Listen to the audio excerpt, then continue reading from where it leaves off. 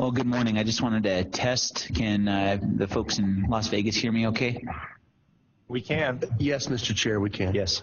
Okay. Member Moulton, since you're the most senior of the group down there in terms of seniority on the board, if anything happens down there, would you just let me know, because I can't see what's going on in the audience and all that, and direct traffic down there for me? Certainly, and I don't know if you mean my age or my tenure on the board, or both. the tenure on the board for sure. You don't look a day over 20. You don't look a day over 25 in my book. So. Yeah. All right. You bet. Thank you, Mr. Chair.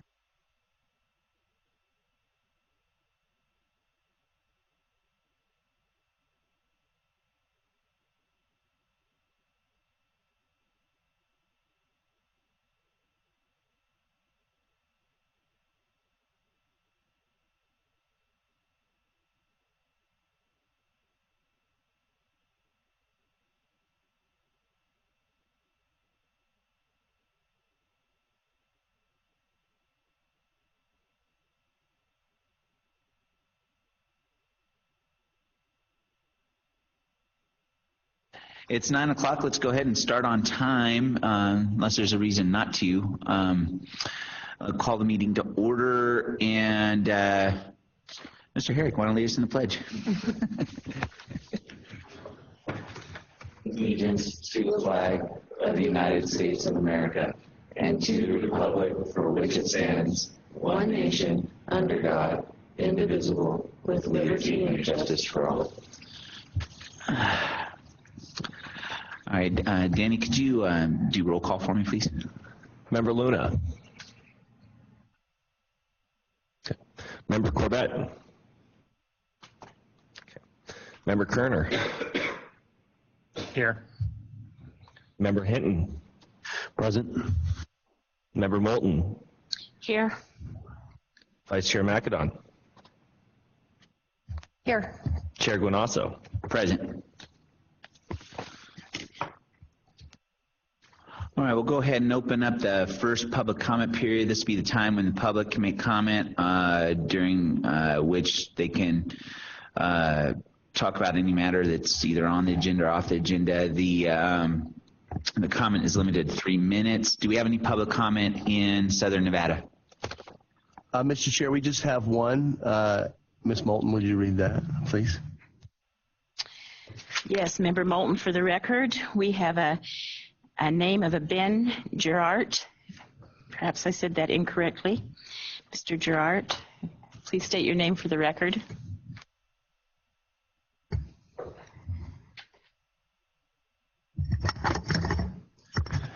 Thank you, and good morning, board. For the record, my name is Ben Gerhart, and I'm speaking on behalf of agenda number 9, your determination on the ACT Aspire assessment.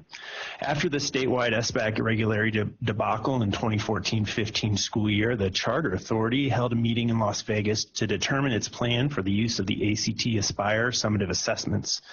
This was to drive future decisions on accountability measures on the future of charter contract resubmissions, primarily if another statewide irregularity were to happen during the 15-16 school year.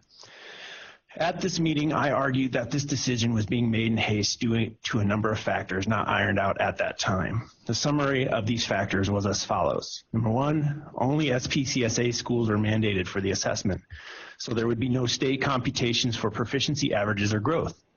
Number 2, students were asked to be double tested at least, with some grade levels having the possibility to be triple tested at that time. Thousands of student and teacher hours were spent annually on this additional assessment. Number 3, SBAC and ACT Aspire are 2 totally different summative assessments on structure and delivery, so there would be distinct variations in group results. And number 4, the Charter Authority would have to create, revise, and maintain a framework and have to create the formulas and computations without full state data. There were others, but for time's sake, these were the 4 most glaring factors. Even with my objections, the plan was approved and set in motion. 3 years later, nothing other than school polled data has come of these assessments. At the August 26, 2016 Charter Board meeting, the authority charged Nevada Virtual Academy with a measurement of student performance based on the current summative ACT Aspire score, starting with the 2015-2016 school year. After speaking with Andy Frost over at ACT, we came to the conclusion that there would be no state-level comparison data on proficiency and growth measurements. In order to fulfill the Charter Authority's request, I worked with Mr. Frost at ACT and Margie Jorgensen of K-12 Inc. to come up with an ACT Aspire growth measurement that could be used to help track our students' growth who have been enrolled with us for the full 15-16 school year and continue to monitor them as they progress through the school years. This involved creating our own growth computation using normal curve equivalents and percentiles in order to give every student a true growth calculation. None of this was ever used. No hard review ever happened. So many hours have been spent on this assessment with nothing to show for it unless the schools themselves took the data, analyzed it, and disseminated it. I will go back to my original 2015-2016 point. There is no need for this assessment unless it is to be used.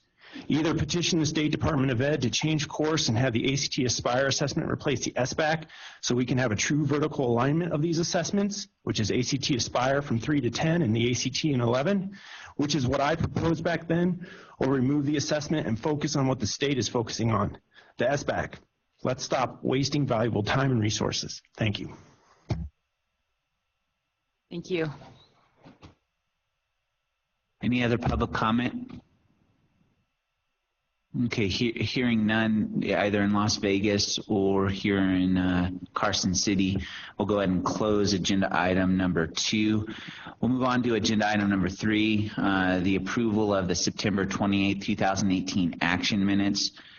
This will be the time when the authority will review and possibly approve the meeting minutes from the August 24th, 2018 board meeting.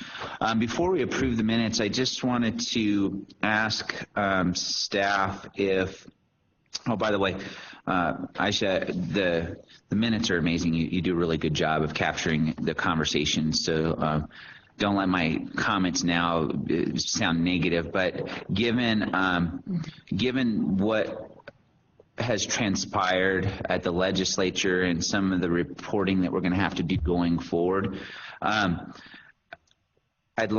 like to take a motion to approve the minutes with the condition that the transcript of the conversation dealing with the financial performance framework as well as with the legal compliance questionnaire, that those two would be transcribed verbatim so that we have a transcript of the discussion that we can then reference as a part of any response or information that we provide to third parties about those items and how they relate to other items. So that's agenda item 5 and 6? Yes, agenda item 5 and 6. This is Melissa McAdam. I will make a motion to approve the minutes with the condition that agenda item 5 and agenda item 6 be transcribed in full. Member Moulton seconds that motion. Okay, we have a motion and a second. Any discussion? Mr. Chair, Randy Kerner Yes. Yes, Member Kerner. here. I was not present at that meeting, so I will abstain from this vote. Will that be an issue? We still have quorum without your vote. Yes, so that's fine. Thank you. So I'll go ahead and call the question with the understanding that Member Kerner is abstaining. All those in favor? Aye. Aye. Anybody opposed?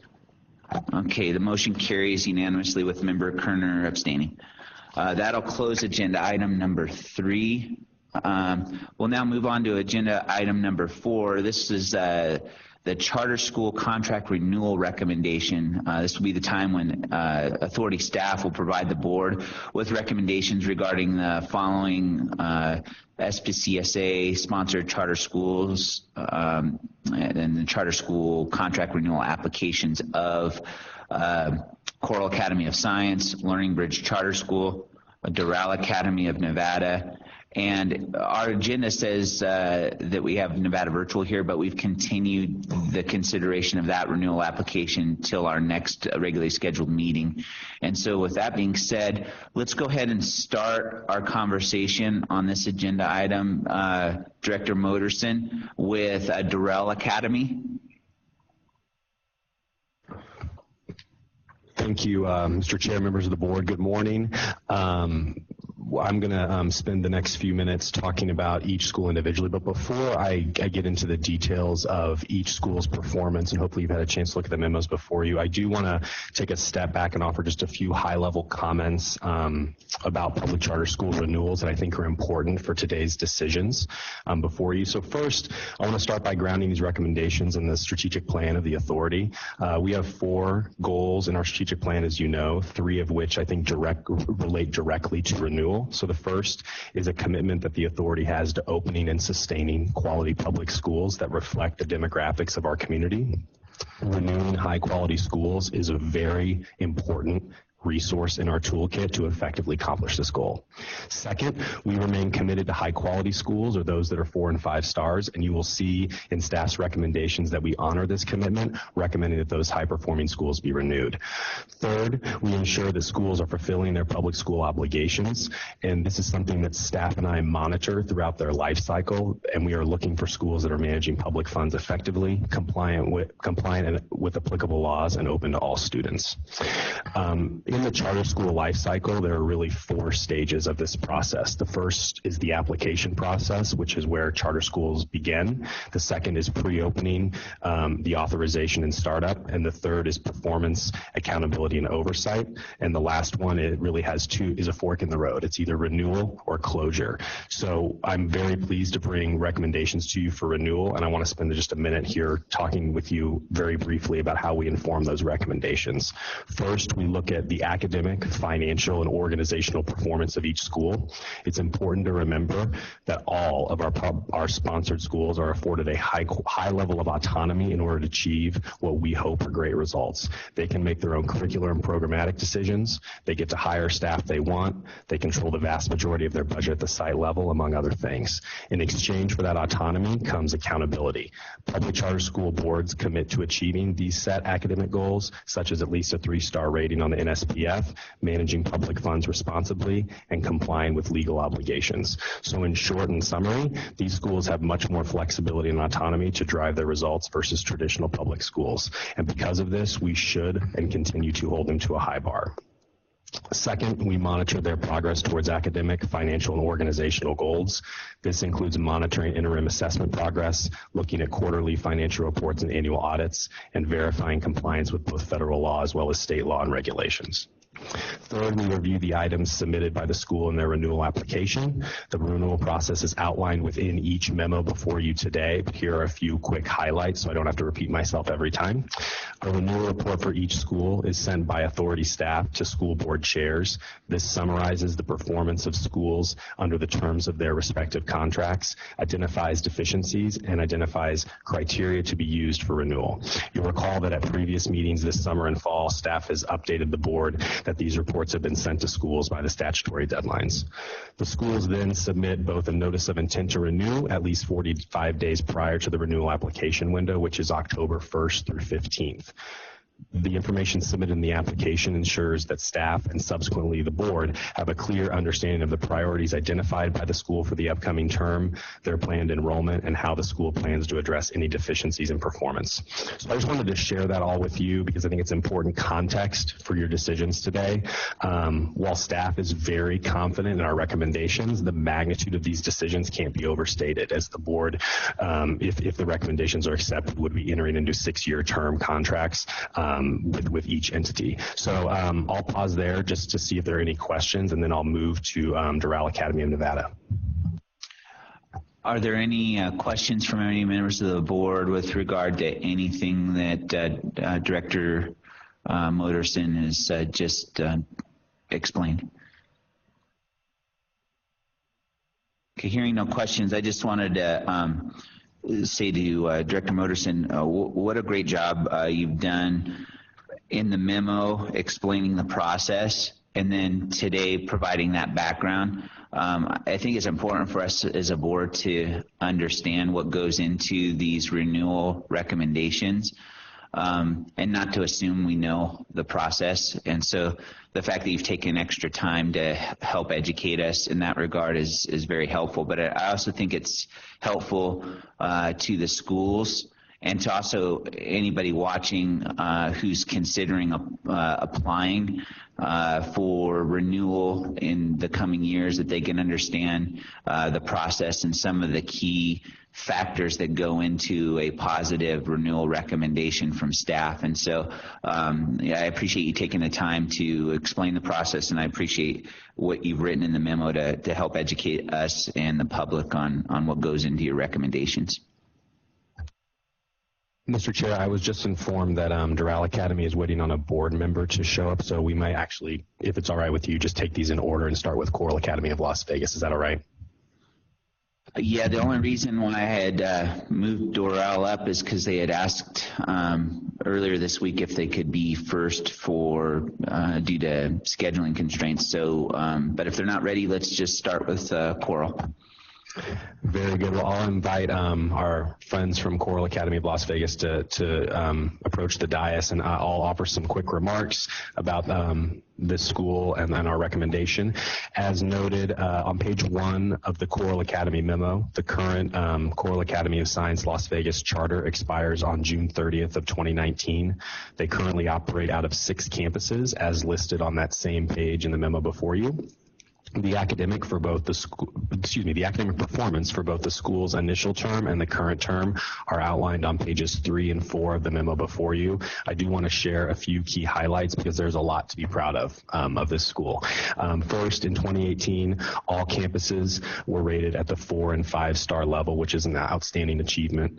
Prior to 2018, there is only 1 year of less than a 3-star rating, and the school exhibits a very high graduation rate, as you can see within the memo. Their graduation rate has been trending upward year after year, and staff anticipates that the 2018 data, which will be released next month, will remain very high. The school also does not exhibit any problematic findings from both a financial and organizational standpoint. The school exhibits a very healthy and strong wait list, and there are no adverse compliance findings to report. On the final page of this report, you'll find a breakdown of the school demographics, which I know has been a topic of conversation in front of this board before. And staff's recommendation, as outlined on page 4, is to renew the Coral Academy of Science Las Vegas for a 6-year term beginning July 1 of 2019. The school has shown commendable academic and organizational performance and is financially sound, and staff is very enthusiastic to bring this recommendation before you because we believe this is a very high-quality public school. So that concludes my remarks, Mr. Chair. I'm happy to answer any questions, and I know that they're represented from the school here in Las Vegas as well to speak to this item. Yeah, before we hear from the school, just a couple of questions, and these might apply to all of the applications that are before us, but I noticed on page 2 it says that the authority's charter school performance framework makes it clear that charter school renewal applications are based on charter school's academic, financial, and organizational performance. The one thing, because this has come up a lot recently, we don't do our own ratings under those performance metrics. And so like for the academic performance, we're relying, it appears, completely on the NSPF. And there's no rating under our own frameworks. Can you explain what's going on with each of these frameworks and whether we should be looking for a rating under those frameworks in staff's analysis? Thank you, Mr. Chair. We currently do not utilize a framework that would put a rating on this school or give a rating to this school. That said, staff has identified this as an opportunity to overhaul our framework. Ideally, we would like to have a framework that is both specific to our own schools as well as complement what the state framework provides for us, which is very high quality information. So that is a current priority for our schools and is our hope to get that work off the ground and have something available not only for you all as board members, but also for our schools. A performance framework that is high quality must be mutually beneficial. And so we look forward to engaging with our partners in that work so that we can develop something that is workable and informative. Okay, and then the other question I had appears on page 4. It's under organizational. It says, in its current iteration, the SPCSA organizational framework is a rolling evaluation of school organizational performance. And this may be just my own ignorance, but we haven't, as a board, talked a lot about organizational framework and what that means. What does that sentence mean, that the organizational framework is a rolling evaluation of school organizational performance?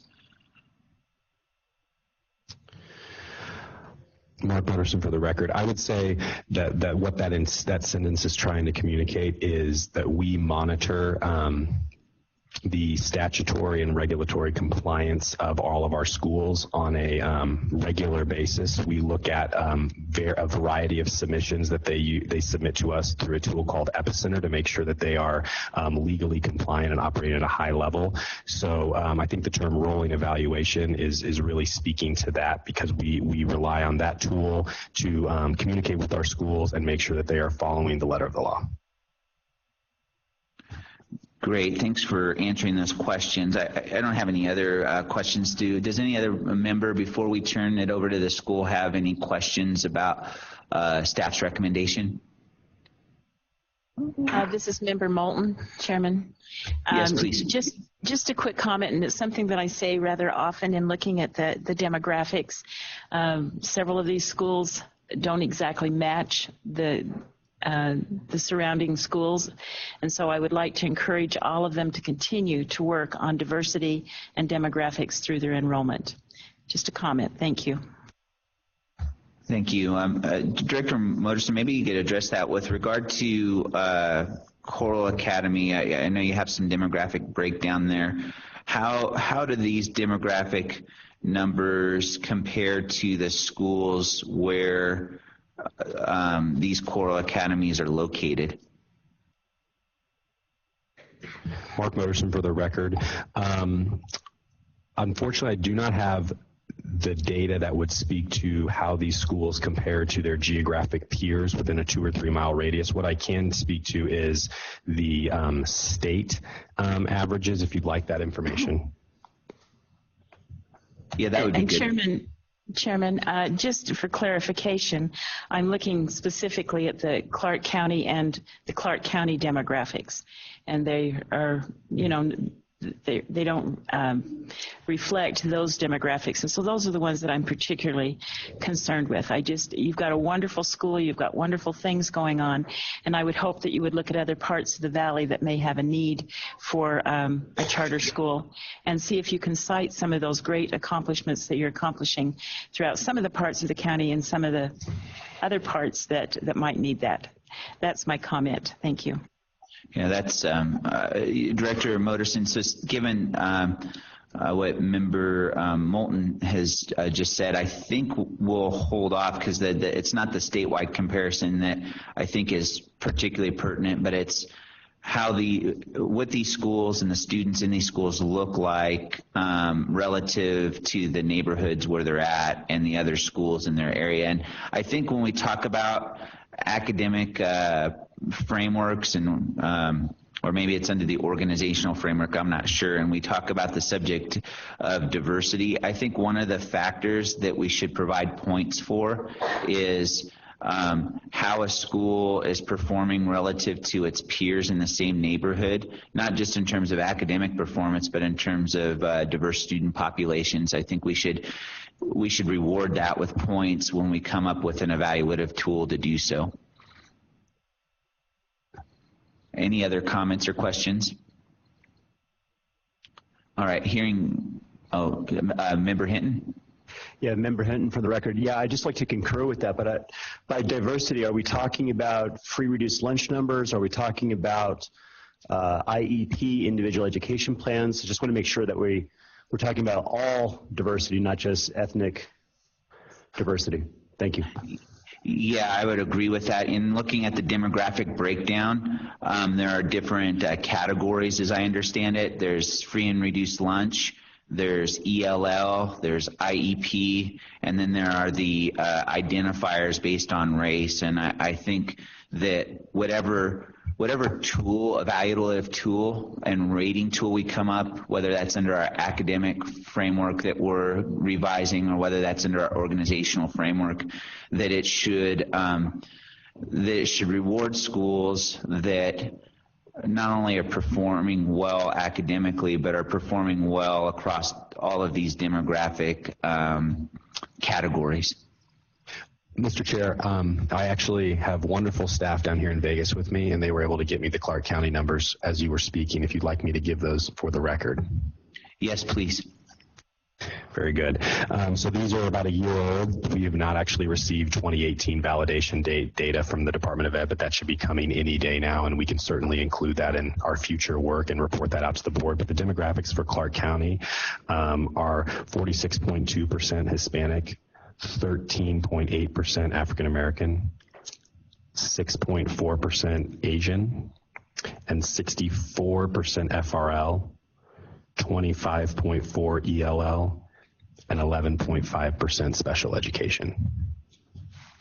And I can additionally give you, for context, I was able to pull up the SPCSA averages from 2017. So this is just our schools within our portfolio. For the demographic, for the three categories listed at the end of the chart before you for all three of our schools, FRL authority school-wide is 21.9%. Across the authority for IEP students is 9.1. and ELL is 6.5. So I apologize for not putting that in the memo, but I'm happy to restate any of those numbers for you if you'd like. Mr. Chair, through you to Mr. Moderson, if I could, what was the Caucasian number for the district, for Clark County School District? I had 46 Hispanic, 13 Black, 6.4 Asian. Was there a Caucasian number? I'm sorry. And you can... If you give me 1 second. Okay. The Caucasian number is 25.2%. All right. Thanks so much.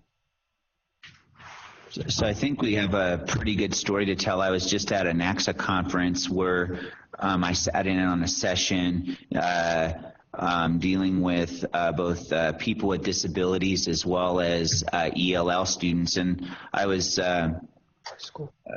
happy to see that the state of Nevada actually does pretty well, particularly with the ELL population in our charter portfolio, and so we've got work to do to improve for sure, but I think we're on the right track. And the thing that will give me assurance that we are being more intentional about those issues is if we codify that priority in our frameworks and provide points and ratings with those considerations in mind. And we're in the process of including these priorities into our frameworks. And so, Director Moderson, you don't have to apologize for not including it, because I don't know that we've done a very good job at the board level necessarily articulating that as a priority, especially given the fact that we don't have an updated academic performance framework, and we need to actually revise and implement a new organizational framework. And I think we're almost done with the financial framework, but that doesn't really play as much of a role in this sort of analysis. And so once we get those done, we'll have a rating tool that we can run side by side with some of these other things that you're reporting to us when we make these decisions in the future. Anybody else? Okay, not hearing no other comments or questions from the board, why don't we turn to the school? And I'm not sure who's there because I can't see, but the school leader, just feel free to make some comments about your application, and then if you wanted to respond to any of the comments that were made by the board during our conversation with staff, feel free to do that as well. Good morning, Chairman and members of the board, authority. Thank you very much for having us here. This is, for the records, Ercan Aydoğdu, Executive Director of Coral Academy, and I have got one of our board members here. I'm Philip Zhang. I'm the board treasurer. Morning. Yes, as Mr. Moderson explained, we prepared our application and submit by the deadline. and we are happy to answer any of the questions. For Member Moulton's suggestion, thank you very much. We are doing our best to reach all the different demographics in our surroundings campuses. And yes, if we compare CCSD's average, yeah, they are a little bit lower. Lower than CCSD. However, we did some analysis comparing to our neighbor schools. For example, at the Sandy Ridge, Windmill, and Tamaris campus. I don't have it with me, but I'm happy to provide. In some categories, we were higher than. Like Hispanic, for example, population, our school percentage was higher than the neighborhood school, CCSD school. And even in the African American population also, it was higher. And here, for the free reduced lunch, I think our Nellis campus is the highest, almost 30%. And we have got also our overall averages. If you want, we can tell them also. Thank you for those comments and that testimony. I just want to say how proud I am of your school and its performance, and you know, the example you set for the rest of the portfolio. Your school has consistently been a high performer, and has been recognized as such. And when we talk about what is happening in the charter sector that is excellent and noteworthy, Coral Academy is always in the first 5 minutes of that conversation. So I really appreciate the work you and your team are doing, and you should celebrate your successes often, because there's a lot to celebrate with regard to your school. Having said that, having said that, I'm ready to take a motion on this application. This is Melissa McKinnon. I would move to approve the Coral Academy renewal application. Member Moulton seconds that motion. We have a motion and we have a second. Is there any discussion? Okay, hearing none, I'll go ahead and call the question. All those in favor? Aye. Aye. Aye. Anybody opposed? Okay, the motion carries unanimously. Congratulations, Arjan, to you and to your team. Thank you very much. Thank you very much.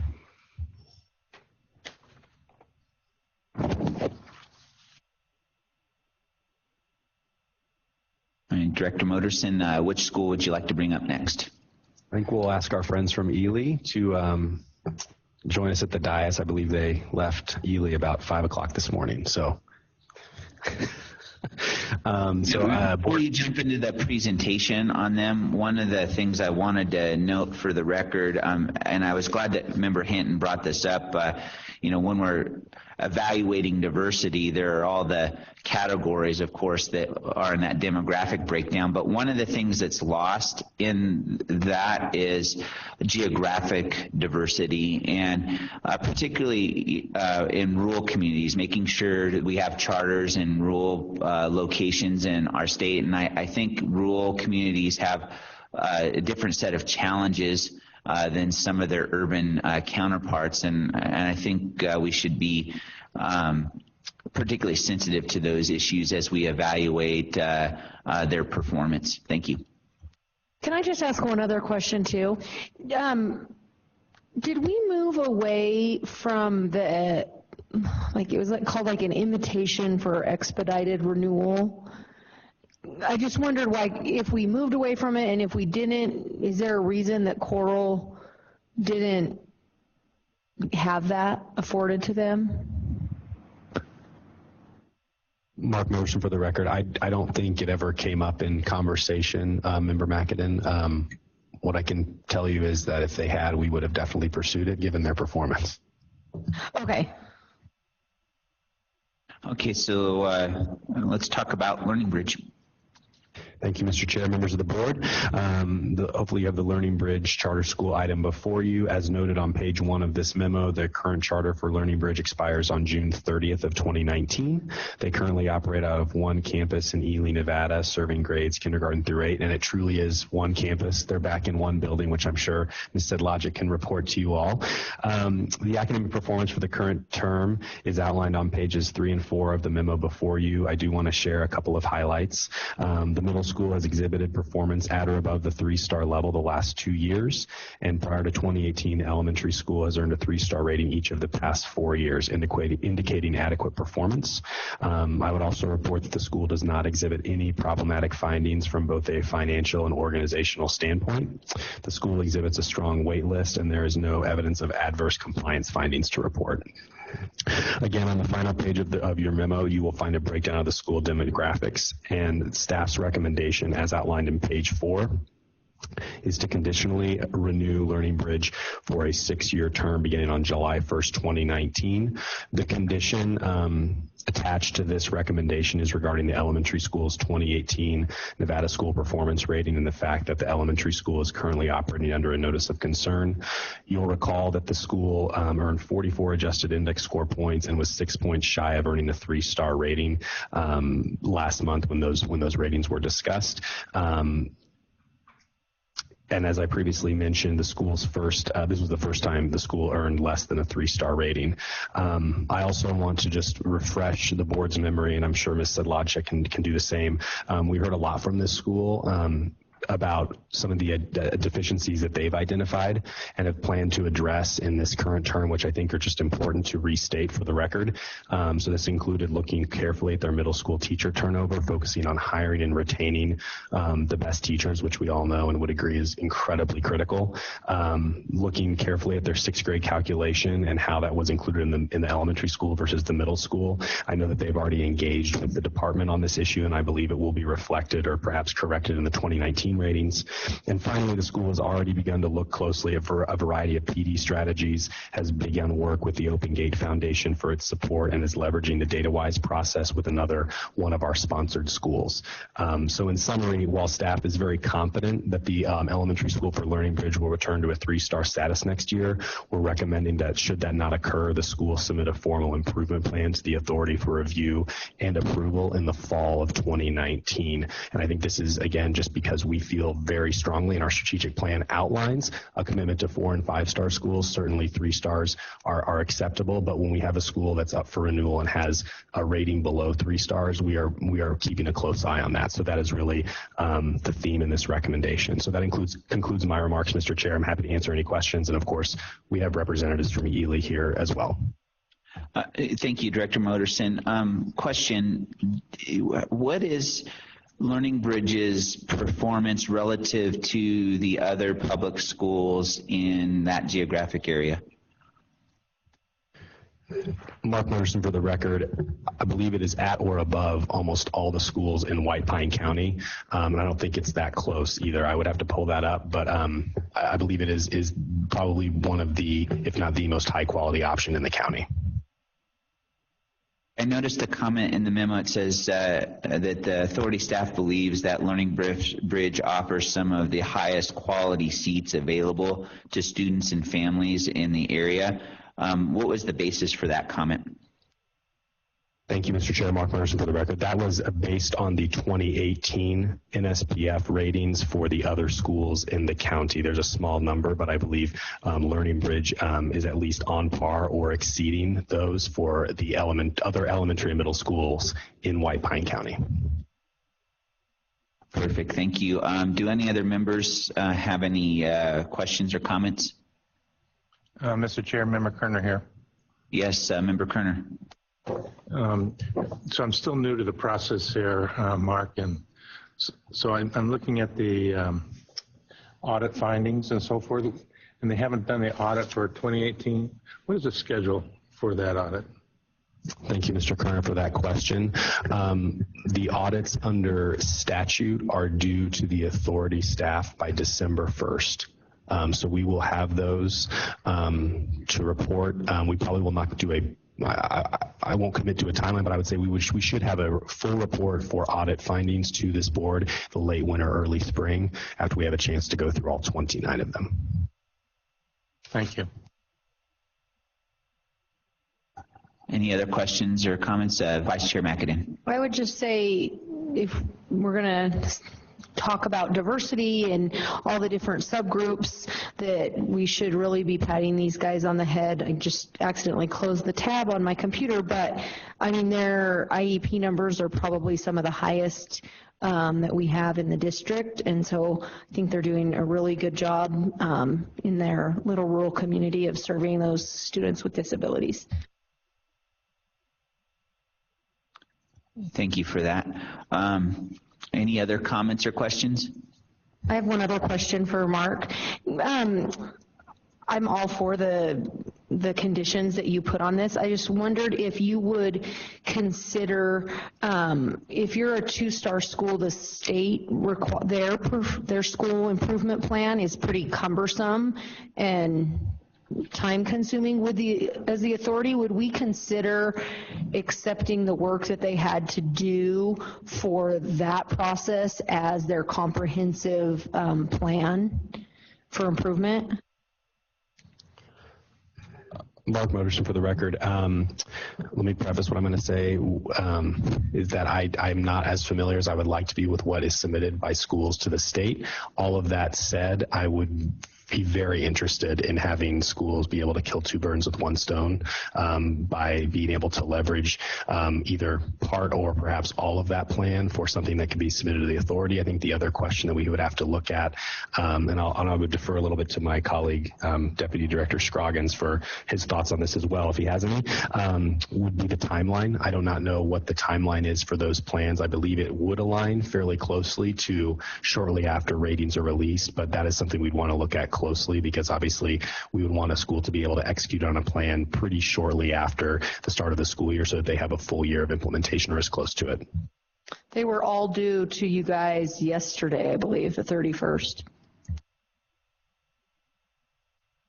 Chair Gunasso, Ryan Herrick for the folks in Southern Nevada. So I quickly pulled the data from White Pine School District. Of the 9 schools, there are 5 of them are 1 and 2 stars, 2 of them are 3 stars, and there's 1 5-star school in White Pine School District.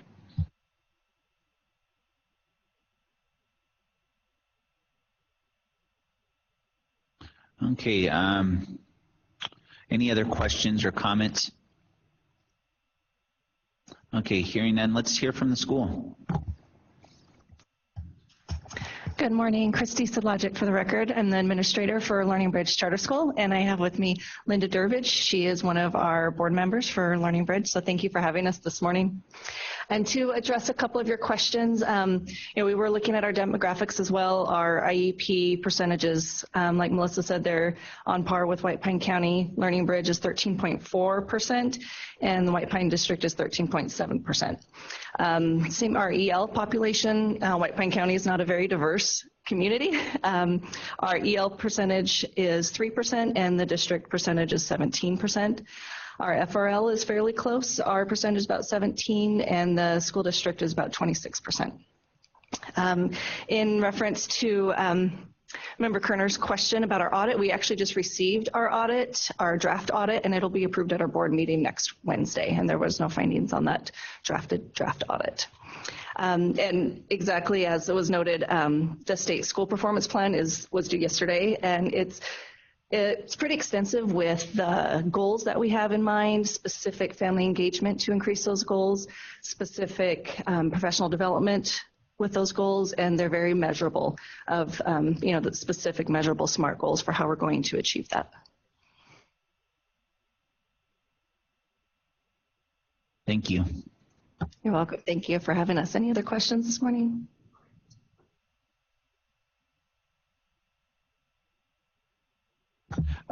I don't have any questions, but I would just say that we've already talked about the 2-star status, and you're only 6 points away from being 3-star. So we're hopeful that next year you'll be at 3-star higher, and perhaps be one of the 5-star schools in the area as you progress forward.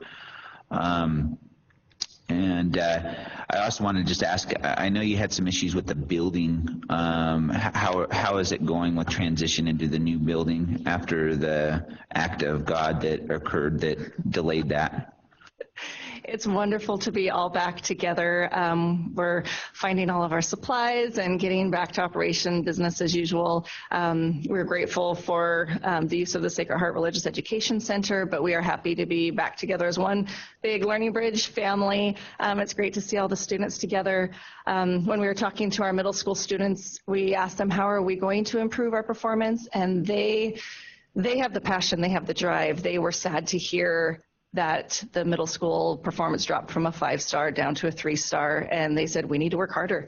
And so it was great to hear specifically from the students, not only the passion from the teachers, but the students as well, that they really want to work hard and they understand that they need to give it their all, and the elementary as well, that 2 is not satisfactory, that we will be back up to a 3 minimum this year.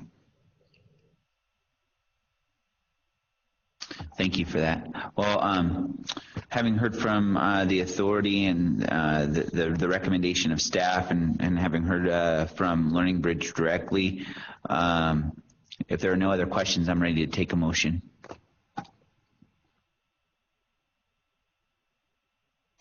This is Melissa McAdin. I would move to approve the Learning Bridge renewal application with conditions as recommended by the staff. Member Kerner, I second. Okay, having a motion and a second, is there any discussion? Okay, hearing no discussion, I'll call the question. All those in favor? Aye. Aye. Anybody opposed? Okay, the motion carries unanimously. Good luck to you all. We look forward to hearing about your future successes.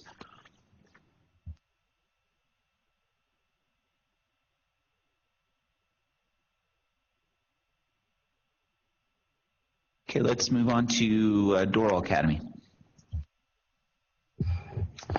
Thank you, Mr. Chair, members of the board. Our last recommendation for renewal is Doral Academy of Nevada, and we have representatives from the school here with us in Las Vegas today. So quickly, I'll just go through the memo before you. As noted on page 1, the current charter for Doral Academy of Nevada expires on June 30th of 2019.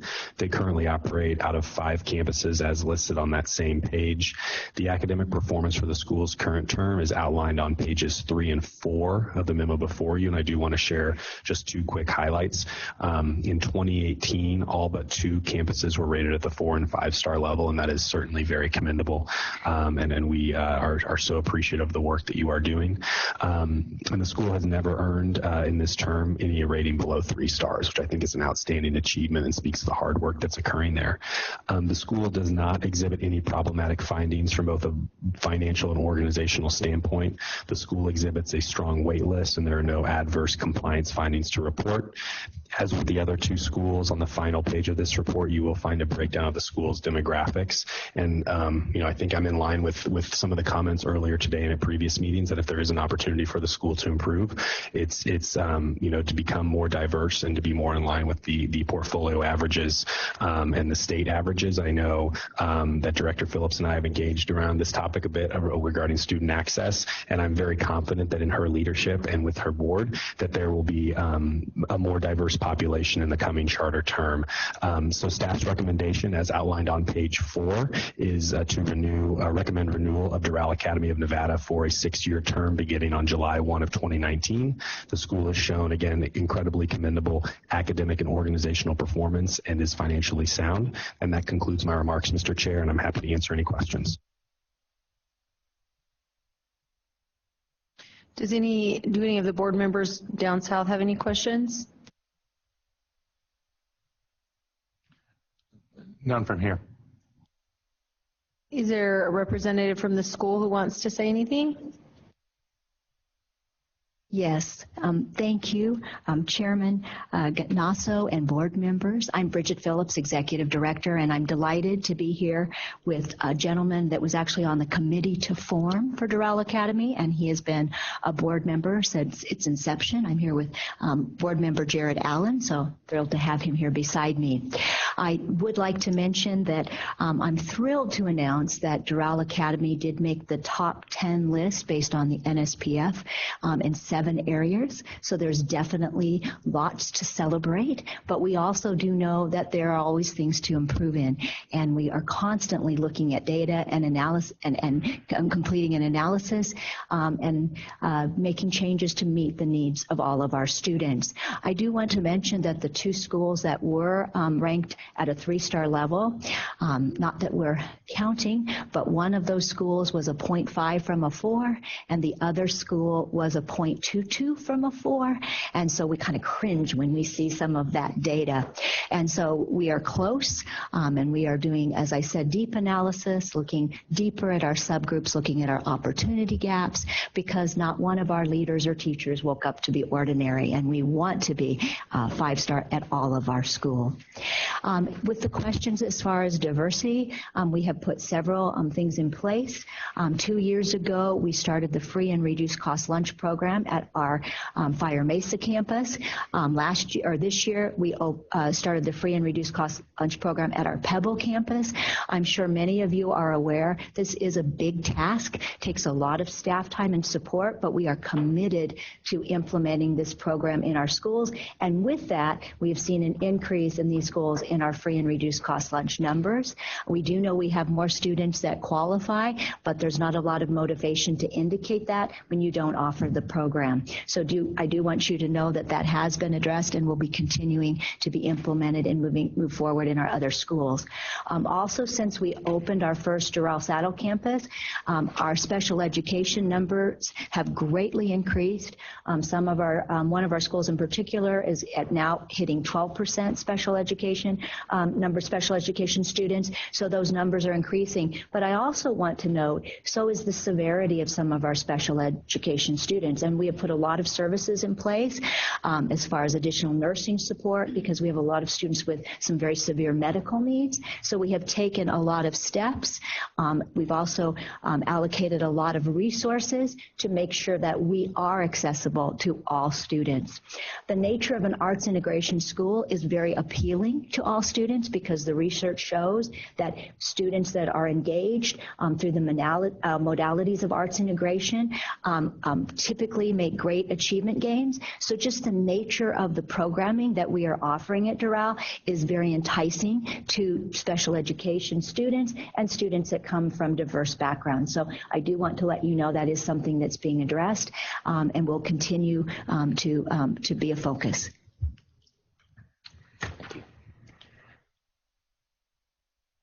Well, great. I appreciate that report. Is there any questions or comments from members of the board for Doral? Mr. Chairman, Member Moulton, for the record, I appreciate that, hearing about the special education, because it is an item that comes often to me, that I hear that charter schools are not accommodating to our special needs students, and so I appreciate that. Also, just on a personal note, working with someone this week, and I told him I worked with the charter schools, and they have a kindergartner at one of your Doral campuses, and could not say enough. This little kindergartner had met the principal, and the principal has become a very important part of this little kindergartner's life, and I could just see the relationship there. So I hear good things, and I appreciate it, but I also bring the diversity issue back, and that's perhaps looking at places that you're not currently having schools. If you decide to open more, that you might look at some of those areas that could really use and be helped by your good work. So thank you. Thank you. Thank you. I would like to add something just so the board is aware. A few months ago, we actually entered into some discussion with a representative from the mayor of the North Las Vegas's office, and we did talk with him about some possible collaboration, because some things that we see throughout the country, especially that utilize the CETA or the Arts Integration model from the Kennedy Center, is they work collaboratively with different municipalities, different museums, different nonprofits to bring some of these strategies to more of an inner city area. So we did partake in some discussion. We would love to do some unique, very innovative pilot and collaboration in that North Las Vegas area, and I know they were very interested with that concept. So I just wanted you to be aware there are some conversations to see the potential and see the appetite, but it would be brought into that area with a lot of community collaboration, which I think would be very ideal and could really be something unique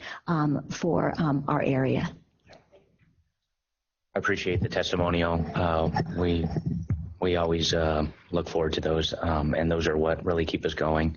In terms of growth, we're always looking to expand, but strategically, so that it makes sense and so that we have the infrastructure in place. Because then and only then will we continue to succeed. So, thank you. Yep. Anybody else? All right. Well, we've heard from the authority. We've heard from the school. I think I'm ready to take a motion on this application. Member Moulton will make that motion. I move that we renew the Durrell Academy of Nevada for a 6-year term beginning July 1st, 2019.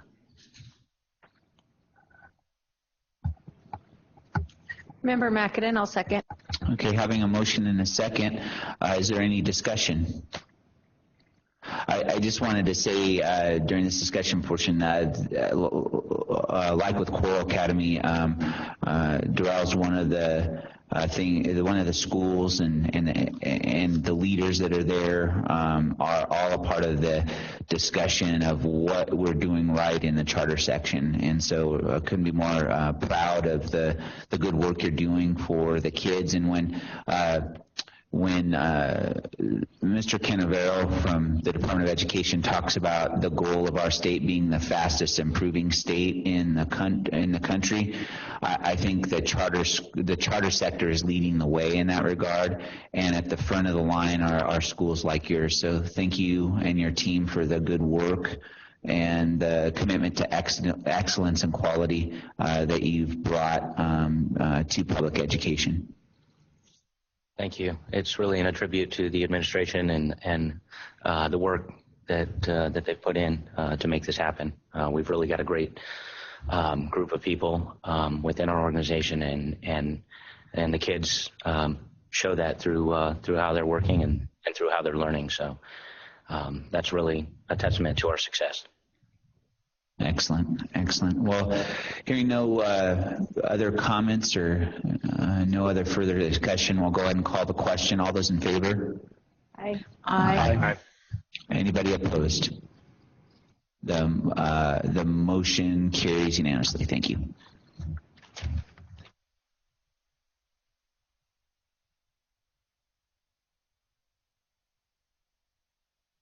So that concludes the items on agenda item number 4.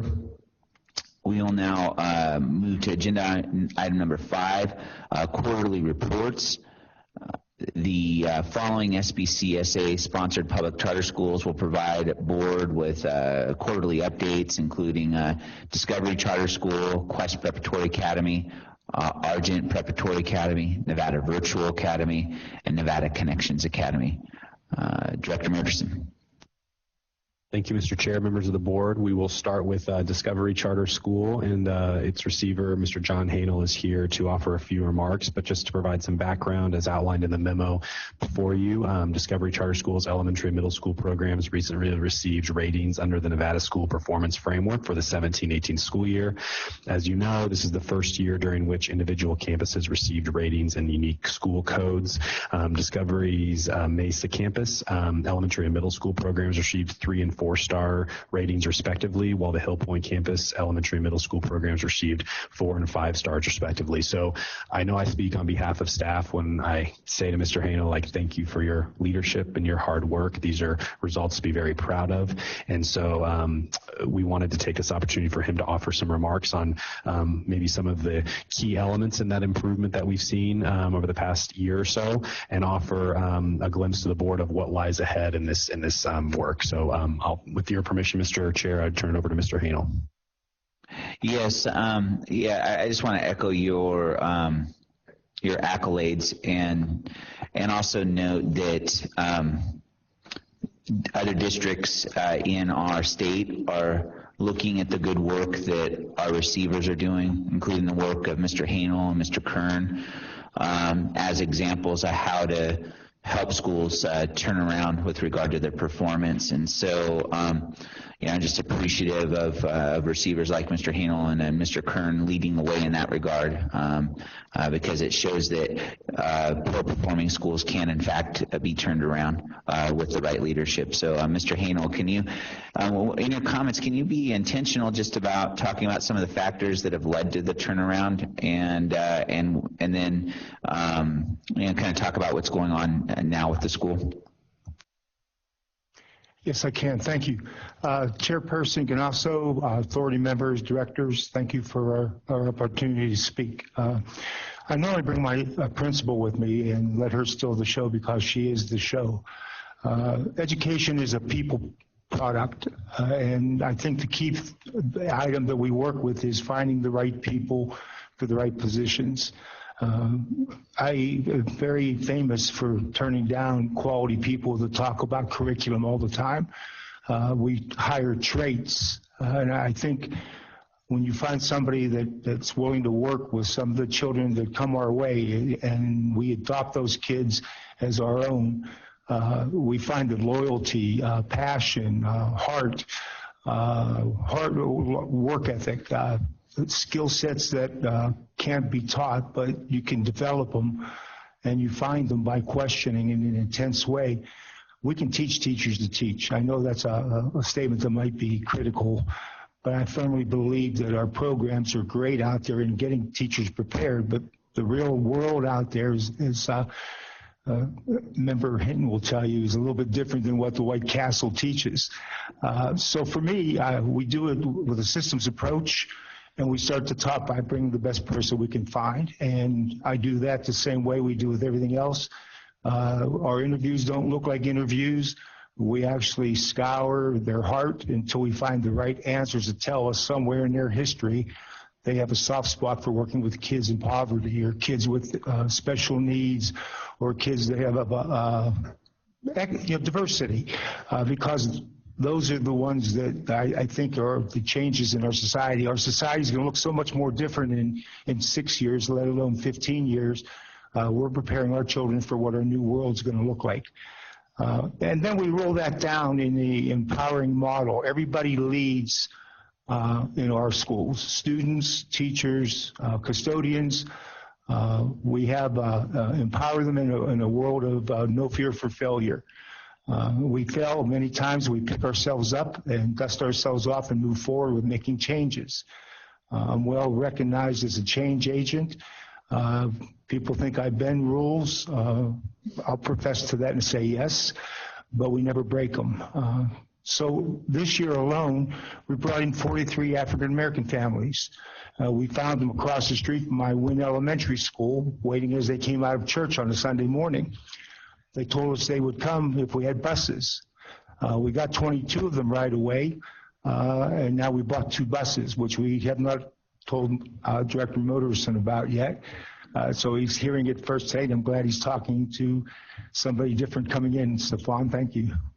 But we will be offering busing in the future. We're going to go out and get the kids and bring them to us. So our African-American population is at 19% now. Our diversity is changing. We're 15% for special education.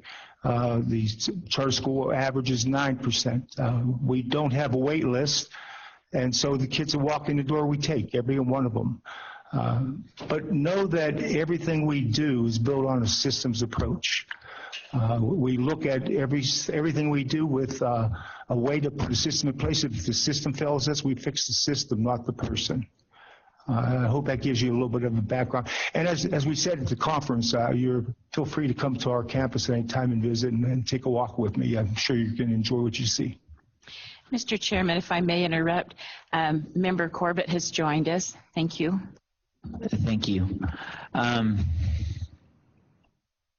Yeah, thank you for that background. Now, one of the things that I recall when you first took over was just how difficult it was to change the culture and change expectations, and you got a lot of pushback from your community there as you were making those changes. Could you just talk a little bit about how you managed those relationships and how you dealt with that transition? Yes. We decided to address parents in a manner of bringing them on campus for events. And once we would get them there for an event, we would share data with them and build a trust with them, knowing that the relationships we build with their children are genuine. So we have harvest festivals, we have trunk or treat, we have movie night where the parents and the kids come in their PJs and they'll watch a video that we prescribe, and we sell popcorn or a slice of pizza and a bottle of water for like $1. I'm sorry. That's we say $1 to them because that's what they know it as. But what we do is once we get them on campus, they see great things.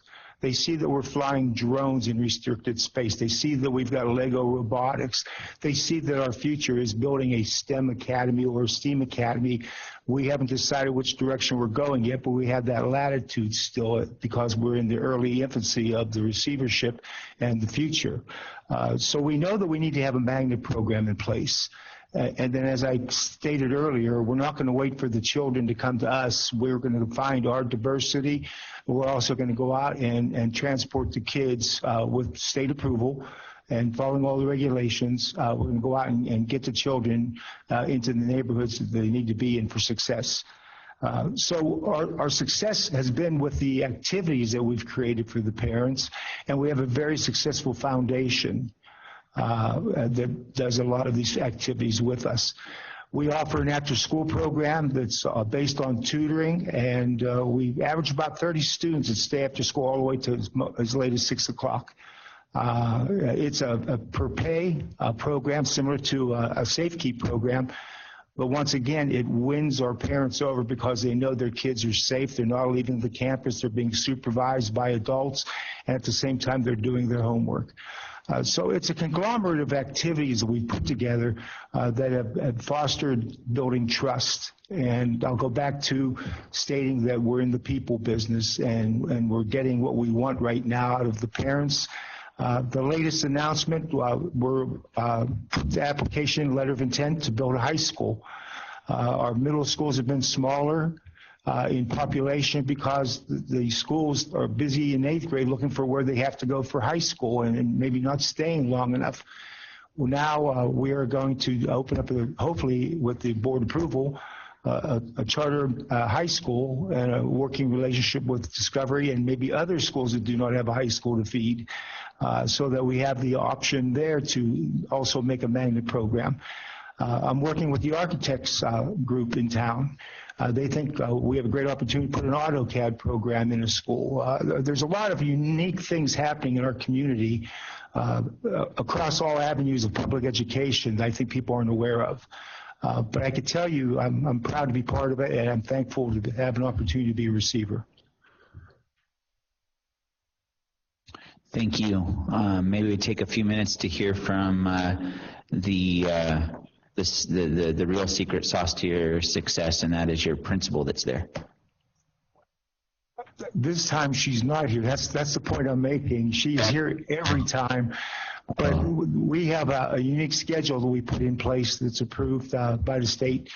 We add a little bit of time to each day, and every Friday when the kids go home at 11:30, which we still offer the DAP program, which is after school program, our teachers have unique and well-defined directed professional development. So we're staying ahead of the game in what we do with our teachers because every Friday they have time together with our coach. So we do a lot with engagement strategies. We're a Kagan school in terms of Kagan engagement strategies. We're doing a lot with iReady and data. We break down data nightly. So I apologize if I led you to believe that our principal's here this time, but I can get her next time. No, that's my fault. I can't see you. I can just hear you, and you probably did mention that she wasn't there with you, but I didn't hear that, and I couldn't see who was sitting beside you, so I apologize for that. The only other question I had is it came up in an email a few weeks back that. And I know this. One of your schools is housed in a building that is owned by a church, and there was some issue about religious symbols in the facility and all that. Have you resolved that issue? We've responded to the complaints offered by the one individual that has chased down every organization out there that could heap fine. We have resolved it. We altered the entrance, and we come in from a different approach. The students do not, and parents do not cross paths with anything that would be secular. The school is separate from the church. It faces a different direction. It faces west. The church faces east. It's totally separate from it. Everything that we've done to show a test of separatism is there, and not only our attorney, but we brought in some other groups in, that had interest in seeing the same thing, and everything is passed, including, I believe we had the RJ did a story and was there with us and actually saw what we had to show. So we feel comfortable that the journey we're taking is no different than some of the journeys that other schools are taking that have shared facilities. But without a doubt, we are following the rules of the game that we need to follow. Thank you for that. Are there any other questions or comments for Mr. Hanel? Mr. Hanel, I just want to again applaud your leadership. And one of the things that strikes me in all that what you said is how you handle people. I think you're right to say we're in the people business. And whenever a controversy, like last year, I remember all the controversy about changing the culture and all that went on in that. And the fact that you were proactive in engaging people, not always telling them what they want to hear, but continually communicating with them so that they can make good decisions for them and their family, I think is notable. And I think the other example of engaging people is when you're dealing with a controversy about whether a religious symbol can be in a building or not that's shared with a charter school and a religious entity. Taking an engaged approach, engaging people, having conversations, and coming to conclusions that make sense for everybody. I think that's, as I've listened to you testify a few times, that's what struck me most about your leadership style is that you take time to engage in conversations and build consensus, and that's, I think, served you very well. Thank you for the comment. Okay, that'll conclude the receiver's report. Director Moderson, one of the things I noted as we're talking about reports is we got written memos from staff, which I appreciate, but I'm wondering, just for the purposes of the record, and given the scrutiny that we get on these turnarounds, could we start asking the schools to do their own memos as well, so that we have written testimony as well as oral testimony? Because I'd certainly like to be able to point to a written report if, a third party were to ask me, what's going on with Discovery School and what was their last report. I'd like to be able to not say, hey, go watch the video, but here's the last report we received from them. Mark Moderson, for the record, yes, we can certainly work with our partners to provide that to you for the next quarterly reporting cycle. Thank you.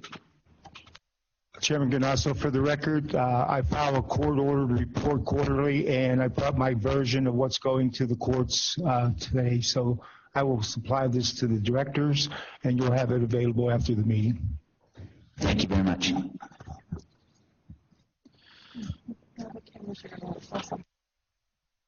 Hey, and I can see you now, so good. I spoke too soon. Anyway, sorry. We're working on our technology up here, and sometimes I get to see who's talking to me and sometimes not. In any event, let's go ahead and move on to the next report. Thank you, Mr. Chair, members of the board. We will move to 5B, which is Quest Preparatory Academy, and Mr. Josh Kern, the receiver. Recently, Quest Charter Schools elementary and middle school programs received ratings under the Nevada School Performance Framework for the 2017-2018 school year. And this is the first year during which individual campuses, as you've already heard me state, received ratings. Quest Northwest Campus elementary and middle school programs received 3 and 2 stars respectively, while Quest Bridger Campus Elementary School received 2 stars. And you'll recall that according to the 2017 ratings, this school was actually one of the lowest performing schools in our portfolio.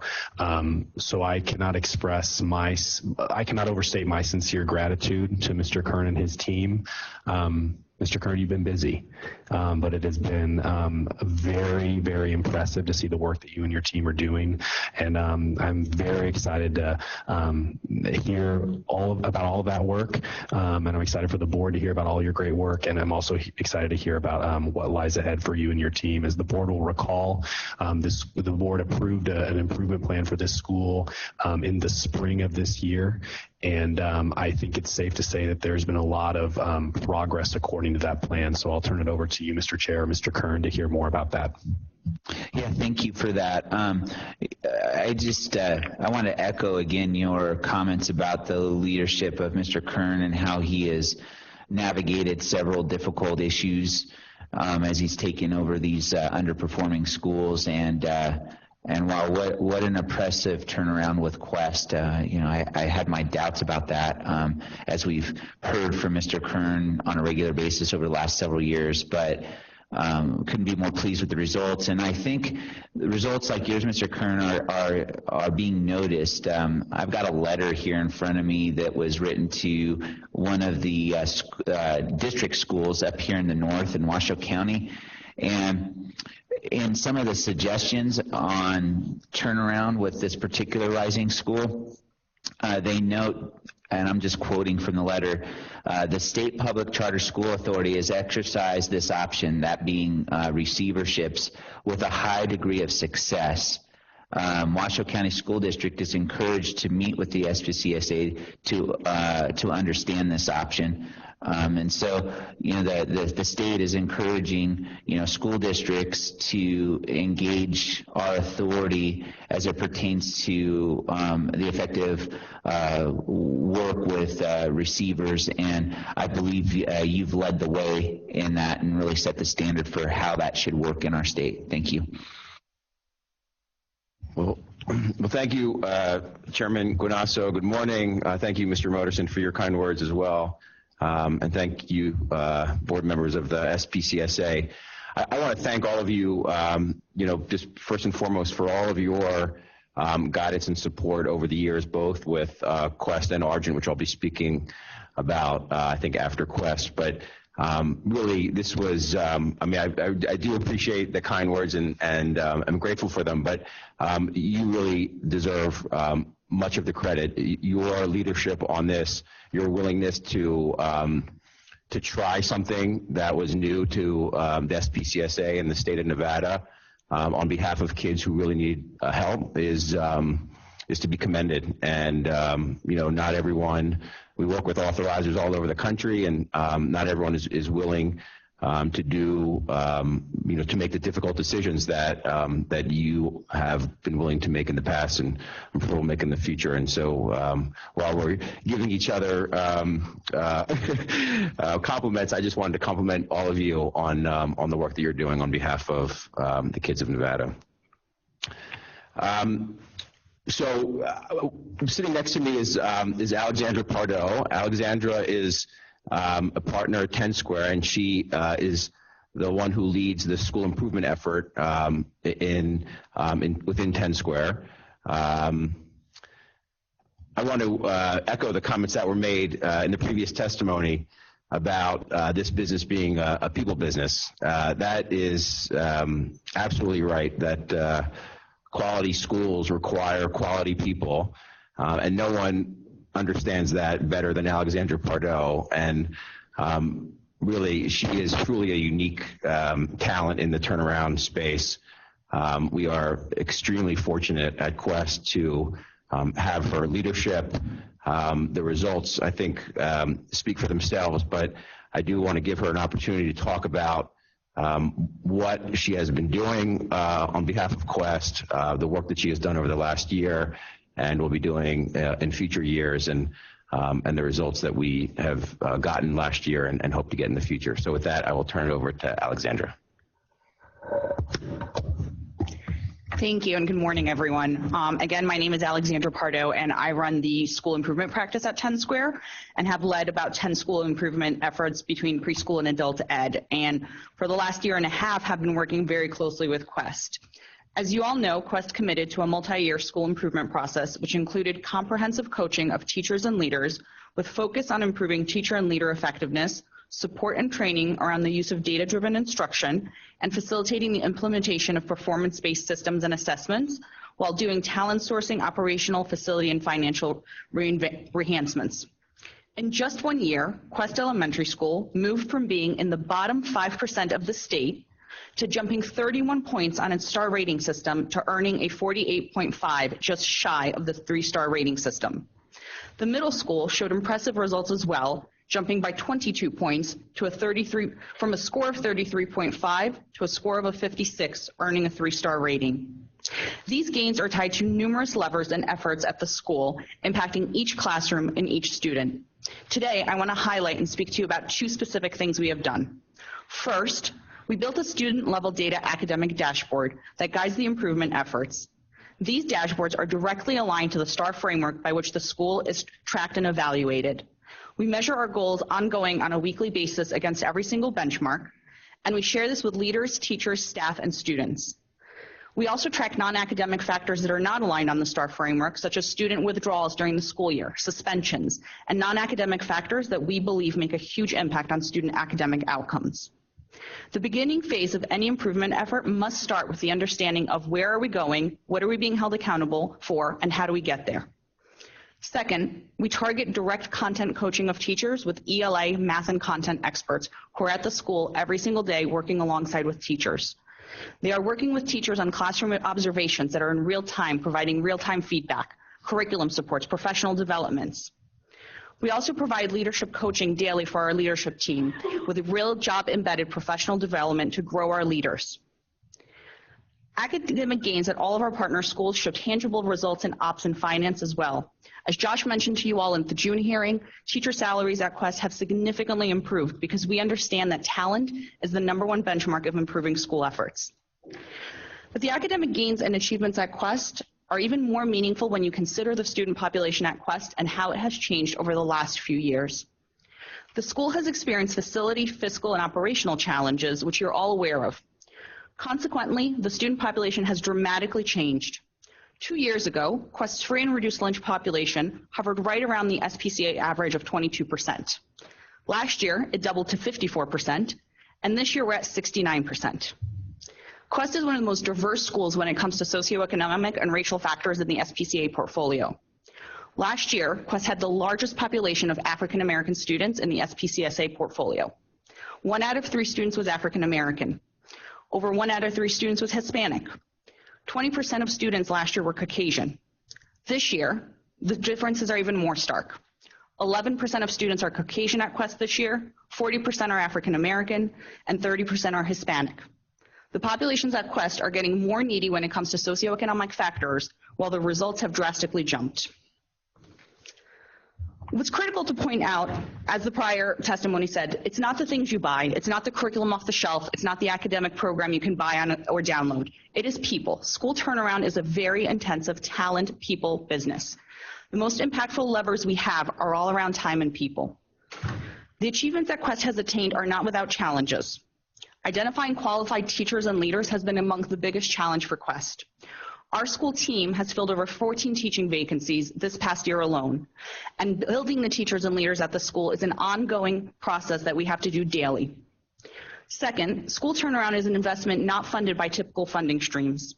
Undertaking holistic school efforts that go through academics, operations, and finance goes well beyond the per pupil funding schools receive. Quest was very fortunate this year to receive about $30,000 from a SIG grant, which is going to pay for replacing computers at the school, which have all been over 6 years old to date. But that funding doesn't scratch the surface of the investments needed to revamp an entire school and support the talent, expertise, and resources needed to achieve such results. School improvement is an investment of the entire community, and we're thrilled to be partnering with Quest for the students and families to ensure that they are receiving an education that they want and deserve. And I want to end by thanking all of you for believing in Quest. As Josh mentioned, this would not be possible without your leadership and belief in the students in Quest and what is possible. Thank you. Thank you for that compelling report. I was just sitting here, and because I'm remote and my mic is off, at different parts of your presentation saying, wow, how did they do that? Wow, how did they do that? And to have the dramatic turnaround that you have with in conjunction with such a dramatic demographic shift in the kids that you're serving, there needs to be a book or something written about what you've done there, and I hope that the success continues, and that we continue to hear these good reports as you report back to us every other month. Any Mr. other Chairman? Yes, please, Member Moulton. Member Moulton, I want to put, and I wouldn't put on a cheerleading outfit, but you've absolutely hit it on the head with your data-driven, with your teacher professional development. Increased salaries. I'd like to hear more about that at some point in time. And you're doing diversity. I don't know how we tell this community, this state of ours, that we know how to do this. And then people, maybe a banner in the sky that would just tell people, because this is so true. And your enthusiasm, your succinctness, your professionalism all declares that. So I can't thank you enough. And anything I can do to support you, I'm there. So thanks to both of you. You're saving kids, and that's what it's all about. So thank you. Thank you. It's also about bringing the joy back in school for students at Quest. And I think that's an important factor in all school turnarounds, that we have to focus on academics, we have to focus on reading and writing and math. We also have to make kids want to come to school. And that's a huge part of the success, and kids being invested in their learning. Joy. Joy. 3-letter word, joy. And that is not something you can put on. That is innate. It's in your countenance. You feel it. So I could go on, but I won't. But thank you. Mr. Chair. Yes, Member Kerner. In your testimony, you talked about the number of teachers that you've hired and so forth. And I'm sure all of us would say that teachers are critical. What do you do special in terms of looking for teachers, hiring teachers? What is it that you're looking for? Yeah, that's a great question. So we have an entire talent team who is outsourcing teachers both here locally in Nevada and beyond. And part of our process is that we actually hire former teachers to screen teachers, because teachers are the best people who are well equipped to really have that conversation that an HR professional who is fabulous is not going to be able to say, so let's really talk about differentiation. What does that really look like in your room? And dig into the weeds. And so our process through hiring is really focused on teaching and pedagogical practices and looking for the people who want to work at Quest and want to work with the student population at Quest and believe in students. And so it's a multi-step process with a lot of screening, and we do a lot of exercises with folks ahead of time before they step foot through the door of Quest. And then it's on the ground work with them in their interview process, which tend to be a lot more case study-like rather than questions of what's your teaching philosophy? And what we're getting at is what will you do in the classroom and how will you work alongside our students? Can I ask a follow-up to that? This is Melissa Mackin for the record. Of those 14 teachers that you hired, how many of them came from within Clark County versus moved into the area? I don't know off the top of my head, but we could certainly send that back to you. And then I have one other question. I'm sorry, was your name Alexis? Is that right? Alexandra. Alexandra, I'm sorry, I apologize. Alexandra, are you on campus every day? Like, are you located in Clark County, or are you leading this remotely and there's some other site administrator who's here locally? Yeah, so I come out about once a month, and then we have folks here on the ground who are full-time, including our leadership and ELA and math coaches.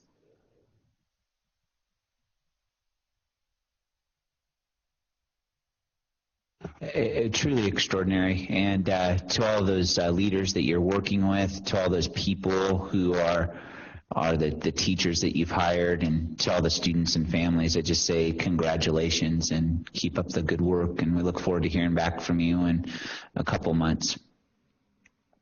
Great. Thank you. Thank you. Thank you. All right, Director Moderson, I think our next one is Arjun. Yes, thank you, Mr. Chair. Just to quickly recap where we are at with Argent, this school's middle school and high school programs were recently rated under the Nevada School Performance Framework for the 2017-18 school year.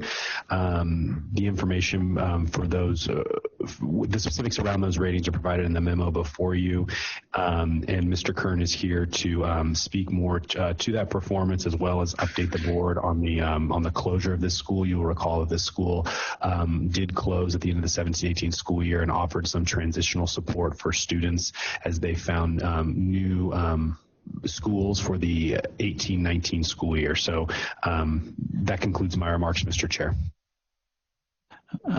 Yeah, thank you. Mr. Kern. Great, thank you. Just for the record, again, good morning. My name is Joshua Kern, and I am the receiver for Argent Preparatory Academy. As you know, at the March 23rd, 2018 SPCSA public hearing, I recommended that the SPCSA approve the surrender of Argent's charter and allow for an orderly closure of the school.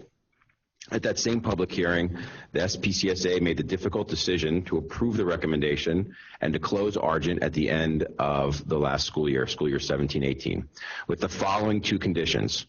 First, that Argent conduct a summer school to give Argent's over-credited juniors and credit-deficient seniors a way to graduate from Argent, as well as to allow other students who are behind in credits the opportunity to catch up with their coursework. And two, that Argent provide necessary and appropriate supports to students transitioning to new schools. Today, I want to update you on Argent's progress toward meeting those two conditions, as well as provide an update on the major tasks associated with the closure plan. With regard to the summer school, Argent held 3 sessions from June 11th through August 17th. 39 students enrolled in summer school, and Argent held a small graduation ceremony on August 17th for 15 students. With regard to ongoing support, I'm pleased to report that both Joanna Perry and Crystal Hofling are doing a terrific job as liaisons supporting Argent students in their receiving schools. Ms. Perry and Ms. Hofling are tracking and supporting 64 students in several high schools across Carson, Churchill, Douglas, Lyon, and Washoe counties. They do this through weekly or bi-weekly meetings with students, teachers, counselors, and administrators at the receiving schools. Among other things, they obtain FERPA releases from each family, help to process and transfer student records, review students' progress reports, discuss and recommend resources that are available to the students, and apply appropriate interventions. They are also facilitating meetings outside of school for schoolwork, and also in organizing social reunions when appropriate and necessary to support students' emotional health and well-being. We've developed 3 goals for the liaison's work. The first goal is that the pass rates of former Argent students do not decline in their receiving schools. We want former Argent students performing at or above their 2017-18 level. We know from research and from our own personal experience that many former Argent students are at risk of dropping out due to, among other things, lack of credits, poor attendance, and poor grades. One positive attribute that Argent had was that it had a small student body, and teachers were able to provide targeted interventions, which included oftentimes one-on-one support. By monitoring student progress and working with families at the new schools, Ms. Hofling and Ms. Perry are helping to replicate that more nourishing personal environment and helping to ensure that former Argent students are successful in their new schools. The second goal for the liaisons is for former Argent students to feel as safe, secure, and accepted in their new schools as they did at Argent. Previously, Argent tracked students' impressions through tools such as culture surveys, and we continue now to use those same tools with our former Argent students. Based on those survey results, where necessary and appropriate, we are identifying interventions for students who are struggling to acclimate to their new educational environment. The third goal for the liaisons is to ensure that former Argent students are meeting the Nevada state attendance minimum of 90% or more days at school. We added this third goal after meeting with students in their new school settings. Students self-reported the struggles that they were having after missing days of school.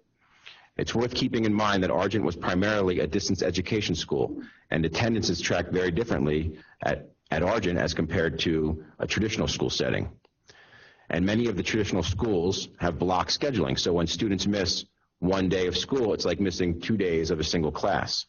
For subjects such as math and language arts, former Argent students might have a hard time catching up if they miss a class or more.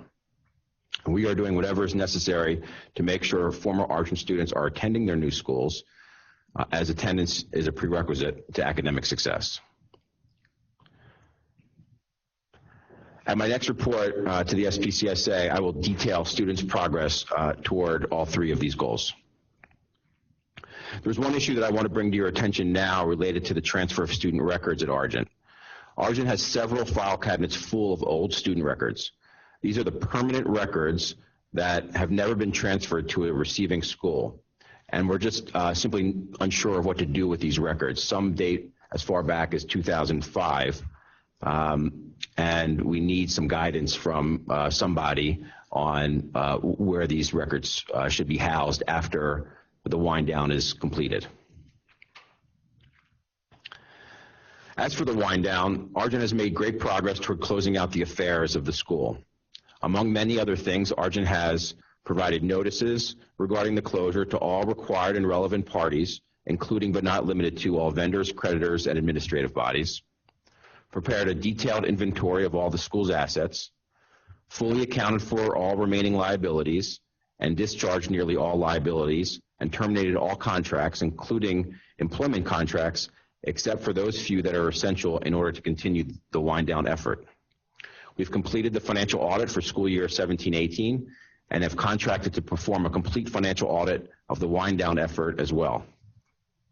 We've sold 2 of the 3 real properties owned by Argent, and we've nearly reached agreement on the terms of a purchase and sale of the 3rd and final property.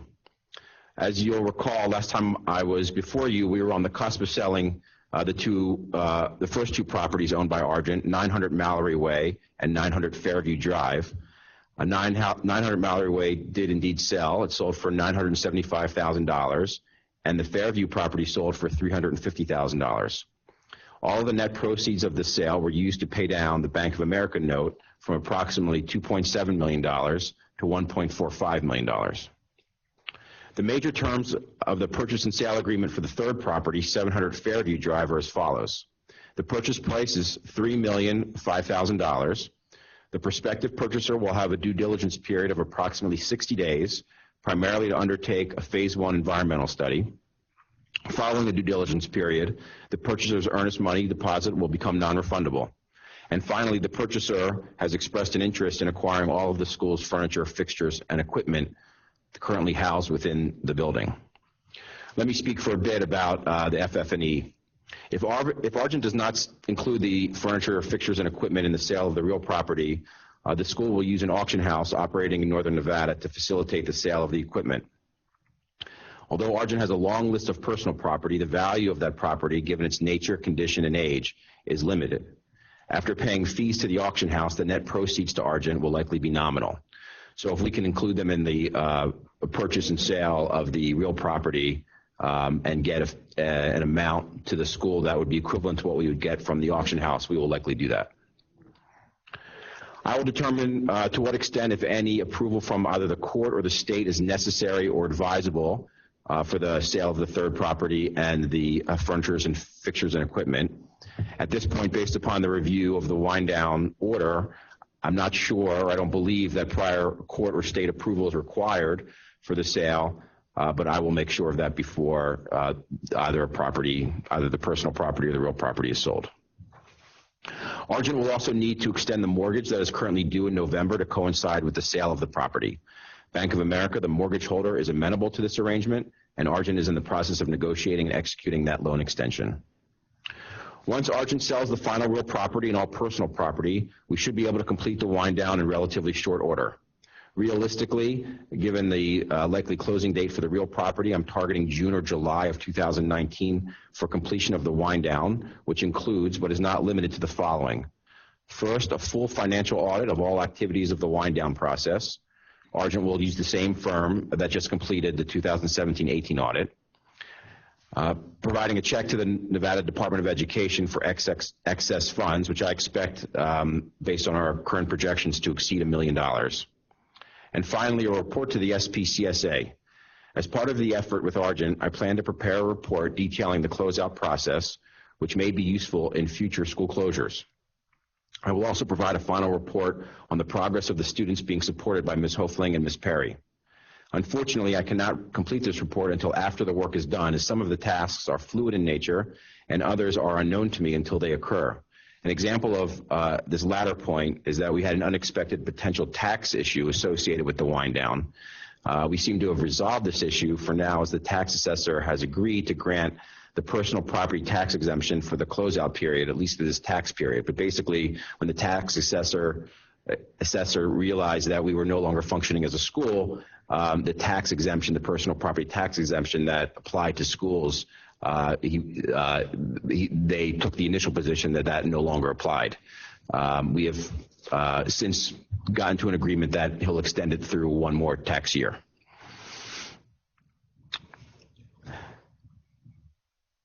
There are several other open items that I hope to resolve before next summer, including, just for example, collecting insurance monies that are owed to the school. But I don't want to spend any more time this morning detailing those issues. I will explore how to formally close out this wind down process by next summer at the latest, and if necessary, if there are open issues, like, for example, receiving insurance funds, I'll figure out how to do that after the fact. That concludes my testimony on Argent. I'm happy to take any questions you may have about either the summer program or how we're supporting students or the wind down effort. Thank you, Mr. Kern. I do have a few questions. I wanted to first ask about the records issue that you flagged. When you flagged that issue, I didn't hear that there was a resolution to how to resolve it. Are you looking for guidance from staff on how to deal with that issue, or? Yeah, I mean, my understanding is that I've reached out, not to the SPCSA, but to the state, and I think Ms. Hofling and Ms. Perry have done so as well. We're having trouble just getting a clear answer on it. Again, not a criticism of the SPCSA. Our communications, I think, have been more with the state, but we just don't have clear guidance at this point about what should happen to these records. It's a lot. I mean, I think it's like 10 file cabinets full of old records from the last almost 15 years now. So obviously we don't want to just dispose of them if they should be housed somewhere. We just don't know who to bring them to. Mr. Herrick, will you work with Mr. Kern on getting an answer to the question of what is legally required regarding being a custodian of those records, including whether those records can be destroyed and under what circumstances, or if they need to be transferred, how to facilitate that? Certainly, and Mr. Kern and his attorney, Mr. Hawley, and I have all been working with the Attorney General's office in regard to the tax issue, any excess proceeds, where those end up, and kind of trying to figure out the legalities of all the practical issues as it relates to the wind down. So we can certainly look at the records issue as well. Thank you for that. So you can count on our authority attorney continuing to work with you to resolve some of the issues that he's represented, along with the records issue. Yes, and just for the record, he's been terrific. Mr. Herrick has been very helpful. Yeah, we really appreciate it. Thank you for that. And then with regard to finances, are we on track so that there won't be any outstanding debts at the conclusion of the wind down? That is, I'd hate to be in a position where one of our schools that we closed didn't fulfill its obligations to creditors and such. That's right. At the conclusion of the wind down, there will be no known outstanding liabilities, and we are doing everything we can to try to discover what may be unknown. So we've sent letters to all current and previous vendors, making sure that there's no liability that we're unaware of, and if there was a liability that we were unaware of, we were asking those vendors to send invoices for our consideration.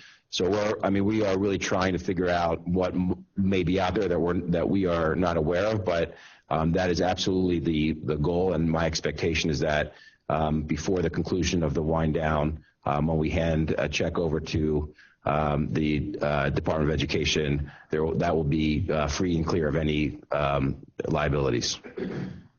Thank you for that. And then my final question has to do with student support, and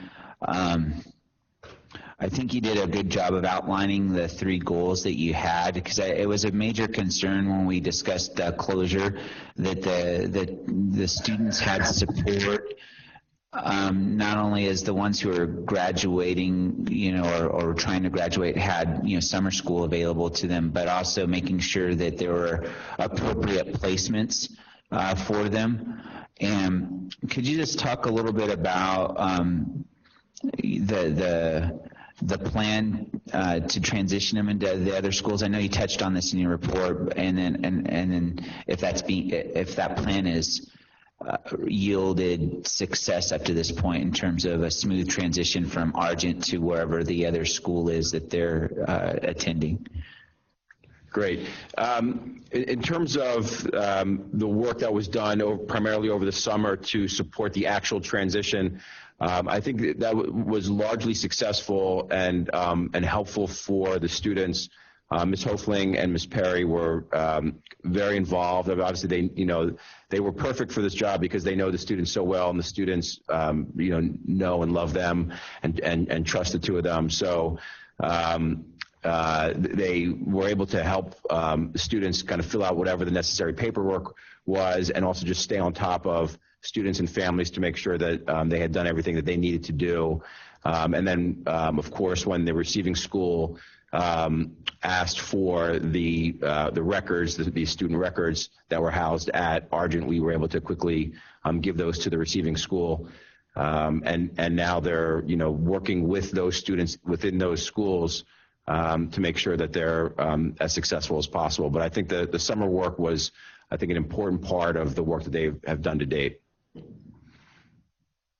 So thank you for that. And then the other question I had was with regard to the teachers. When a school closes, there are teachers that have to transition into other positions. How has it been for relocating those teachers to appropriate new jobs? So the school hasn't really played a formal role in helping former staff relocate in new jobs. We've done whatever is kind of professionally appropriate, but they're adults, and unlike kind of what our obligation is to the students, it's different for the adults in the room. So we've done what has been appropriate, but they've basically all found jobs on their own. There are a couple that actually have left the teaching profession. One is now a firefighter, I believe, in California, and someone else is doing something totally unrelated to education, but everyone else has found jobs within the education field. Well, in my experience in working with both firefighters and teachers, I find that firefighting is probably the easier of the 2 jobs.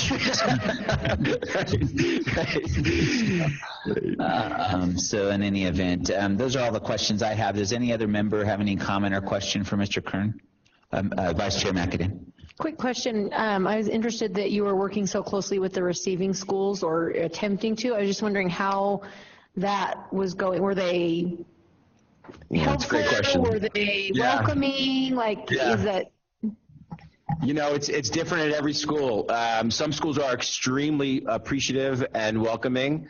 Others are less so, and it's just it's a school by school. Ms. Hoefling and Ms. Perry are kind of doing what they can do in each school. So where the schools are being very accommodating, you know, they're meeting the students in the school and working closely with the teachers, the administrators, and the counselors. At other places that are less accommodating, the work is happening primarily outside of the school. So, you know, basically we're doing what we need to do. And we're doing it based on kind of, how the school is allowing us to get it done. I mean, that's really, we would like for all schools to be totally accommodating, but in truth, I think it's been a varying degree of acceptance at this point. Any other comments or questions from any other board member? This is Member Corbett. Yes, please. Just kind of sitting here, Josh, and listening to you say, I remember going back 2.5 years ago and watching this journey. And so just echoing the comments from before that my colleagues shared, and, you know, great work. It's always a great thing to see progress happening and lives change and mobility be put on the path for success. And so again, just kudos and thanks for the diligence and keeping us in tune and how we can support and what the support is that you need. So thank you. Thank you. Thank you, Mr. Corbett. Thank you. Well, thank you all. I really appreciate all of your time and your support and your guidance. This is tough work, but it's made a lot easier with this board and your staff who have been with us every step of the way. So thank you. Yeah, thank you, Mr. Kernan. I'm glad that your report was back to back. There was the success story with Quest that is just utterly amazing. But then with Argent, it shows another outcome of having a receiver, and I've termed that outcome a soft landing when you're dealing with a school that you can't turn around like you could with Quest, finding a way to bring it to conclusion in a way that's gracious, dignified, and responsible, I think is equally important as having a successful turnaround if you're not going to be able to turn a school around. And so I like that the reports were back to back in that regard, because I think it shows that when we deploy a receiver to deal with a troubled school, that if we don't achieve turnaround, that we have a responsible closure strategy. Absolutely, and I do think that one of the important pieces of work that happens in the beginning is trying to assess whether, you know, what strategy is most appropriate for that given school. And you know, one thing that I can say is that, you know, I don't go into any circumstance with any preconceived idea of what the right thing to do is. There's no off-the-shelf solution for any of this work. You really need to understand the facts as they are in each school, and then based on your expertise and experience, make a recommendation for what you think is best for the students of that school. And these are very, very hard recommendations to make and hard decisions for all of you to make. And we just, you know, do our best to make the right ones. Mr. Chairman, Member Moulton, just a quick comment. I just think it shows the individuality of each one of the schools that we have, and that we have to have staff and ourselves and the staff from the schools working together to know that individuality and what the needs are. So I appreciate what we're trying to do here. So thank you. Yes, thank you for those comments, and Mr. Kern, thank you for your report. I noticed you were reading off notes as you were giving the report. If those notes are in any kind of shape to cobble into a written report that we could supplement our record with, you'll have it today. As I mentioned earlier, it's helpful not only for the board but also for third parties that may be inquiring as to the status of these schools and or the work that's been done to achieve the results that have been achieved. So, Absolutely. I will send it, Mr. Motorson, I will send it to you later today via email. Okay. Thank you all. Thank you. All right, so it's at 10:52. Why don't we take a 8-minute break and come back at 11, and we will continue with a report from, it looks like Nevada Virtual Academy is next on our list. Okay, thank you.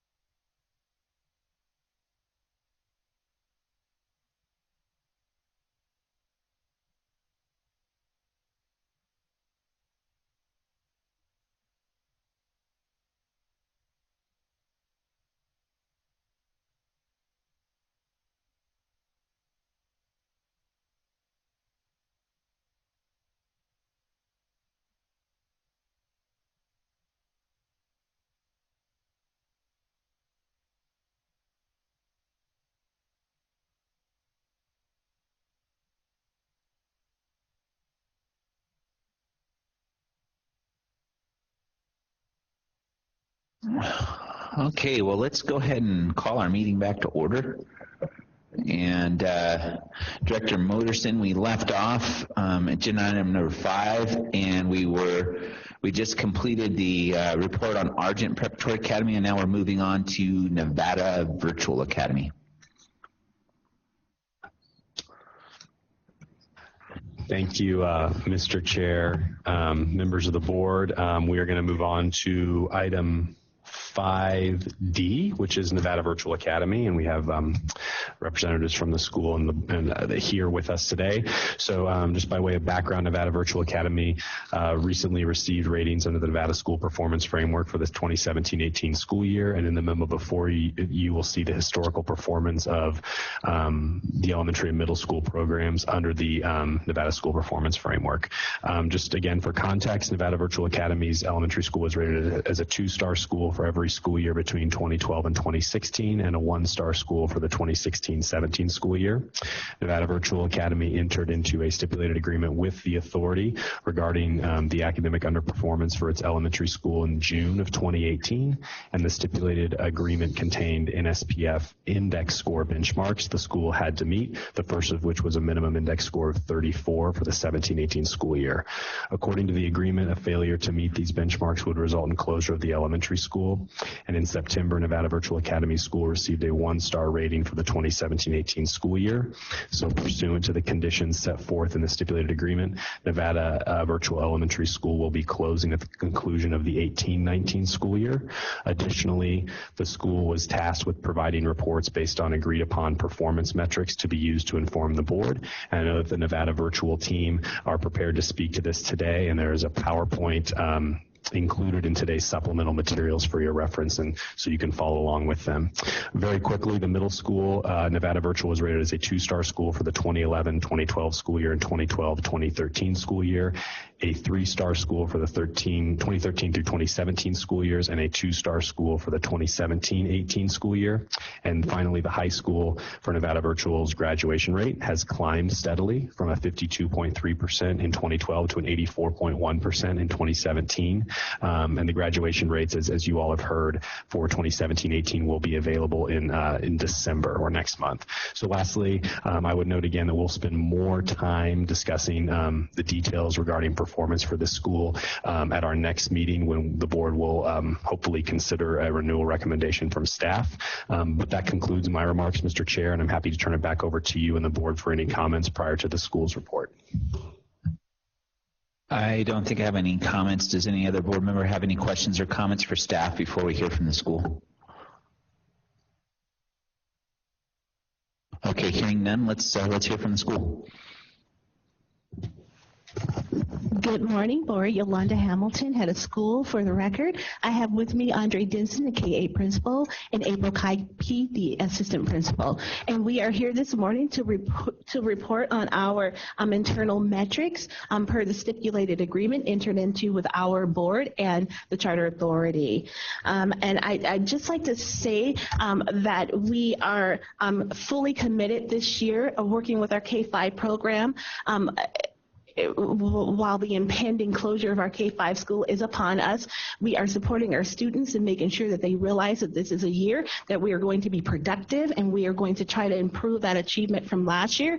We are ensuring that our teachers feel supported and realize how important it is to stay motivated, and making sure that this last year of our K-5 program is like any other year, and that we are still staying focused and staying the course and making sure that our students are achieving. And so with that, I'll jump into the metrics if that's okay with the board. Yes, please.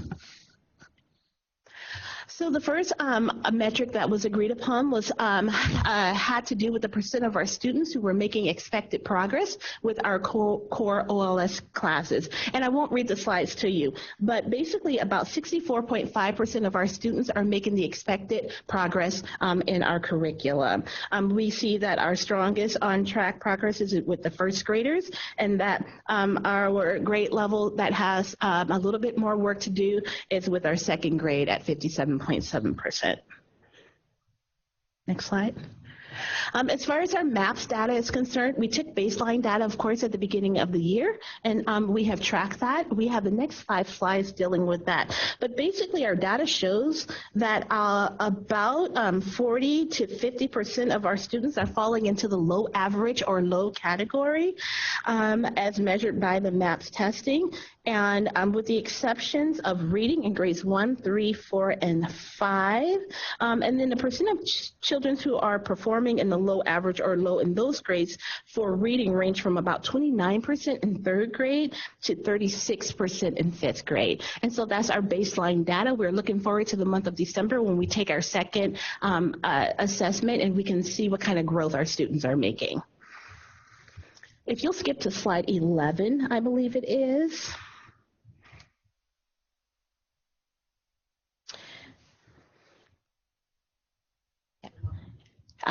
We'll talk about now about the percent of students who are assigned to our RTI progress. And you can see that about 34% of our K-5 students are receiving Tier 2 support, and about 3% of our K-5 students are receiving Tier 3 support. On average, about 84% of our students are attending the required targeted sessions that's related to those placements in our RTI process. If we go to the next slide, the percent of our on-time connection calls made by our Nevada Virtual Academy staff is sitting at about 93%. And the difference in the 7% that were not made on time were a result of us having to leave voicemails and repeated calls to it. So 93% of the calls we were able to get someone on phone and have those connection calls with. In relation to our percent of students attending the required number of Class Connect sessions, we see, one more slide, okay, here we are, 100% of our K-5 students, wrong slide, I'm sorry. We are looking at the, Okay, as of October 12th, 100% of our K-5 students received at least one informal or formal conference with our NVVA staff members. This past week, we concluded our conferences where all of our K-5 students and many of our struggling middle school students received a parent conference from either their homeroom teacher or their classroom teacher.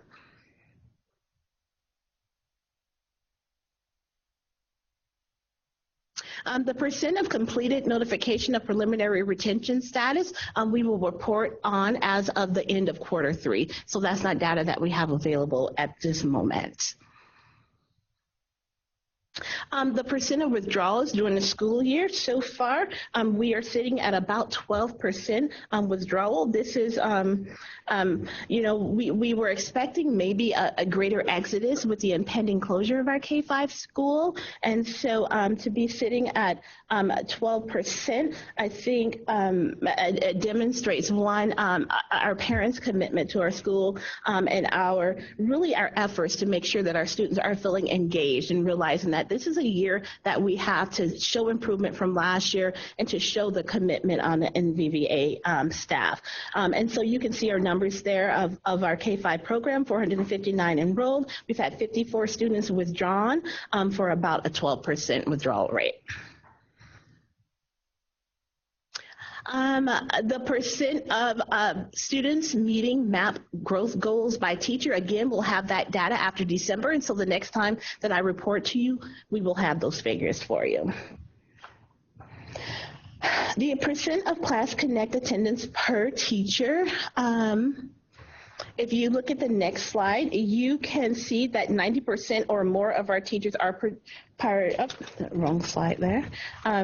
This is the percent of Class Connect attendance per teacher. And so you can see how many students are attending their Class Connect's classroom per teachers. And of course, we redacted the names on that slide.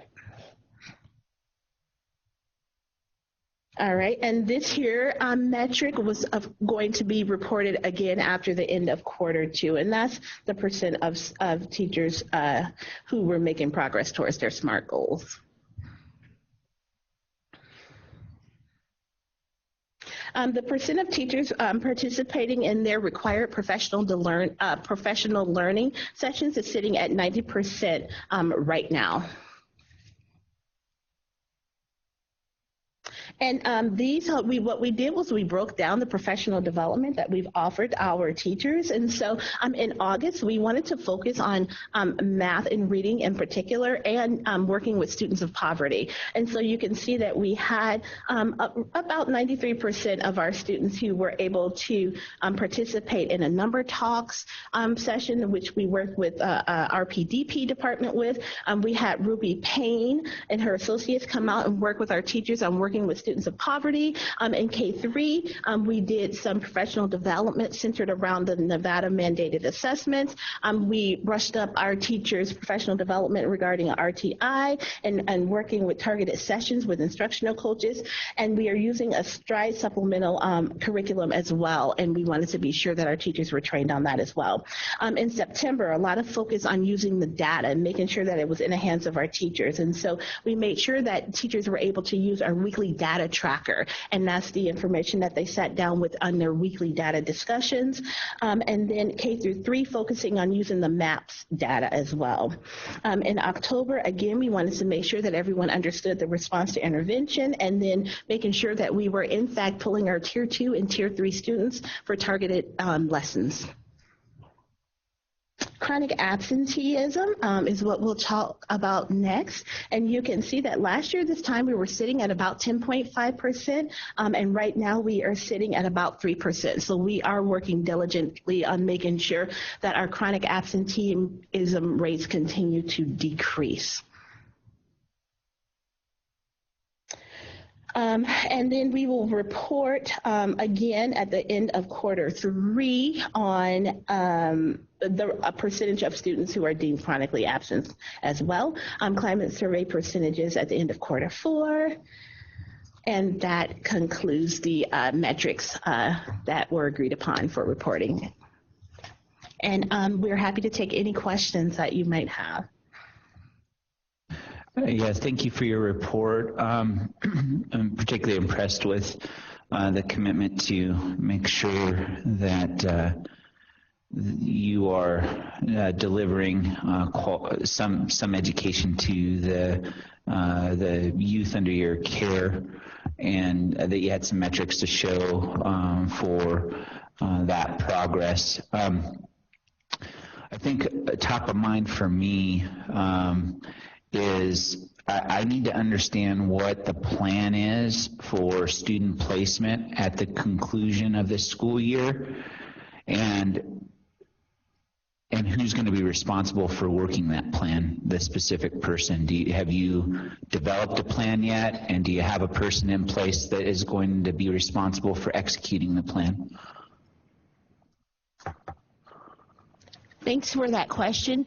We have started some preliminary discussions around that topic. We are working with Mr. Moterson and actually have a meeting on schedule for mid-November to sit down and pencil out a specific plan for that. I know that myself, along with Dr. Denson, will make sure that we have that transition plan in place so that we can make sure that our students are placed, to as much as we can where they need to be.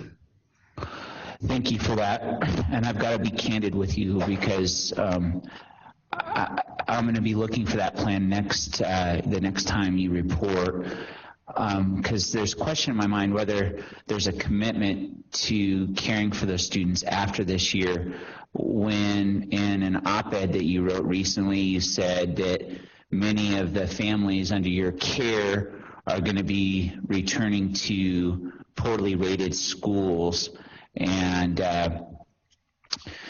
so if the idea is that transitioning these kids to other schools is somehow not in their interest relative to the documented inability of your school to serve them effectively, I question whether there's going to be a real commitment to the transition, or whether you're just going to let the chips fall where they may and create a crisis that doesn't need to be created with responsible planning. I would say that one. And then number two, you got to sit through testimony from a receiver who had this very circumstance presented to him when he closed a school, and they had not only a detailed plan, but they had principles that underpinned that plan, and they had a liaison who was responsible for working that plan relative to the student placement. And so if there's any ambiguity or if there's any question in your mind as to how to effectively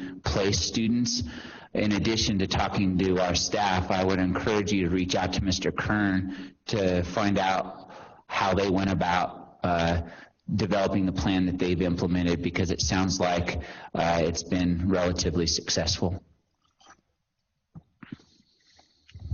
Thank you for that. And absolutely, I know we talked at the table while we were listening to Mr. Kern about possibly reaching out to him.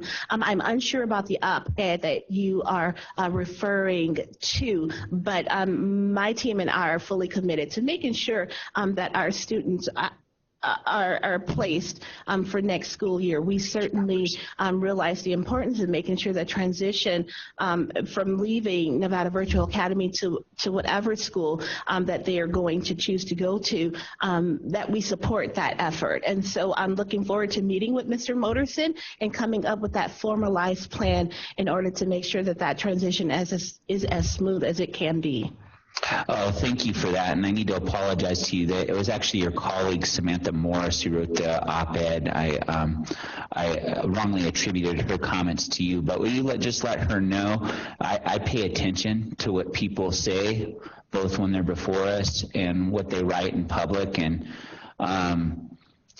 if that person's associated with your school, then it causes me to ask the kind of question or make the kind of comment that I've just made to you relative to making sure, our kids are taken care of during this process of closing down Nevada Virtual School, because I don't agree with the idea that the first principle of the movement is to simply provide students with options and parents with that freedom to choose amongst those options.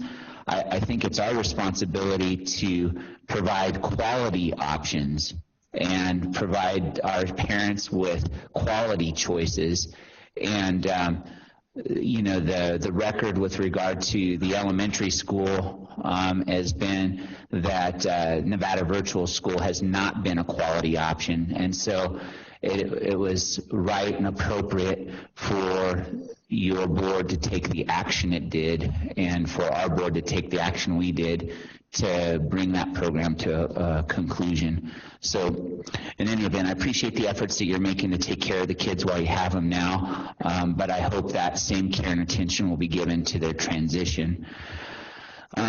Secondly, I just wanted to ask you with regard to the teachers, you're not having any problem with retaining teachers in your elementary program to the conclusion of the year, are you? I will answer, and then I'll turn it over to Dr. Denson. But right now, we are fully staffed in our elementary school. Again, we are working very diligently in keeping our teachers motivated and making sure that they realize the importance in concluding this year as if we were continuing. And so we are communicating with them regularly. We're celebrating when it's appropriate. We are kind of pivoting when we need to. And so right now, again, we are operating, as if we were renewing our K-5 program as well. Dr. Denson? Good morning, Andre Denson for the record, KE principal. I just concur with Dr. Hamilton that we're excited that we haven't lost one staff member since the announcement in our star rating. We're excited that the teachers are motivated to do well for students for the rest of the school year, and we hope to report the same thing at our next quarterly reporting. Thank you. That concludes my questions. Does any board member have a question or a comment? Okay, hearing none. Thank you very much for your report. We look forward to hearing back from you in a couple of months. Thank you. Thank you. Thank you.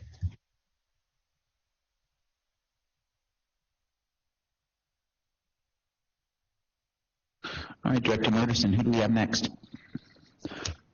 Thank you, Mr. Chair, members of the board. Our last report under item number 5 is Nevada Connections Academy, and I believe Dr. McBride is up in front of you in that room. But I'll provide some background before turning it back to you.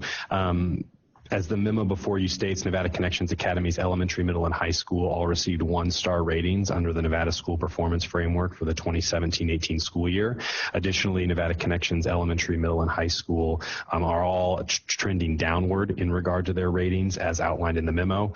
And finally, Nevada Connections charter school contract will expire at the end of the 2019-2020 school year. And so they will be up for renewal next fall. As a result, and in addition to the required quarterly reporting that Nevada Connections is required to provide the authority board in relation to its high school, staff has asked Dr. McBride to report out on the academic performance for the elementary and middle school, given the low ratings revealed last month, according to the NSPF. And Dr. McBride has agreed to provide this reporting to you all today and moving forward. You will note that in the memorandum before you is a chart showing historical performance of Nevada Connections elementary, middle, and high school under the performance framework, as well as their historical graduation rate. I would note that Nevada Connections graduation rate for 17-18 will be released, as with other schools, in December of 2018. And lastly, the school has provided, per the agreement with the authority in 2017, a written report on its quarterly metrics for the first quarter. Dr. McBride will be speaking to those momentarily, and we anticipate having more written reports accompany any future quarterly conversations for Nevada Connections Academy. So that concludes my remarks for now, Mr. Chair. Happy to turn it back over to you. I may have some observations to share with the board after Dr. McBride's report. Dr. McBride. Good morning, Chris McBride, Nevada Connections Academy. First, I'd just like to open it up by saying that all of the communication that happened between the board and my principal's last meeting, I have gone back and watched that video, so I'm certainly up in all of that conversation that happened last time. Additionally, I enjoyed the previous reporting from many of my colleagues. One that particularly stuck out to me was from Mr. Hanel. I had the privilege of seeing him present at an NDE conference about 4 or 5 years ago when he was in charge of Round Erasers. And a lot of what he spoke to is a lot of what I heard from him 4 years ago that has actually stayed with me since. And a couple of those things specifically that I would just like to talk to in regards to our school, was really about the commitment from him and his staff in building relationships with students and families. And that is something we are certainly committed to and do on a regular basis. Since my principals reported to you in the last board meeting, we have had very successful career events both in northern and southern Nevada that were well attended by many families. Additionally, we also had our own trunk or treat for students as well that has been very helpful. And in regards to his comment regarding looking and acting on data on a very regular basis, just this morning, while I've been sitting here, I've seen my principal, Amy Hunt, send numerous emails to staff members counseling with very specific student data that they are acting on as early as today. And in regards to the operation metrics for reporting today, I didn't prepare a PowerPoint presentation. I had assumed, and maybe I shouldn't assume, that the metrics were provided for you or in front of you. But certainly, if it would be helpful in the future for me to provide a PowerPoint as Nevada Virtual Academy did, I would certainly be happy to do that. Actually, as you heard earlier, I think just a written report that we can share with interested third parties when we get asked would probably be the standard going forward. Because I just get questions about what's going on with this school, what's going on with that school relative to the different stages of accountability that they're in. And I'd like to be able to forward or email a report, the last report that I've gotten. So if I appear before a legislative committee and they want to know, hey, what's going on with Connections, I can send them the staff report and I can send them the report that you've provided. So Certainly. I'm sorry, Mark Motion for the record. I just wanted to clarify, and I didn't say this in my opening comment. I apologize to the members of the board, Mr. Chair. The last attachment under agenda item number 5 is the quarterly report that Mr. McBride submitted. So he actually has that. I should have done a better job of highlighting that to the chair and the board, but he provided this in mid-October and is available, and that's what he's going to be speaking to. Actually, I do see that, and I did read that. So thank you for that. And that's the exact kind of thing that, again, just helps us report out to folks who are inquiring. So appreciate you putting the work into that. So it doesn't have to be in a PowerPoint. It can be just straightforward like that. Certainly. Next time I can prepare, like a one-page written summary that might be helpful for you as well. One thing that Mr. Motorson had asked me to specifically mention to the board, there are a couple of quarterly metrics, one in specific that are in here that were kind of originally agreed to, and those relate to the PLC metrics. Connections Academy schools across the country are no longer in their quarterly operations metrics tracking PLC metrics, and that's simply because that at our school, and certainly Connections wide, that 100% of PLCs are setting SMART goals and are meeting those goals on a regular basis. So at a school level, that is certainly we are doing and monitoring. It's just not done at this level. And then just one other note is that there was a slight delay in the professional learning course assignments. So why typically in the first quarter I would have professional learning based on what's in our Connections Academy professional learning. I don't have that to report, but all of the professional learning that we have undertaken so far this school year, that we had made agreements in with the elementary learning plan, all of that has certainly happened and has been communicated to Mr. Motorson as well. You have all the metrics in front of you. I'm certainly happy to answer any specific questions. Obviously, there's a lot there. Overall, most of our metrics that are at the middle, elementary, and high school levels as compared to last year are very similar. Improvements in a lot of areas. There are a couple of areas where we seem a little bit less than maybe at this point last year. There's a few reasons for those that we are certainly tackling, including some new curriculum in some certain areas as well. But we are definitely moving forward exactly as we have outlined in our elementary improvement plan. As Ms. Engelhardt stated in the last meeting, as she is the K-8 principal, all of the professional learning and all of the steps that we're taking to help kids grow in our elementary school, we were certainly doing in our middle school as well. And I look forward to the high school graduation rate being validated next month, because I think we are going to be looking at about a 63 to 64% graduation rate. Hopefully the validation bears that out, and I would certainly expect that this year, that we don't have the specific predictions yet, we will by about Thanksgiving to exceed that rate this year as well. If anybody has any specific questions, I would be happy to try to answer them. Well, let me start with just, again, thanking you for the report. I did read it. I have some sharp things to say. I'm going to preface those by just letting you know I appreciate you, and I know you are a good school leader who's very thoughtful, very competent. I think you care about the kids under your care. I know you both in a professional and a personal capacity. I know your wife and how much she cares for kids. She was an instructor for my son, and so please understand that my comments that are going to follow this are not a reflection of what I think about you personally and the hard work you're putting in to try to turn around what has been a persistently underperforming school. And I have no illusions that the job that you took on last year is an easy job by any standard. But I just have to remind, I wonder what it would be like to sit in your seat and give a report like this to a board like ours that has scrutinized your school for many years, and what the basis of hope would be. That is,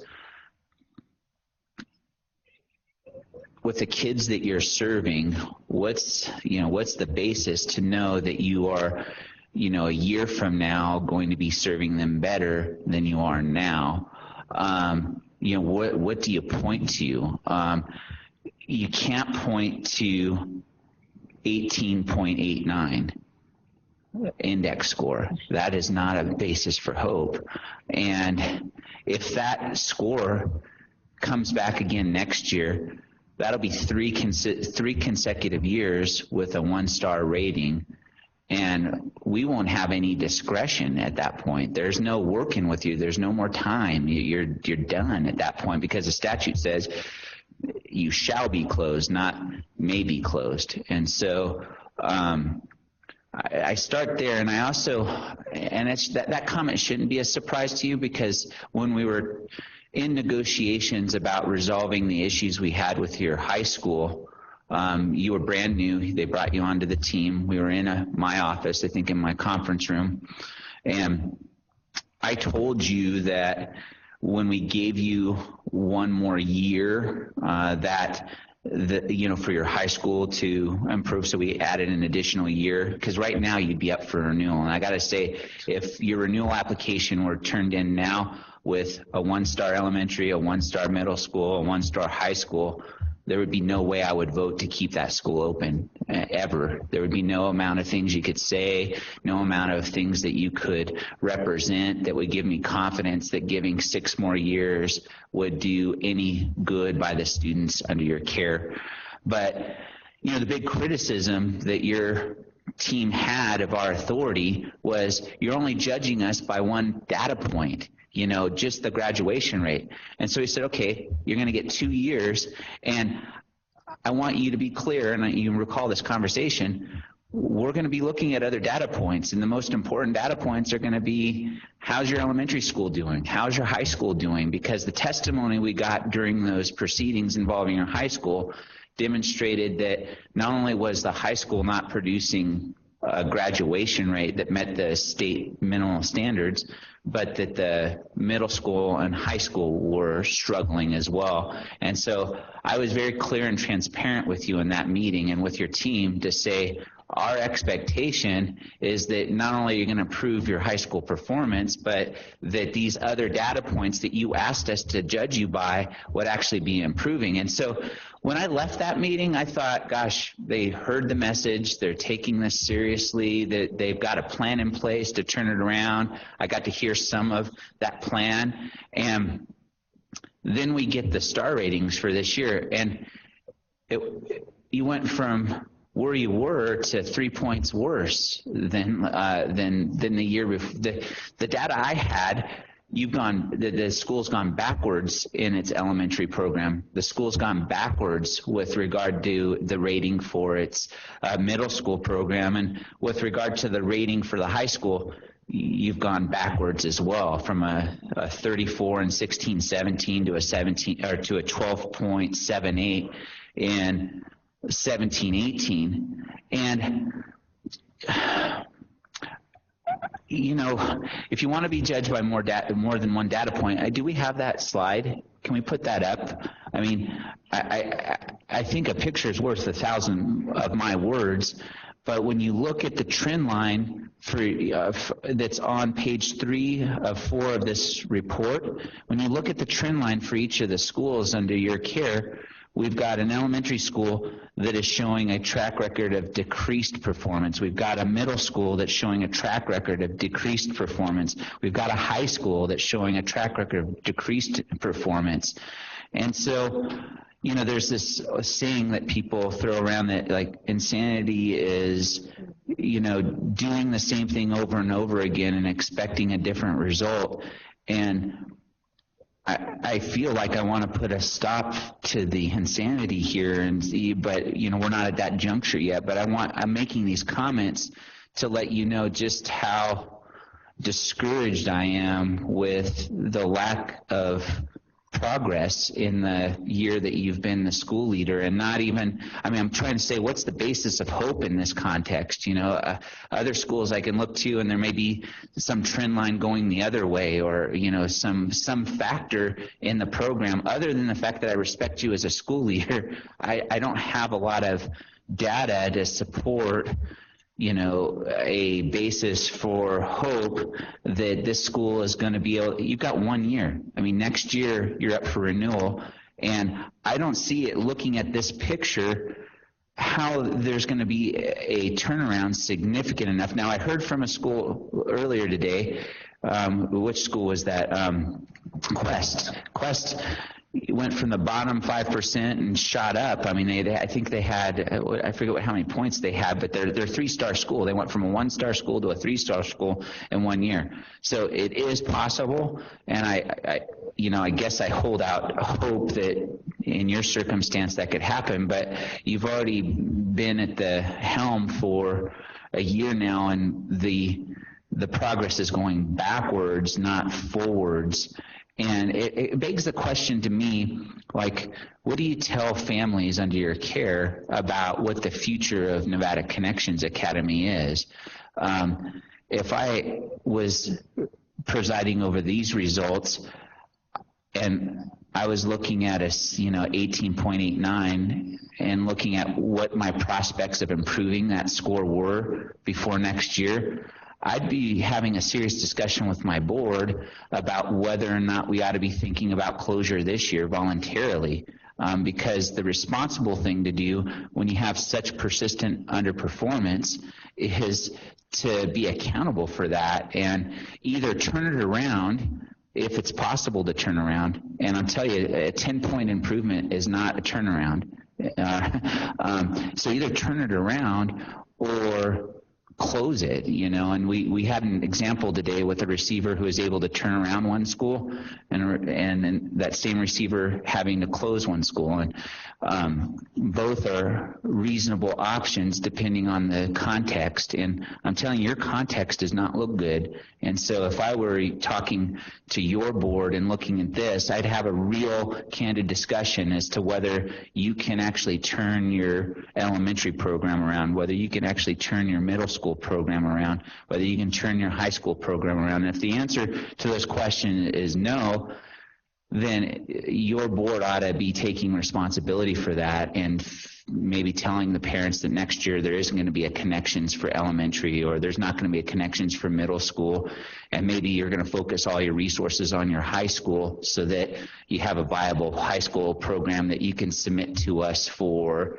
renewal. And so I throw that all out to you, not to be rude, not to be disrespectful, but just to be transparent in terms of the way one board member is looking at the data and thinking about what's going to happen in a year, and to further reinforce what I had said last year to your team when we're all in the same room, because I don't want there to be any illusions about kind of the way I'm looking at your circumstances and what my disposition might be if there's not, dramatic turnaround, even I would say miraculous turnaround in the performance of a Nevada Connections Academy. I do appreciate all of those comments, and I definitely appreciate your transparency as well. And just the one thing that I do want to respond to, because it does hit home, and I can just tell you where my hope comes from, and my hope comes from particularly when looking at the elementary school results and looking at that 18.89 rating. When I saw that the first time, I was shocked. I was shocked, very much shocked too. But when I really dug in and started looking at the data, I realized that our proficiency scores and our growth scores at our elementary school had actually improved, and that most of the decrease of our point totals came due to a combination from a penalty from the test participation in conjunction with a huge increase in chronic absenteeism. So we are delving deeply into our chronic absenteeism issue right now. It's a huge issue, which wasn't apparent in the 16-17 NSPF rating. And so I actually calculated that if we continue to improve our academic performance the way that we do, and if we are able to avoid the testing participation penalty in the future, we would actually be right on track for what we set out in that elementary performance plan. So that's where my hope comes from. I still have great hope, and I know I have an amazing team of teachers that are working hard, that I really think that we are going to get there, particularly if we can get a handle on our chronic absenteeism issue. Mr. Chairman, this is Member Moulton. Thank you for that. Yes, Member Moulton. Just as I look over this data, and I'm looking on page, I think the last page of the presentation that was given, and I'm seeing that the total enrolled students is 3,366. Is that correct? Am I reading that right? Yes, that is correct. I think we are just above 3,400 right now, but that's very close. Okay, thank you. And I guess I appreciate the chairman's comments, his boldness, and his transparency, and I heard your reply, but that's really what concerns me, is the number of students that, as I look at that, page 3 of 4 and see. Not that the other schools we've discussed and gone over this morning have fewer numbers, but that one, significant. And then you tell me that there's even a few more students than the 3,366. So I appreciate the chair's comments, and I stand behind what he says, because as I read this report, that was the great concern I had. So those are my comments. Thank you.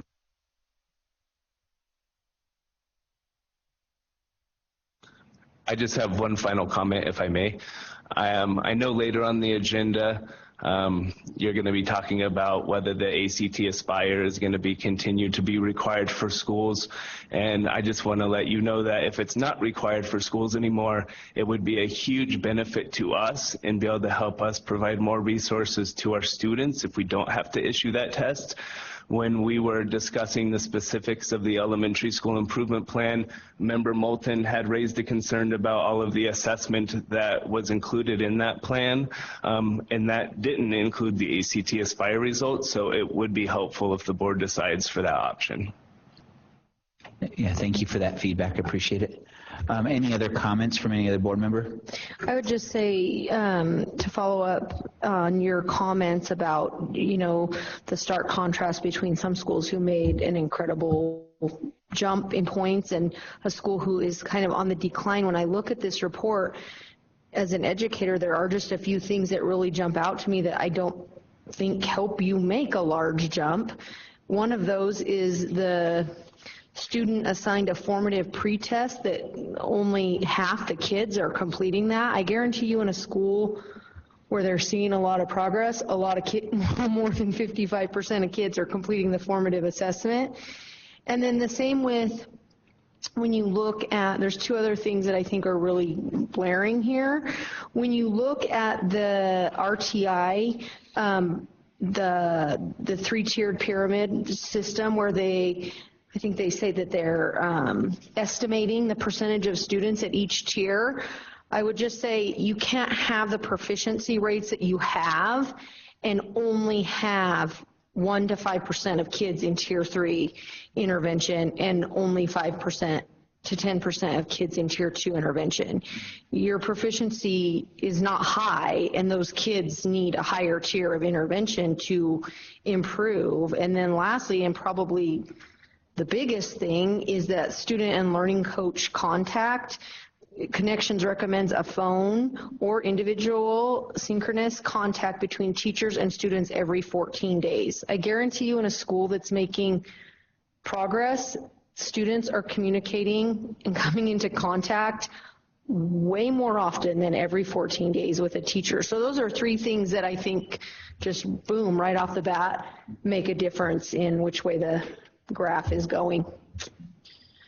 I appreciate those comments, and I, of course, am looking at this with the same, very similar eyes that you're looking at it too. So I was prepared for some of those questions. So in regards to the formative assessments, these are the Connections Academy formative assessments that are given. They don't take into account the MAP formative assessments.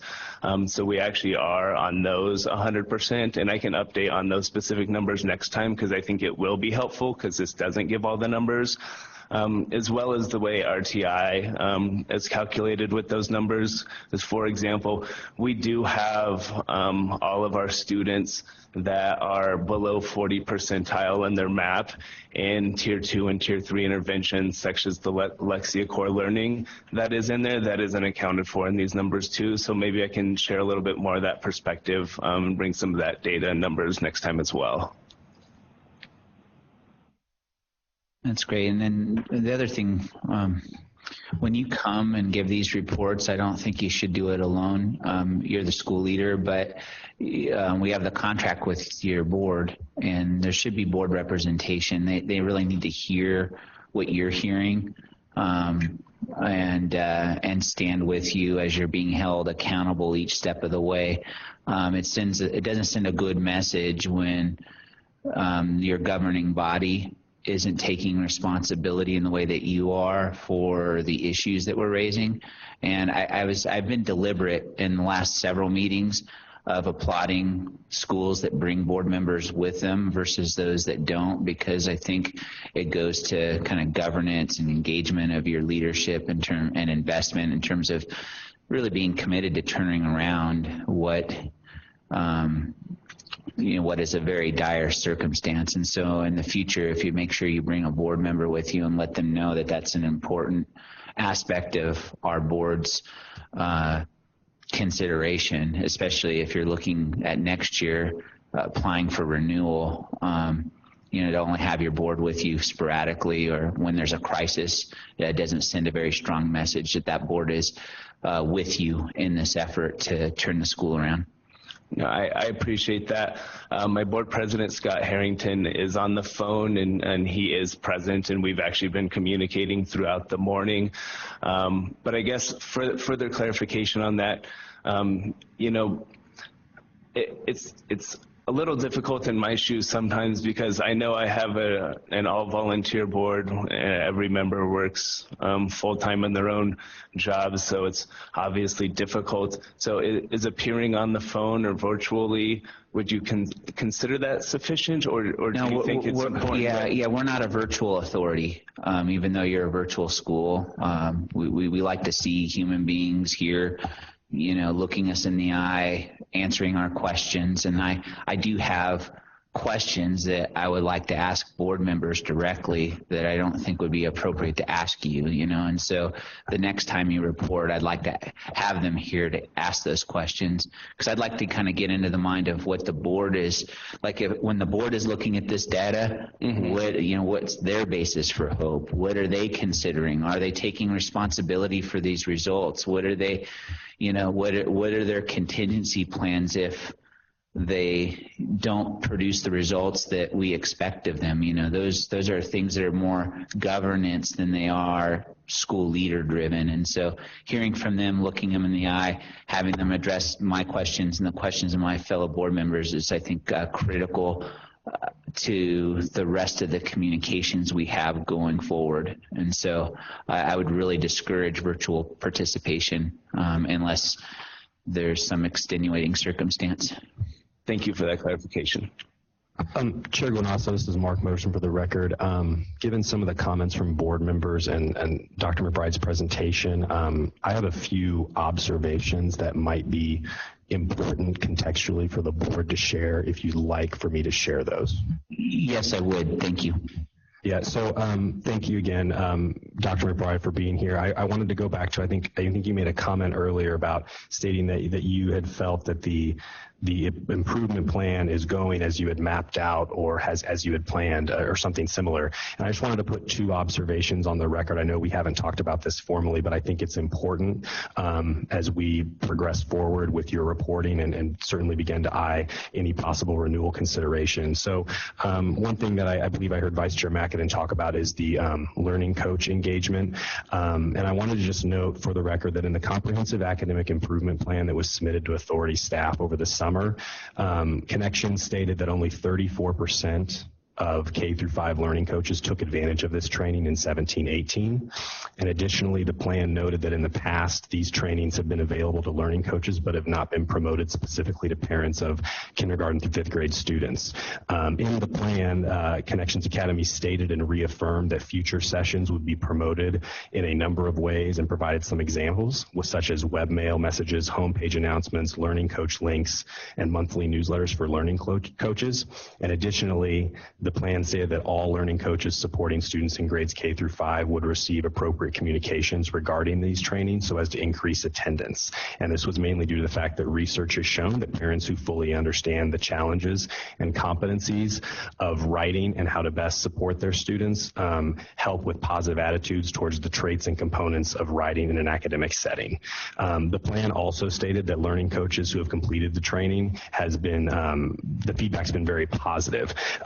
One thing the board may recall, and I think it's particularly important here, is that one of the conditions attached to the recommendation to approve this plan was for staff to attend learning coach trainings and observe their implementation. I just wanted to share our observations from those two trainings. The first one that staff attended was on September 20th, where there were 8 attendees. 5 of those were hosts. 3 of those were people being trained, including one of our staff members. So stated another way, there were 2 learning coaches that were receiving training, and there was 1 staff member and 5 hosts. There was no agenda, and the objectives and purpose of that call were unclear.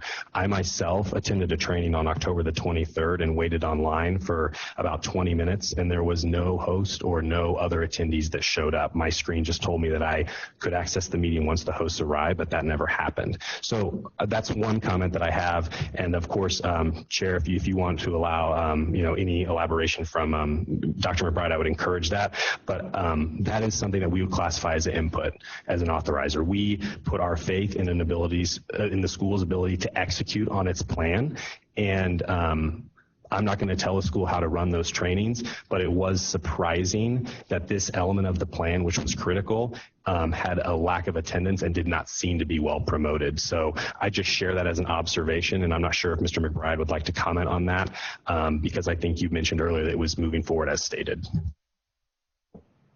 Yes, please, Mr. Bray. This is the first that I've gotten this feedback. So my response regarding that is very concerning to me too. I certainly agree with Mr. Moterson in that engaging with families and caretakers is a huge part of students being successful in an area that I'm certainly am committed to looking forward to very deeply, so that as it seems from Mr. Moterson's comments, there's some improvements that need to be made there. Director Moterson, do you have anything else? I do. I have one more observation I think is timely. And again, I want to acknowledge to Mr. McBride's point that we have not talked about this outside of this meeting. But I did want to, again, remind the board of yet another condition that this plan hinged on, because I think it's important contextually. So I'm going to read directly from the academic improvement plan, just a quick snippet. This is from pages 17 through 19. Nevada Connections Academy is retraining all teachers on the multi-tiered instructional approach for this year. And they are planning to do so to help students and to help interpret data and make instructional decisions, to document their work with students as part of a personal learning plan, implement strategies for differentiated instruction, identify the most appropriate supports for students who are not progressing. And in page 2 of their clarifying responses to submit over the summer, the RTI program was in place previously, but it was not being utilized effectively by all teachers due to annual turnover and changes with the program. So the goal and a big element of this plan was to retrain and train teachers teachers to effectively use this resource. And I wanted the board to be aware that Dr. McBride and I have communicated over the last couple weeks regarding this training, and he was able to confirm for me that this training did occur, but it was only 30 to 45 minutes, and it occurred in 2 groups. So I would just say that on behalf of staff, that's an observation. We will see if that training has proven to be effective for teachers and ultimately students. But I wanted to put it forth today because when we reviewed the comprehensive improvement plan, we were very much under the impression that this would be quite lengthy. And so, again, I would open it up to the chair and Dr. McBride to comment on that, because I'm not sure that staff and I would share the same interpretation as that being executed effectively. Dr. McBride, do you have anything? Sure. In regards to the RTI training, that was an initial training that happened at the beginning of the year. Their monthly K-8 meetings as well as high school meetings, and that is a topic that is continually addressed on an ongoing basis to build on that initial training each month as well. All right. Director Moderson, do you have anything else? I do not know. Does any other board member have any question or comment or concern? Chairman Guanasso, just for and the rest of the board for scheduling purposes, so the high school graduation rates for last school year will be released next month. For Nevada Connections, that triggers a few things under the agreement as it relates to the high school. So we expect Dr. McBride to probably be before the board in January, and then the next quarterly report would be in February or March. So you'll see Dr. McBride over the next 2 or 3 meetings as well. Thank you for that context. Appreciate it. Well, you've heard from us. I hope we haven't been ambiguous. I hope you will take back what the input you've got, and then also let your board know that we would like to at least see one of them here when you're giving these reports, because we do have questions for them too, especially as we enter into the next year and the stakes for your performance increase, as we head toward a potential renewal application and considerations related there too. Yes, thank you. Mm-hmm. All right, with that, we'll go ahead and close agenda item number 5. We are at agenda item number 6. I have to disclose that American Leadership Academy is a client of my firm. They were a client of my firm before I joined the firm last year and have remained a client of the firm. And so they continue to remain a client. And so with that, I have to disclose that and let the board know that I'm going to not only abstain from voting on this item, but I'm going to excuse myself from the room, and Vice Chair Mackinnon will take over discussion of agenda item number 6. Thank you.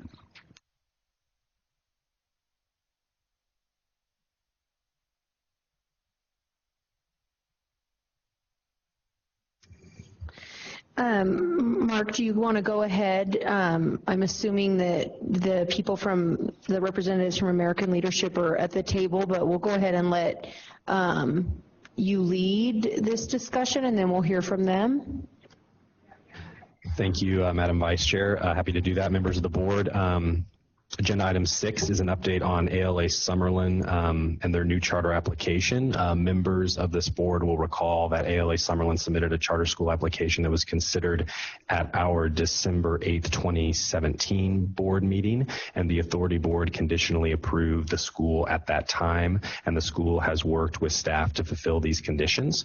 I'm very pleased to report that at this time, ALA Summerlin has fulfilled all of the conditions to staff satisfaction. Just kind of quick highlights, which I know Mr. Shirey will speak to momentarily, but the school has ensured alignment with state curriculum standards, has added board members to ensure stronger governance practices, identified performance measures tied to the Nevada School Performance Framework that the school believes will be an indication of their success throughout their term, developed a startup plan for the remainder of this year in preparation to open doors to students in 2019-20.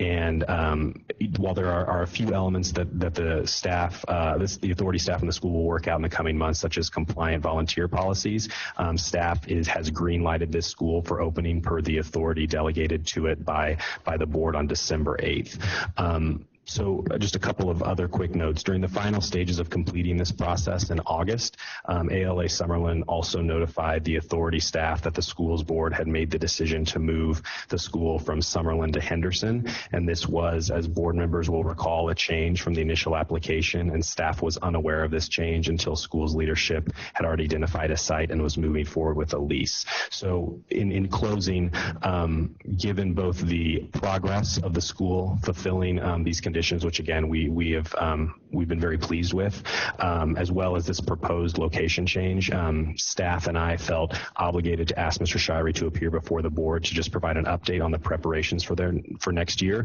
as well as provide some additional detail and context surrounding the proposed location change, given that it is a significant change from what was presented and approved by this board about 11 months ago.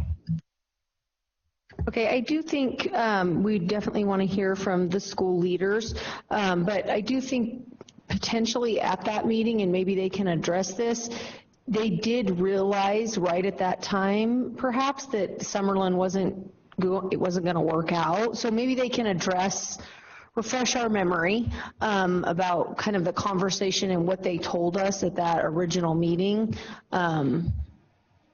And then what transpired after that led to this switch. Certainly, Vice Chair McAdin, thank you very much. And just so I know, in an effort to keep this meeting terse and kind of collapse those timeframes. Mr. Shirey, sorry, can you just say your name for the record? Oh, yes, Executive Director Gabe Shirey with the American Leadership Academy Summerlin. Just for that record, Vice Chair McAdin, were we able to allocate anything to the board today to help answer any questions? No. Say that again, I'm sorry. Oh, sorry. So in an email that I sent to you this week, just giving some slides and some talking points, were we able to allocate that to the board just so I know as I talk, or was that? I did not forward that on to the board no, at all. It's totally fine. I just needed to know, so I wasn't asking to look somewhere and they didn't have it in front of them. It's just as easy, the same. So yeah, let me give you guys some updates and first off, I just have to say, you know, from December till our last phone call with staff and Mr. Moderson, there has been just such a spirit of unity and helpfulness and guidingness. And I remember at the December, the meeting before, you know, I just have to say that over the last 11 months, the authorizing team has been so supportive and helpful, and we're just grateful for that. It has seemed as if it's been a collaborative effort, yet still holding us accountable for everything that we needed to submit. But the sentiments have been great, and we're happy to have worked with Mr. Moderson and staff. As you will recall, in December of 2017, we received unanimous approval, conditional unanimous approval for the opening of this school. Immediately, or actually at that meeting, I remember Member Moulton asking me a question. She was, I guess, enlightened and shocked by the fact that Summerlin had put a moratorium on allocating land for school use. And we discussed that, and I was just shocked as well. And so we knew initially this school would not be in Summerlin, which caused problems, of course, because the name of our school being ALA Summerlin. But we immediately began targeting additional sites. Initially, in an effort to save some resources, we looked at the BLM auction. There were several sites that met our needs and met the plan map of our potential campus. And we initially narrowed that down to 5 candidates. The one that we were really excited about was out in Ann Road in 215 area. So really only 4 exits north of the Summerlin area. Unfortunately, there were major ingress and egress issues. Traffic wasn't ideal for those locations. Shape and size of the lot deterred us from that, initially those first 5 candidates. On December 19th, we began searching for additional properties and narrowed our search down to 4, including a 25-acre parcel near Ann and Hualapai. Again, only 4 exits north of our initial targeted area. We drafted and executed letters of intent. We really did think that this was going to be our site, but through our due diligence and feasibility studies, we discovered that there were existing utility easements, that the price would not be justified for the wanted land, and there were just other issues that we discovered through our due diligence. That search period lasted from about December to February 15th. In the beginning of March, we searched for a new site. And after several options, we expanded our search area, realizing that now we're finding about $1 million an acre in Summerlin or anywhere near there close to the freeway, and it's just not feasible. So we instructed our realtor, who is present today, if you have any questions for him, to expand his search. That took us to a new site on Grand Canyon Drive in Flamingo. The asking price was slightly higher than our budget, but the site offered great visibility and access. It was also surrounded by a retail, JCPenney and Target. And so we thought this would be fantastic, and we initially started discussions with them. The property owners ultimately decided that they did not want a charter school in that area due to the amount of traffic that comes through there every day, and due to ultimately the receipts that are acquired from entities like JCPenney and Target at that location. A school doesn't require any receipts, and therefore we put a burden on those JCPenney and Target, because we are not an income-producing entity, and therefore that's a shared tax that we spend. So at that point, we brought in our searches even more. We said, listen, we have a deadline that we must meet of our conditions on September 1st. Our realtor, Zion Lovinger, then sent a series of emails to us with 15 different options covering the whole space of the valley. On July 24th, we were sent an email initially with the site that we're proposing right now to be our campus. So it was July 24th is our first time we'd heard about that. However, on August 2nd, we were still confident and wanted a site on Deer Springs, and so we submitted an LOI on that property as well. Our EMO came into town to look at these. There's a considerable amount of resources and time that is being put in at this point, keeping in mind that our EMO has now to date constructed over 50 schools.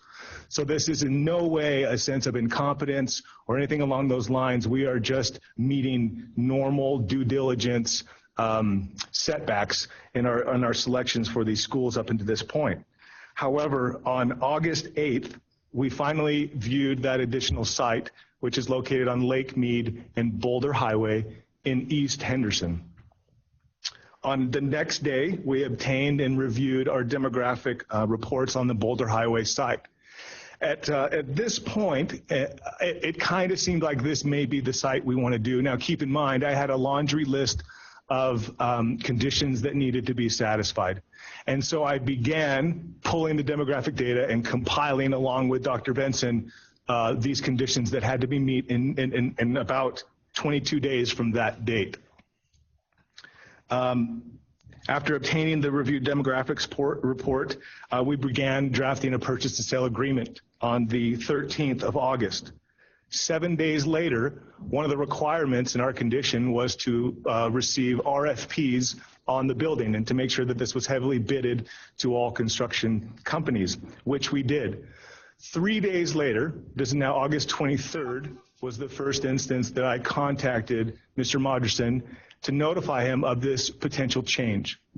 There are several reasons, as you can see, as the dates stack up. We are getting closer to our September 1st deadline. Yet at the same time, having struck out 4, 5, 6 times up until this point, I did not feel that a call to Mr. Moderson to say we may potentially have found another site was merited until we had a purchase to sale agreement and it was concrete. And so in maybe a lapse of better judgment, I can promise you I'm coming from a sense of humility and a collaborative spirit. Perhaps that phone call was a few days late to Mr. Moderson.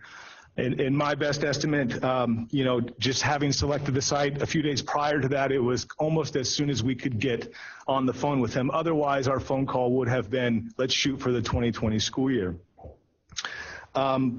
As of today, on August 31st, one day before our deadline, that was when the purchase contract was finally executed. We now have satisfied all initial inspections, designs, applications, preliminary meetings. Our earnest money has gone hard on the property, and we have now contracted and or spent resources in excess of $500,000 to secure this site. Our final approval for permit use is on November 15th, and we are scheduled to close within 30 days of that for city approval. That is kind of just an overview of the timeline that got us to here. We're certainly prepared to answer any questions. Before that being said, I'd like to introduce the two individuals next to me. At that December meeting, and as part of our conditional approval, we were instructed to bring on a campus director. And in that effort, we have selected Dr. Carrie Benson as our campus principal, who has been a principal for now 12 years in the immediate local area. It was also asked that we were very selective in the hiring of this individual, and that this principal needed to have experience in our selected curriculum, namely the core knowledge language arts. Dr. Benson does indeed have that robust past history with that curriculum, and it is his preferred.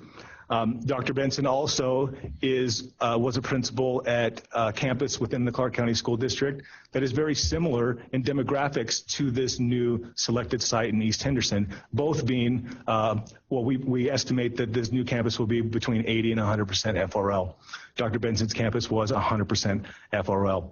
So we feel that we have selected a fantastic leader who is comfortable with our curriculum, demographic, has definitely set forth blueprints on turning schools around, and we're excited for the challenge that is before us. If you'll notice on the, I don't know if you guys have perused or read the conditions that we've submitted, but we are going right next to a one-star school, namely Robert Taylor from the Clark County School District. We will butt right up against it. And we are excited for that challenge. We love that we're able to follow the SPCSA's vision of being diverse in every way.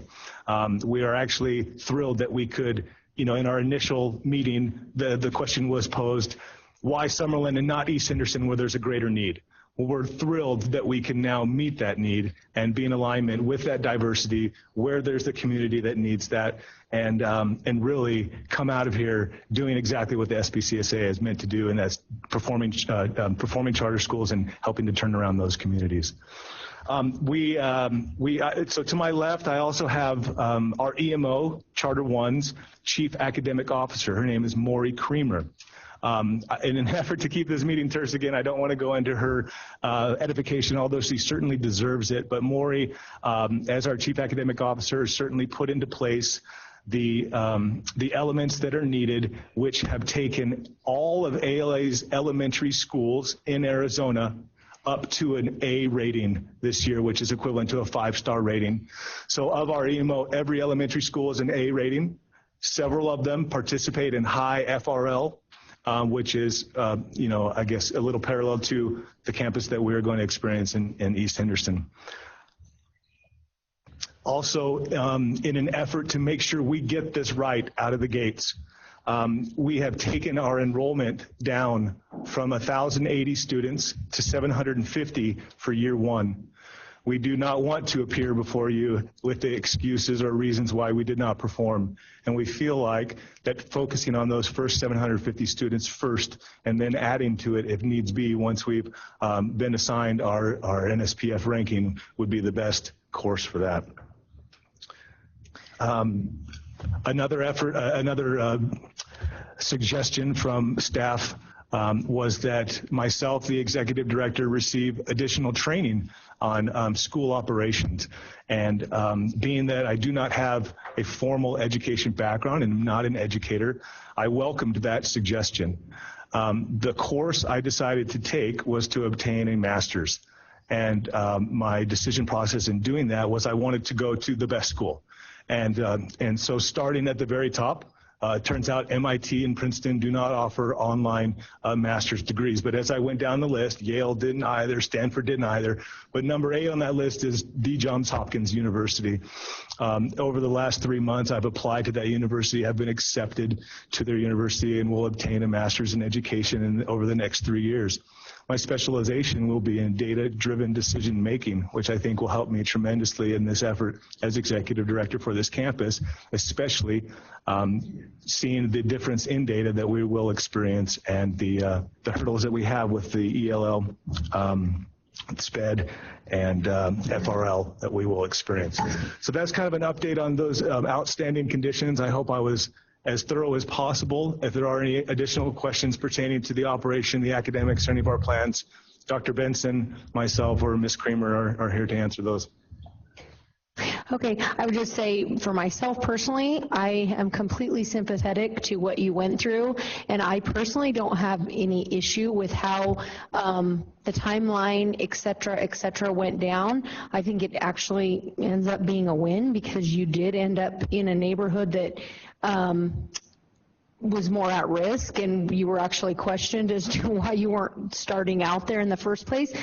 That said, I think it is unfortunate that you're going to kind of be the poster child for this issue, and I think the main reason that this is an issue is you maybe aren't aware. So if you aren't aware, in the last legislative session, Clark County really tried to push on the fact that they could get approval of where charter schools went, and they did a big presentation before the legislature on this, and I'm not getting all the details right, I'm just giving you the highlights.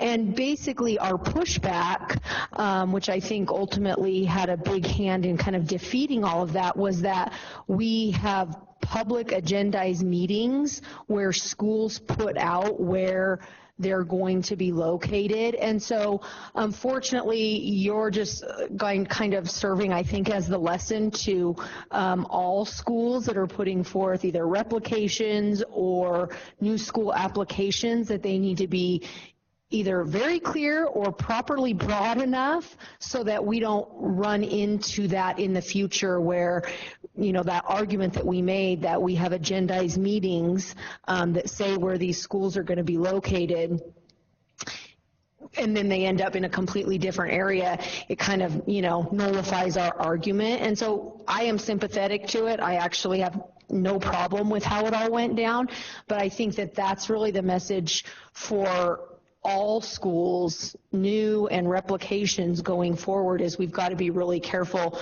so we don't shoot ourselves in the foot. Does any other board member have any questions? Yes, Vice Chair, this is Member Moulton. I would like to comment. Thank you. And I certainly appreciate, Melissa, your previous comments, because that's just where I'm kind of headed. I too have empathy for what you, but see, I don't believe that there's any coincidences. I believe in divine design. And when you said, I was going down watching all those places you were going to put schools, and when you hit Lake Mead and Boulder Highway, and yet it's a great growth area. Great growth area. A lot of new homes, new families are going to be out there. But when I first started on this board, and after my years in public service with CCSD, I wanted to see us come together. To me, charter schools and public schools can work alongside of each other, and they can benefit one another. And so I would take it a step further that you make notice to Robert Taylor and to CCSD and tell them of your plans and your numbers. One of the things that I've heard CCS do, and only through news media, not personally, but they come and they say, we don't know where they're coming, and so we can't plan our personnel. And I can totally see what they say when I have watched my own students and children and grandchildren both have class schools that have more or less students, so they either have to hire and bring a new teacher in at 2 months into the year or lose a teacher. So I would just encourage, we're here together to take care of these students. So I'm kind of excited about your placement of the school.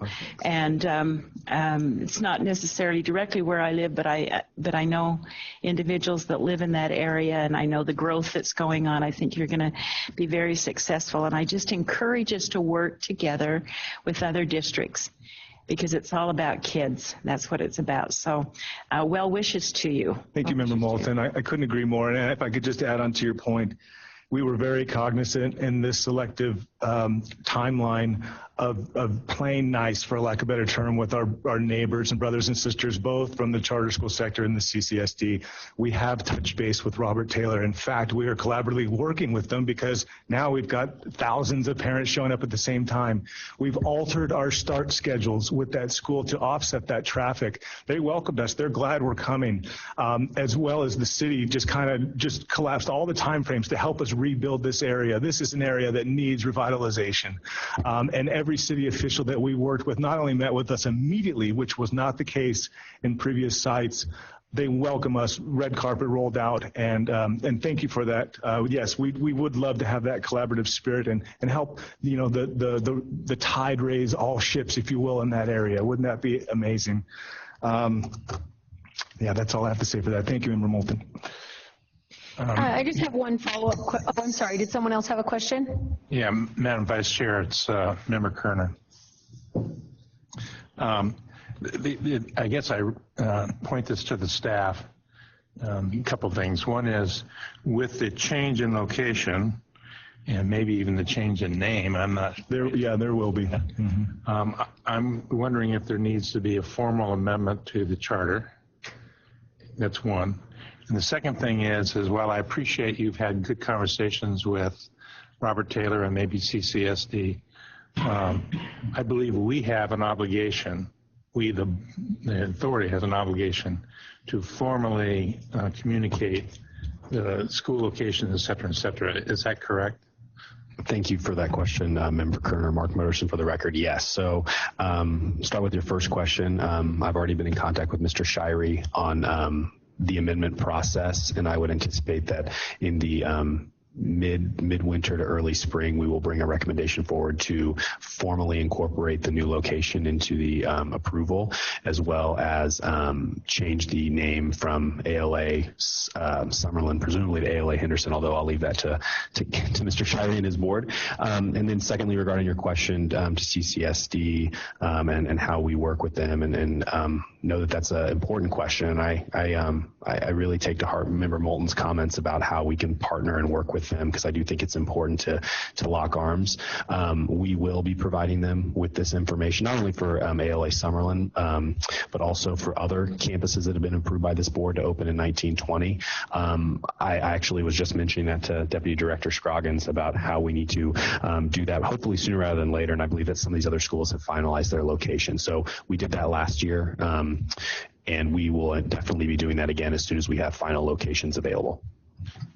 Just to be clear, that's a mandated requirement from the legislature as a reason, not just like, let's do it, and it's a mandated one. Is that right? I'm going to defer that question to my counsel. I am not, that very well may be the case. I don't know if Mr. Hare could comment on that mandate, but I certainly trust in when we plan to do it either way.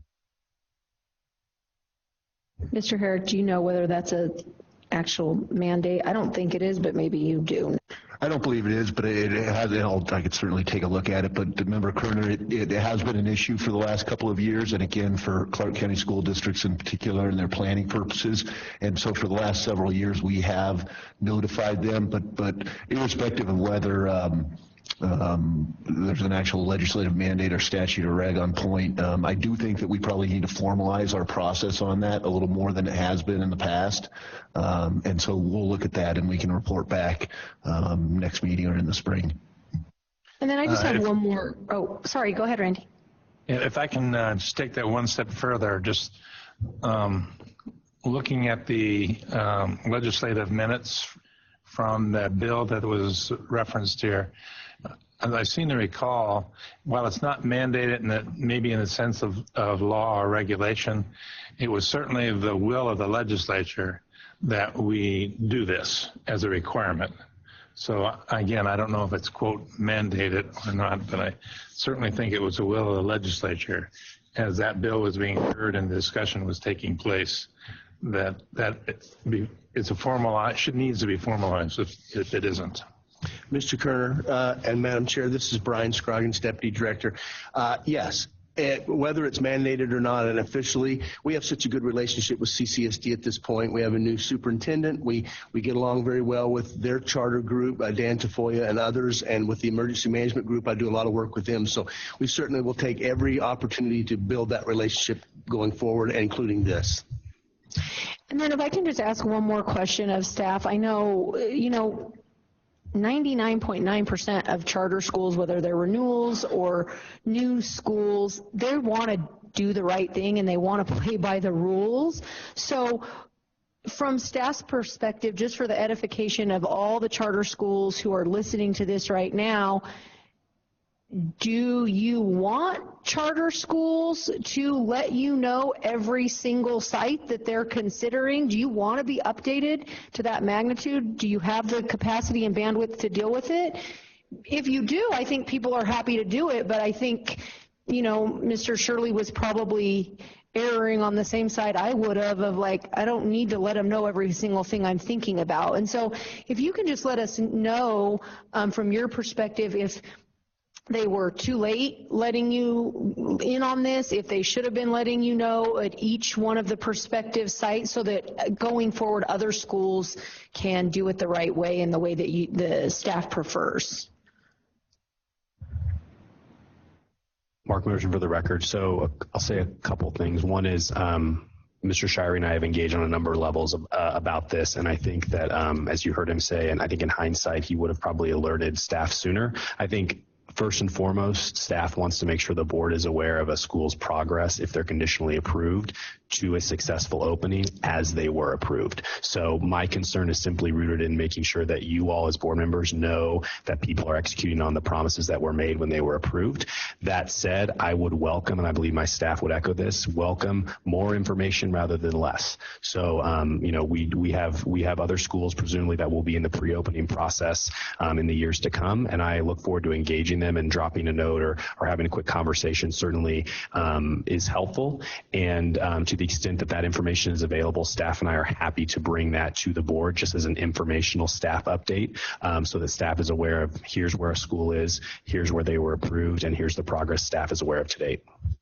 Madam Vice Chair, Brian Scroggins again. To illustrate a quick point, a couple of years ago we had 2 charter schools that were approved for North Las Vegas, and I happened to go out with one of them to look at some sites they were looking at, and then found out the other site, they were actually going to be within 1 block of each other because no one really knew where they were going. So I would think it's just a good rule of thumb going forward. If they could give us even unofficial notice of maybe properties that they're looking at that have good potential, because the way this other charter school found out about it was because they had heard it from North Las Vegas Planning Commission. So again, I think it would be a good rule of thumb going forward if schools could just let us know in general, the general vicinity, that way we could let their neighbors know earlier on. But I think that would be good going forward. Great, that makes good sense. Hopefully everyone is listening and getting the memo. Okay, if there's no further questions? Yeah, Madam Vice Chair, this is Member Corbett. Sure, go ahead. Thank you.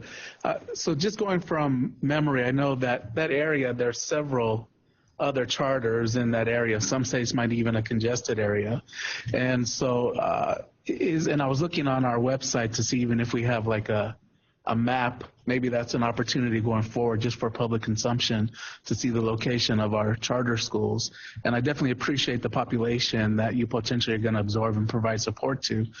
So we'd love to get staff's feedback on that. And are those schools at capacity? Are there still seats available? What's the need that's being met with the surrounding? I think I would say probably within a 5-mile radius, you have several other charters that are in that space. Thank you for that question, or those questions, Mr. Corbett. So I'll say a couple of things. Number one, you are correct. There are a few other public charter schools that are in very close proximity to the proposed location for this school, one of which is Pinecrest Cadence, and I believe this other one is Legacy Cadence, which are within a couple miles away. I also want to commend the school for doing a lot of good work in terms of identifying an area, not only that is high need, but also that is over capacity. We were able to just verify that there are at least 8 traditional public elementary schools within a 3-mile radius of their proposed location. And of those 8, 6 of them are over 100% capacity, according to the CCSD information we were able to obtain. So I think that is something that we will monitor monitor. And to your first question about a map of our public charter schools, we actually have a map in our office. It's very helpful for me. It's very helpful for staff. We actually had great work from our intern who's actually here with us, Keenan Hubel, put that together for us. And I know our colleagues in Northern Nevada are jealous because they don't have that on their wall in their office. That said, it will be difficult for us to create something like that in a timely manner on our website, but I think that is definitely something we can and should do for the public and certainly the board. Yeah. I appreciate that, and that's good information. And I would even ask Madam Vice Chair if we can actually have that as include that on the long range agenda to ensure that we're monitoring that and keeping update, because I think that is tremendously valuable information. It may actually leverage some of the previous conversation points. For sure, and it certainly leads to a much bigger philosophical question about whether we should be regulating that or monitoring that, and so I definitely think that that's wise to get on that calendar, so thank you. Are there any other questions or comments from the board? Okay, we thank Mr. Shirley and those who, Mr. Benson and Ms. Creamer, I believe it was, for coming before us today. It sounds like you've ticked off a lot of the boxes that we had concerns about, and we look forward to you being successful. And I was hoping to, make a lunch call before Chair Guanasso got back, so he didn't give us 15 minutes. But alas, he is here, so he will make the call. Thank you, Madam Vice Chair, and thank you, SPCSA Board, for your assistance. Thank you. Well, I was going to attempt to circumvent lunch, but I think I would have a armed coup on my hands. And so let's take 45 minutes for lunch. We'll come back at 1:15. It's 12:31 now. We'll come back at 1:15.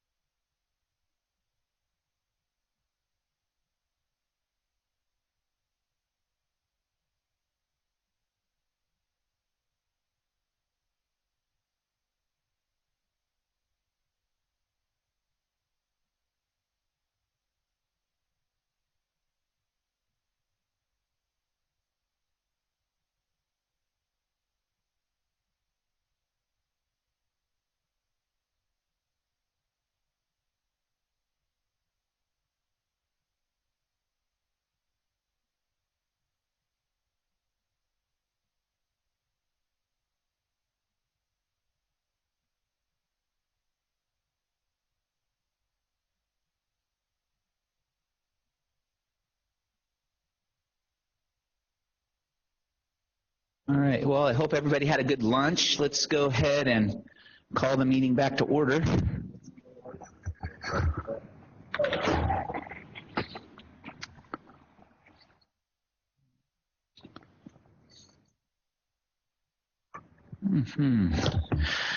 So when we left off, we had concluded agenda item number 6. We are now on agenda item number 7. We're going to talk about Rising Star Schools. Staff's going to provide the board with a report regarding SPCSA-sponsored public charter schools recently designated as 2018 Rising Star Schools by the Nevada Department of Education. Director Moderson. Thank you, Chair Guanasso. I'm going to give members Hinton and Corbett just 20 seconds to get settled.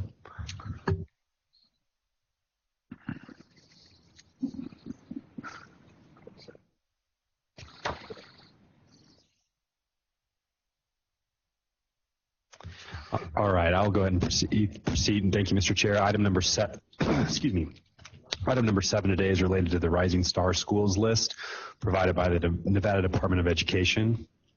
On September 14th of this year, NDE published the list of 2018 Rising Star Schools, also known as Comprehensive Support and Improvement Schools under ESSA. This is the 5th attachment under this item for the board materials, just so the board is aware and has it handy. Schools identified on the Rising Stars Schools list met at least one of the following criteria.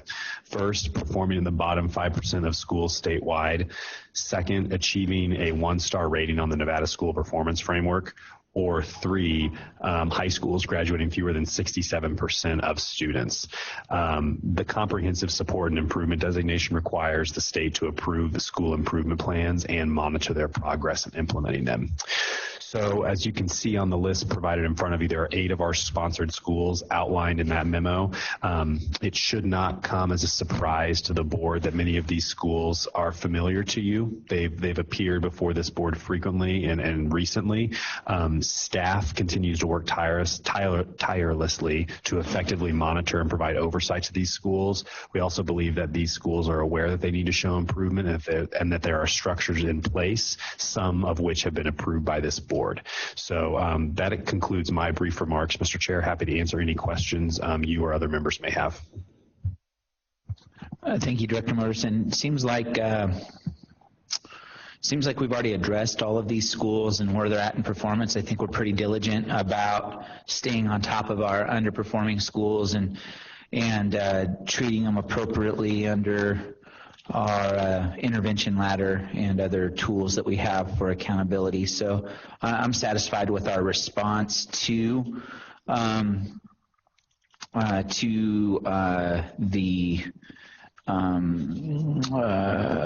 Nevada Department of Education. The only couple of brief thoughts I had on this were that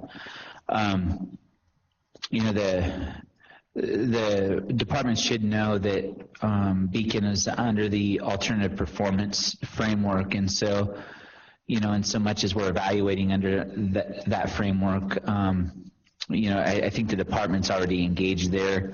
And then when we talk about Matter Academy in those 2 sections, was there a reason why we didn't mention the fact that this is like the first step in the intervention ladder?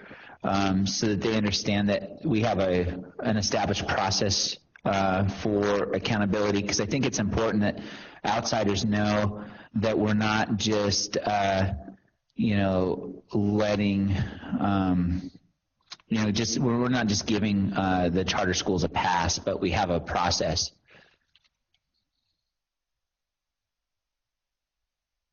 Thank you for that question.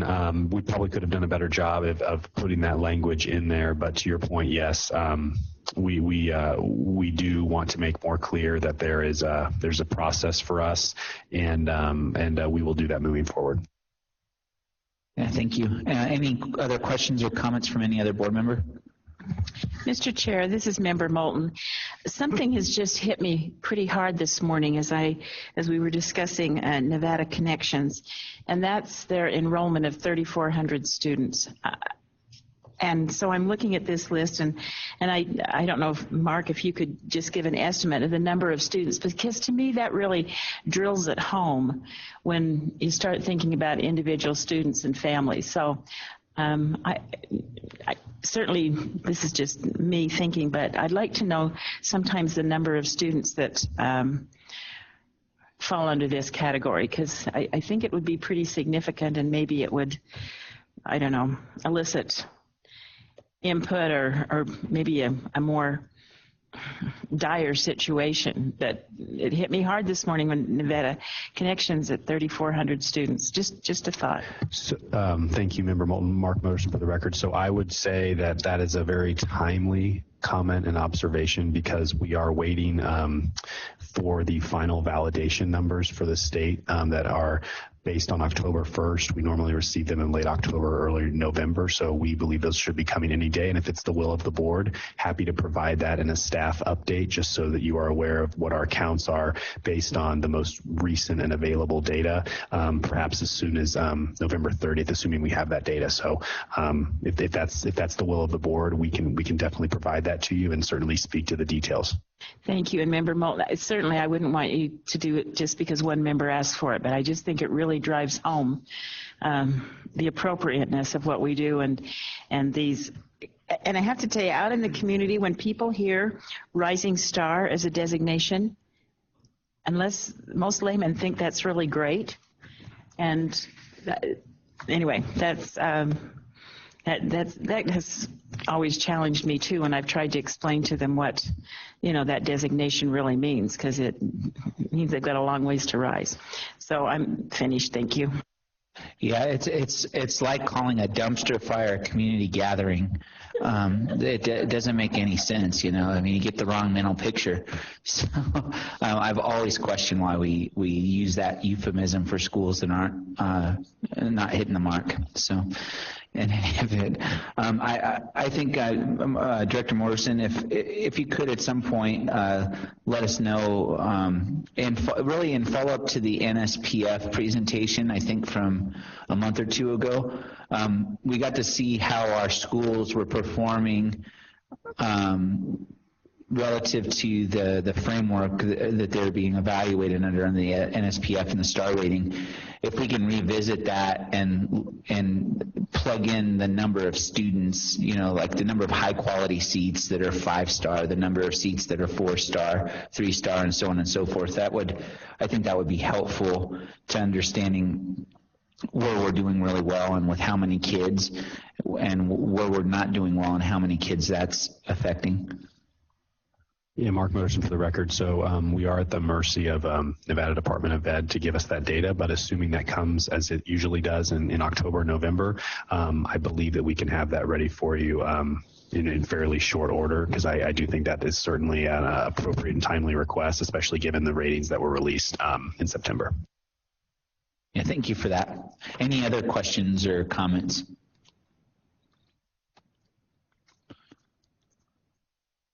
Okay, hearing none, we'll go ahead and close agenda item number 7, and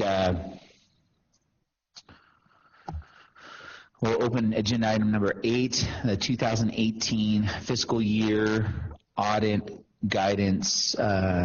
This is having to do with the fiscal year legal compliance questionnaire. This will be the time when the authority will determine whether or not to require authority-sponsored charter schools to submit the compliance questionnaire as a part of the 2018 fiscal year audit. We had significant discussion on the legal compliance questionnaire at our last board meeting. I don't intend to revisit that discussion, but because it was agendized for discussion purposes only, we weren't able to take action, and I was looking for an opportunity to really take action on this item, because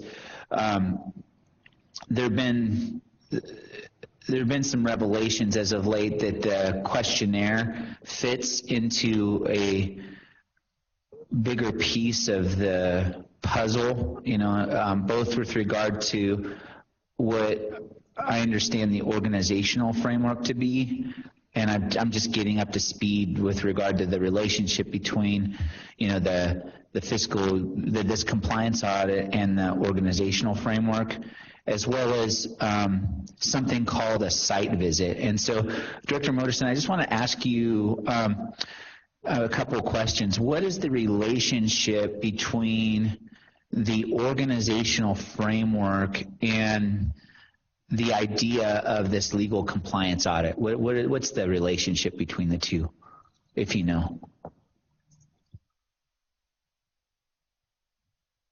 Mark Moderson for the record. So the two are related. I would say that, to draw an analogy, when you are going to when you look at school data, you are looking at how students are achieving, how they're progressing. You also may be looking at financial audit results. You do not really truly understand, in my opinion, that school until you get under the hood. So it's kind of like looking at a car, but then you don't know if the car is running or not unless you get under the hood and actually can see if it's working. So the two are related, and I do think that the findings from a site visit can help inform some of the items that you see on the legal compliance questionnaire.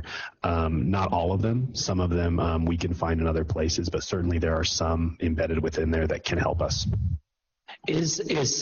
Speaking of site visits, is staff currently working on something called a site visit protocol? Mark Morrison for the record. So to be clear, there are two sort of protocols that I would say that in an ideal world we would be implementing effectively. The first is is a school support visit, which I would happy to allow Deputy Director Scroggins elaborate on because his team is responsible for that. The second is a more evaluative process, and I think that's really where your question is headed, Chair Guanasso. We are working feverishly to develop a robust site evaluation protocol. We have engaged with a variety of stakeholders in that process, not to tell us what they think is appropriate, but really to inform our process and more importantly, to ensure that it's mutually beneficial. I do not want to go to a school and conduct a visit that is not valuable for those people because we care about our schools. We want them to be informed and identify opportunities for growth. So we are engaging in that process, and we hope to have a beta version of that ready sooner rather than later so that we can better inform practices. Deputy Director Scroggins. Yes, Mr. Chair. Lisa and Sarah and myself currently comprise the school support team for the Charter School Authority. Our team has been to every school in our portfolio this year. Lisa and Sarah, I believe, came on in February, and as of that time, we have visited every single school in our portfolio, some of them multiple times.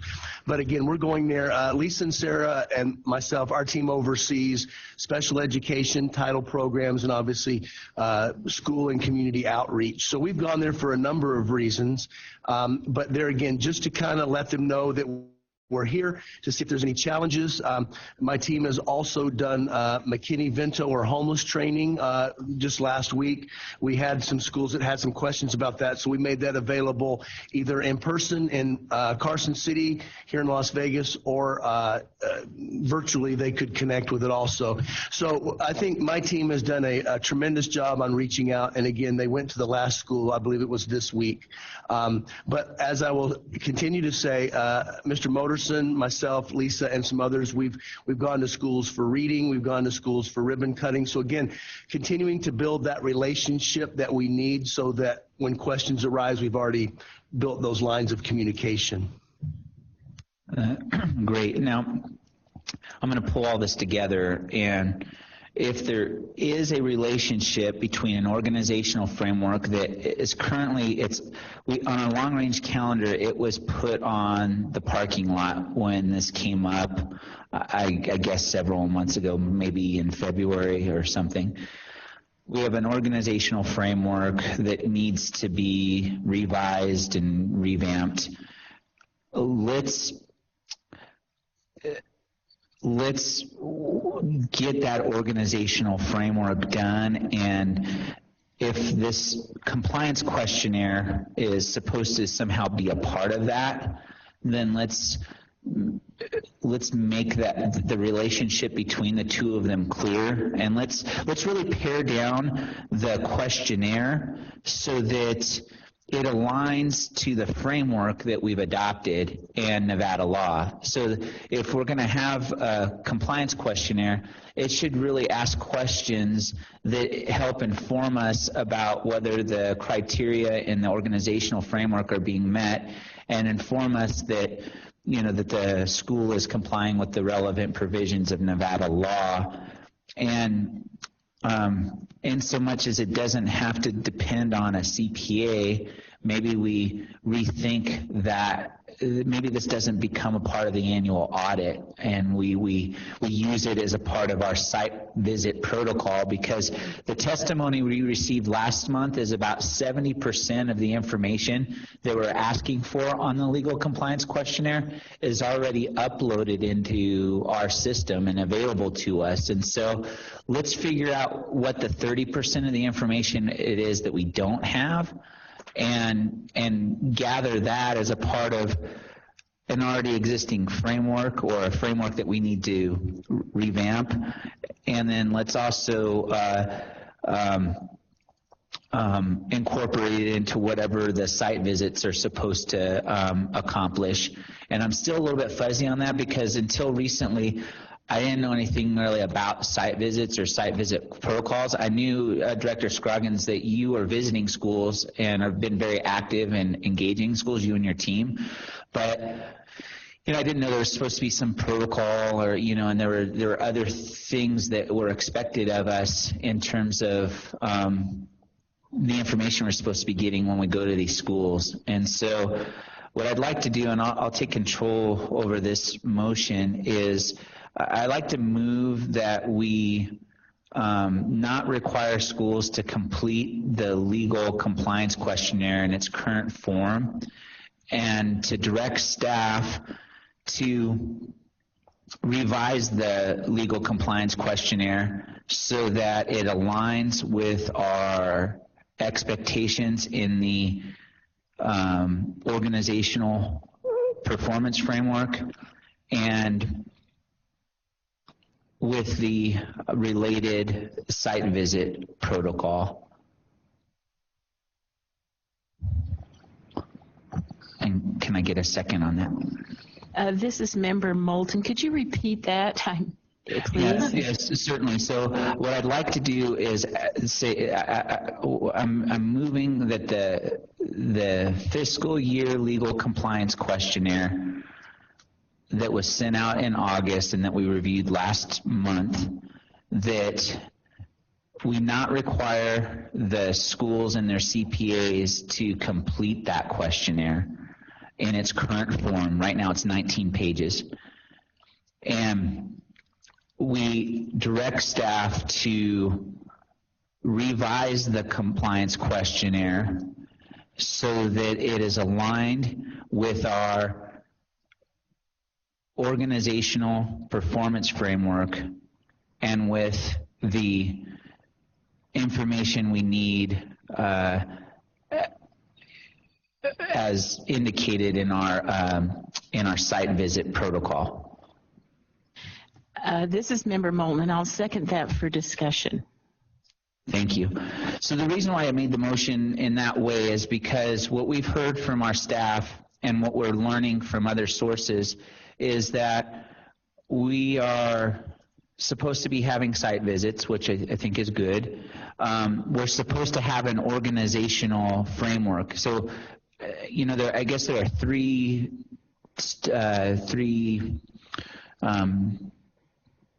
pillars to what we do. There's the academic framework, the financial framework, and the organizational framework. And we've been told that our organizational framework and our academic framework need to be revised. The compliance questionnaire really doesn't go to our academic framework. The legal compliance questionnaire, from what I'm told, is supposed to be a part of or supposed to complement our organizational framework. And it hasn't been clear because there's been inconsistent testimony on the purpose of the legal compliance questionnaire as it relates to the organizational framework. But what I'm trying to accomplish in this motion is a clear directive to staff that we need to get the organizational framework completed, and that this legal compliance questionnaire should be a means in which we get the information to plug into the framework so that we can come up with ratings under that framework. And the third piece to that are these site visits. And I just recently learned that we have some sort of site visit protocol that's been circulated to the schools but hasn't been brought to the board level just yet. And so rather than duplicating efforts and getting redundant information, streamlining the way we get information so that if we're requiring schools to give us something, you know, in the legal compliance questionnaire that is the same thing that we're asking for in our site visit protocols, which is the same thing that we're asking them to upload into Epicenter, that we've streamlined this so we're not asking for the same information 3 separate times in 3 separate categories. I think what staff needs to know from us is that we want the information, we want them to do their work and evaluate the schools under the various frameworks we have, but we want them to do that in a way that's efficient and in a way that's not redundant. And so that's the purpose of my motion, is to not have the schools not tell us that they're complying with the law. That's not my intent at all. My intent is to have a complete framework in place wherein the information we are gathering with the compliance questionnaire and the information we are gathering from the site visits and the information that we have the schools uploading to us is all being streamlined so that we can get the information we need to identify where schools are performing well and where they need to improve. This is Member Moulton with a question. I don't know if that goes to you or to staff. So you said that who's telling us that it's not fulfilled is my number one question. And then is there a specific statute or regulation that gives us direction on this, or is this something that we're developing as between staff and our board? Oh, I recently learned that we went to the legislature 2 years ago and asked, and this is really a part of another agenda item, but we asked for 4 positions to be funded. And part of the rationale for funding those positions was that we needed to revise our academic and organizational performance framework, and that we needed to have a compliance questionnaire, and that we needed to do site visits. And so the legislature had approved that request, and our team has been doing a lot of good work in different areas, but these issues haven't been addressed by us as a board, and I don't think staff's gotten a lot of consistent direction as to, one, what needs to be done relative to the expectations of the legislature, and 2, the relationship between these various things, you know, the site visits, legal compliance questionnaires, organizational frameworks. And so given what I've learned, the legislature is looking to see that we've done with the positions that we've had funded. This issue really has to be a priority for us, and it should have probably been a priority for us going back at least a year. But by giving this direction, it will make it a higher priority, and it will ensure that we are not only dealing with one aspect of what the legislature has asked of us, but we're dealing with several aspects of what the legislature has asked of us in a way that seems coherent and logical to me. But I'm certainly open to guidance from staff and further questions from my fellow colleagues on the board. Thank you, Mr. Chair. Member Moulton, just kind of a comment. I can support this motion. I certainly support that. I don't want them filling out something that's almost that they really can't fulfill. I just want to make sure it's clear to staff what we're asking and I think it is. If they've got questions, then I certainly think they can work through you, because I feel that you have a distinct knowledge of where this is going on it. And I'm still kind of a learning individual on this, but I think it's important that people know what the expectation is when we do a visit. And so I think there has to be a strong, boisterous protocol for it. So I can support this motion, Mr. Chair. Thank you. Member Kerner. Before Member Kern goes, I just want to caution you that you're starting to stray a little bit from the legal compliance questionnaire, and I think a little bit later on another agenda item there might be better opportunity to discuss site visits and some of that. So I just caution the board. Thank you. Go ahead, Member Kerner. I would say this with regard to your motion, and it seems to me that we would be well advised if we had a date certain. That is to say, rather than tasking the staff, as we tend to do, but it's too open-ended for me, and I'm thinking with the legislative session coming up, we're going to want to be able to testify to the fact that we have a goal, we have a time certain that we are going to complete this process, simply because we have been critiqued for not having done this before, especially with the added positions. Yeah, that's an excellent point. Let me take both of those comments in turn and ask Director Moderson.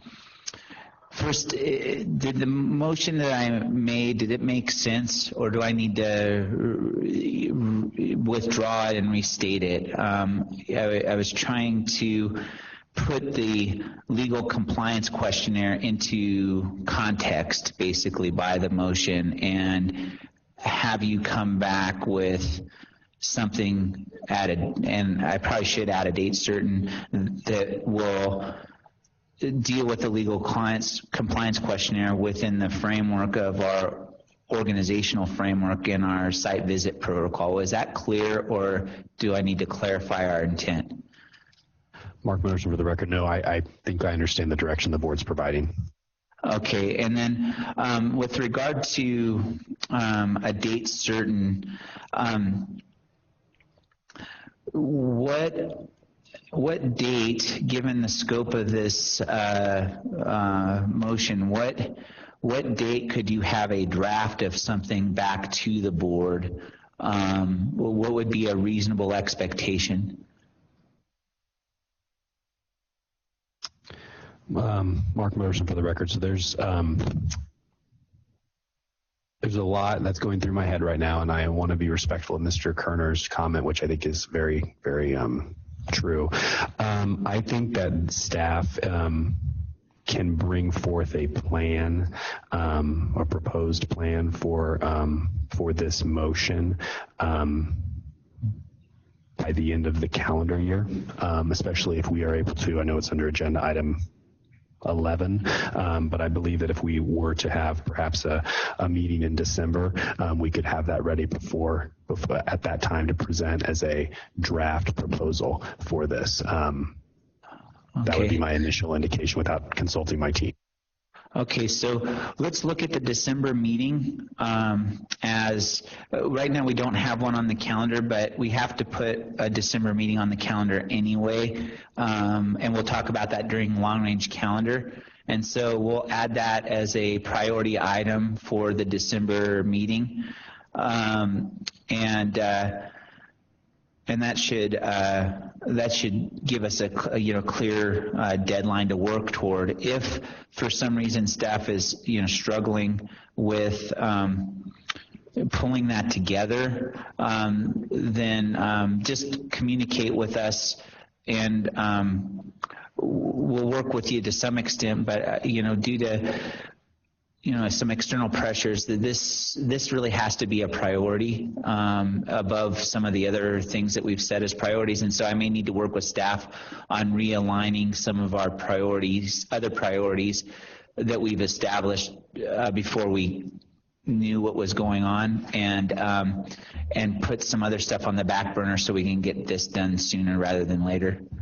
Well, I would just, on behalf of the staff, I would want us to be very cognizant that this probably is going to be a draft, because this board has never even had a conversation about site visits. So I feel bad if they go and put 80 hours of work into this or 120 hours of work into this, and we've never even had a baseline conversation.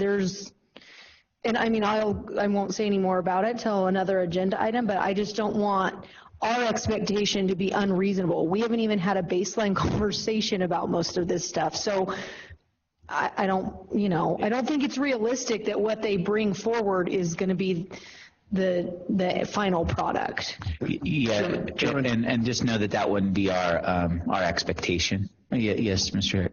You asked Director Moderson if he was clear on the motion, and while I previously was, now I'm a little confused due to Member McAdam's comment, because what you're asking is that a revised legal compliance questionnaire be presented at the December meeting, correct? Or are you asking for an organizational performance framework?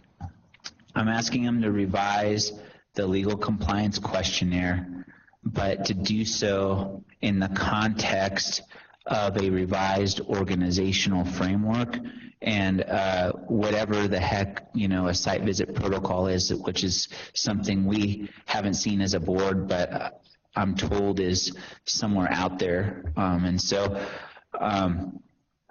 what I'm saying is we need to revise the legal compliance questionnaire, but we have to do it in conjunction or align that compliance questionnaire with the organizational framework and the site visits. And I just want to make sure that the motion will be to bring back a revised legal compliance questionnaire, and then when we get to the long-range calendar, we can talk about organizational framework, site visit protocols, or whatever else. Yeah. But in regard to this agenda item, it'll just be limited to the legal compliance questionnaire. That's right. So what we'll see from staff is a legal compliance questionnaire, but if I tell them, if I say to the folks, to either you or to Director Moderson, okay, I've got this new legal compliance questionnaire. How does it relate to the organizational framework? And how does it relate to the site visit protocol?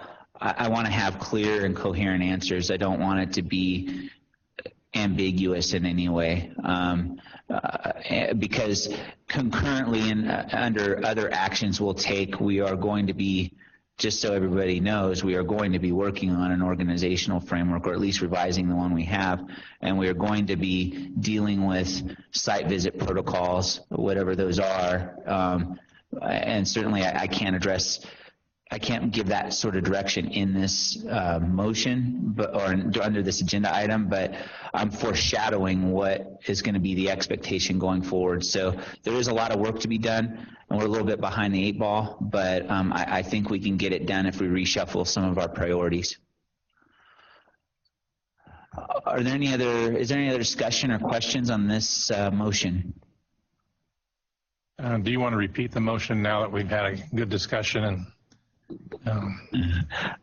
Okay, so this is a test. Yeah. So just paraphrasing what I said earlier, that I've moved that we revise the legal compliance questionnaire so that it aligns with our organizational framework and with our site visit protocol.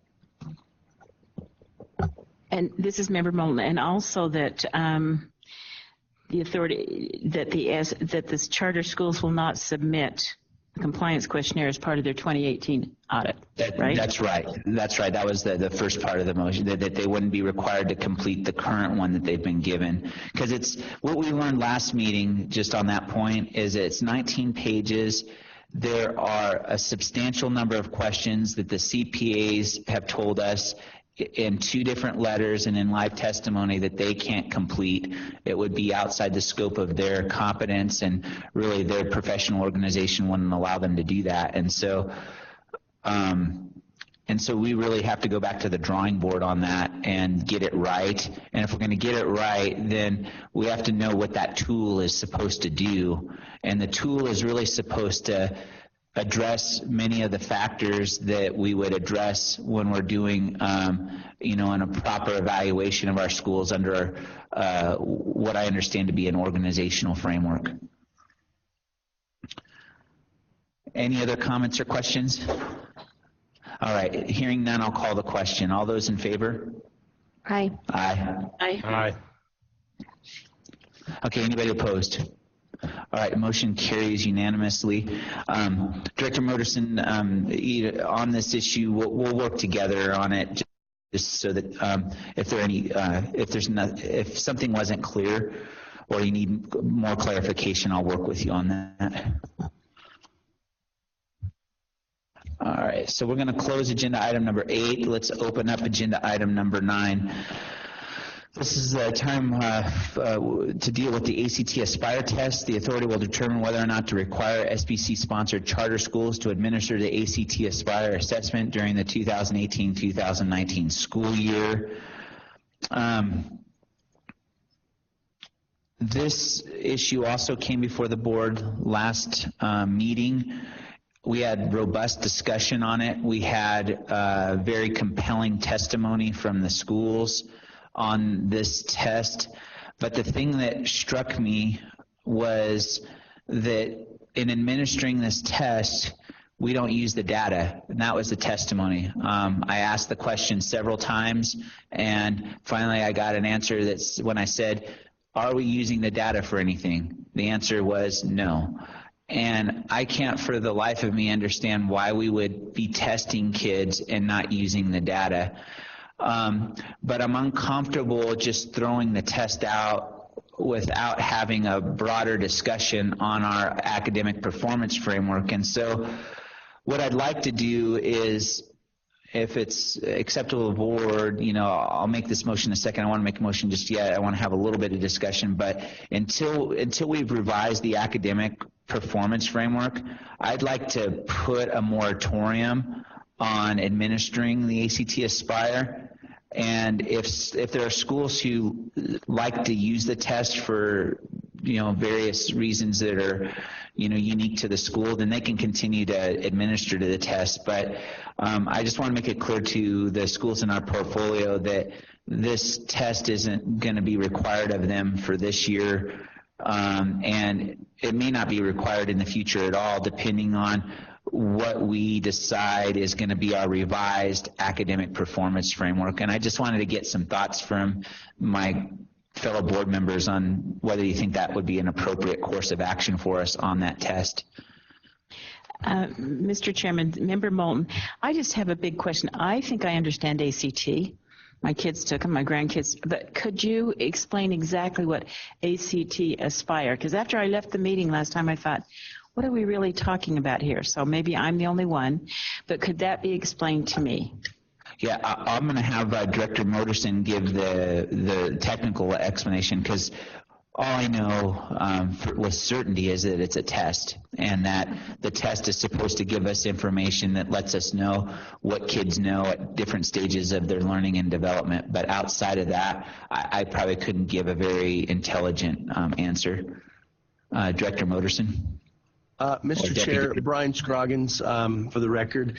From what I understand, the ACT Aspire is a precursor to the regular ACT, as far as it tends to offer similar information. As Mr. Gerhardt mentioned earlier in his testimony, the authority, as I understand, brought on the ACT Aspire because it was challenged with other testing modules within the Department of Education. And so the ACT Aspire was brought on for that purpose, so that there would be some data. And again, as you've mentioned, it was revealed that that data was not used. So again, as Mr. Gerhardt mentioned, if he doesn't dislike the ACT Aspire, but if you were to use that in lieu of another test, but not an additional test, and that's what I think people are seeing, that the ACT Aspire is just an additional test over and above traditional school districts, so the CCSD doesn't require ACT Aspire, just the charter schools. So, but as I understand, again, everyone has to take the ACT when they get to be a junior in high school, and so this is a test that, again, is modeled basically from the same structure that kind of tends to lean in that direction. But as you mentioned, you know, the governor, when I first went to work for the state in 2011, the governor had said we need to go through all of our regulatory requirements, make sure that this was more in the business, but to make sure that we're not putting undue burden on individuals. And I think the same is true with schools. We want to have correct information. We want to have test results. We want to have things that we can look at and do evaluatory information about whether schools are performing. But to overkill, I think, is why the schools are in the pool that they're in at this point. So again, I think the ACT Aspire is just, again, kind of a precursor to the regular ACT Aspire if you follow that direction, if I'm not mistaken. This is Member Moulton again. Is it given more than during one grade level? Is it given through several grade levels? Yeah, I believe, again, we instituted it because we had problems, I believe it was with SBAC and some other testing results for a couple of years that were not made available because of some challenges in that testing. But I believe it was given to, you know, multiple grade levels. Sheila, this is Melissa Mackinnon for the record. Yeah, it starts in third grade, and they typically take it at the end of the year, the same time that they take their SBAC test. It's a summative evaluation. ACT does provide interim assessments that schools can use during the course of the school year. I don't think that I don't know of any charter schools that are using those interim assessments. It's just a standardized test beginning in third grade. They take it at the end of the year. It's multiple choice. And then beginning in, I believe, 9th grade, it starts to give you a prediction, and it is fairly accurate, of what their final ACT score will be. Thank you. And that makes sense to me. And, you know, if we had an academic performance framework and we were giving ratings under that framework, and the performance on the ACT Aspire was integral to that framework, then it might make sense to me to keep the test. And that was originally how the ACT Aspire was adopted, I'm told, by this authority, was to be a part of our own evaluative framework as it pertained to academic performance. But we haven't done a rating as an authority in several years, and the data is just being uploaded and then forgotten about. And so it's almost immoral that we are imposing yet another test on the kids that are in our portfolio without any specific purpose for it. But I want to be sensitive to the experts and the educators, and if when we revise our academic performance framework, if somebody believes that test is important to evaluating, you know, the academic performance of our schools, then we can revisit it then. So that's kind of my thought process on this test and its future, if it has any at all. Mr. Chair, go ahead. Mr. Chair, Randy here. Yes, please. I'm in complete agreement with you. On the other flip side of that coin, if it is a valuable, call it a test, a valuable test to help students, looking at it from a student perspective, to help students do better on the ACT, that's intriguing to me. But right now, the data seems to suggest that it is not, and that we're not using it. So I'm in complete support of your concept and your ideas there. This is Member McAdam. I'll make a motion that we suspend the use of the ACT Can I speak Aspire. before you make the motion, Melissa, please? Sure. Sorry. I'm so sorry. No, you're fine. So just wanted to add, so I actually had a pretty robust conversation earlier this week on this space related to the overall ACT scores and recognizing the implementation being relatively new. Also, the equity of support that is in line with non-traditional, traditional ACT takers and the socioeconomic background that they come from. And so definitely would love to be able to connect those interested with these folks that I was speaking to, their data analysis in Southern Nevada. And so I think what I heard is the data is not being used, and hate to make a decision based on data that's not being used, which is different than there is no data.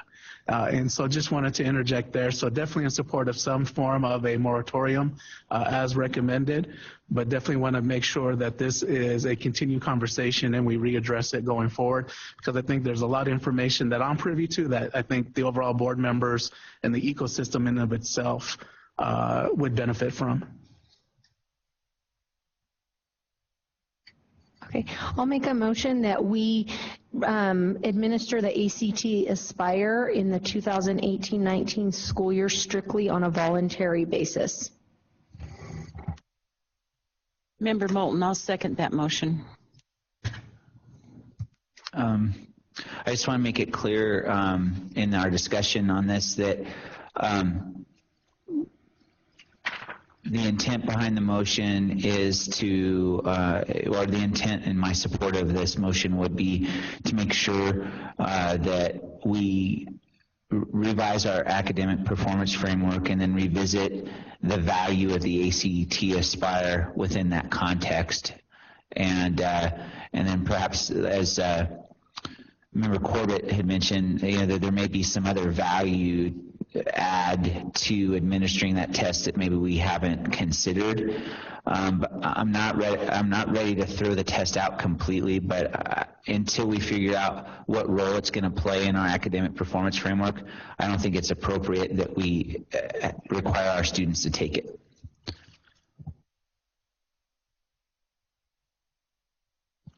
Is there any other discussion? Or did we get a second on that motion? Yeah, we did. Member Kerner seconded.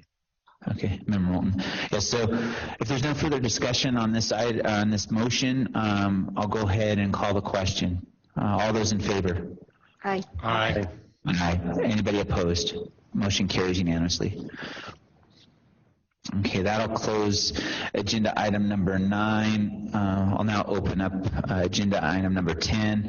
This has to do with the Interim Finance Committee. And what I'd like to say about this is that there are some concerns raised last week by the Interim Finance Committee regarding the positions that we request to be funded, and whether the work that we said would be done for those positions was being done.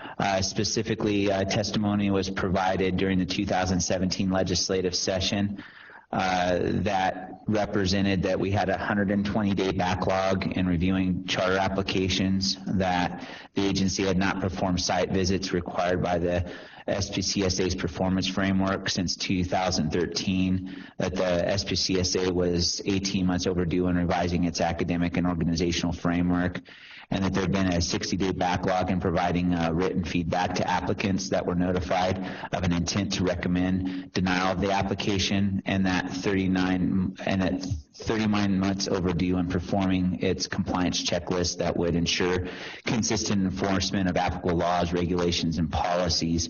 And so the Legislative Commission was asking for kind of follow-up on how we were doing in addressing those issues now that we have 4 additional positions. And they wanted to know, had we eliminated the backlog, had we conducted site visits, had we revised our academic and organizational framework, had we eliminated the backlog and written correspondence to applicants, and had we completed reviews to ensure consistent enforcement of applicable laws, and so on and so forth. After the testimony was given to the interim finance committee, if you look in the packets you were received as a part of the support for this agenda item, I received a letter dated October 29, 2018 that asked some specific follow-up questions. And so what I wanted to let the board know is, one, I wanted to let you know about the legislature's concerns because the issue of the letter of intent had been raised in previous meetings, but I don't think anybody on this board has ever seen the letter of intent that went out last year. And to understand what has been represented to the legislature, and then there are questions that we have to answer. And so what I want to let the board know is that both Vice Chair Makinen and I intend to work with staff on answering the 8 questions that were presented to us by the legislature, and then we intend to bring those answers, the answers back to the board at the November 30th meeting so that you can review the answers that we're giving to the legislature and then approve them. And then if we do that on our November 30th meeting, we'll be in time. The deadline for responding to the Interim Finance Committee is December 7th, 2018. And so I just want to let you know that that's something I'm working on. This isn't an action item. We won't have an action item until our next meeting. But given I just found out about this on Monday, I at least wanted you to have information ahead of me coming to you next month with a proposed answer, and because I didn't want, if I were in your shoes, I wouldn't want to, first be presented with this material at the time when you're considering what the appropriate response to the legislature's concerns should be. And so out of deference to my colleagues, I thought it was important to get this on the agenda, have you review the material, and just let you know that Vice Chair McAdam, myself, and staff are working on answers that we'll present to you at our next board meeting. Are there any questions? This is Member Corbett. I don't have any questions, but having the opportunity to review a lot of this information, which I'm very thankful for, one of the things that I had the opportunity to focus on was in the letter, the memo from the legislator with the request with the different questions. I think it's third from the bottom in the packet. Question number 6. And so kind of watching the video from the testimony and looking at the type of questions in the context of the questions specific to the SPCA board utilizing the input for sponsored charges and final decision regarding establishment of revised performance framework. I recognize this was actually a very robust framework that the Department of Ed actually used when they were developing their school performance framework, where every single district had representatives, matter of fact, even community members. I was a part of that community group who came in over about a 6 to 8 month period, provided feedback on the school performance framework. And so just kind of reading the room at the time when the testimony was being provided, and this just wanted to get on record, hey, that there was a lot of continuity in terms of the best practice that was led by the Department of Ed here in terms of really being inclusive and making sure that there were multiple stakeholders to be engaged in that process. And so just wanted to put that on the record. Thank you for making that point. That's something I think that's been overlooked in the dialogue, that process, and I think it's important that you get that on the record. And any other comments or questions from any other board members? I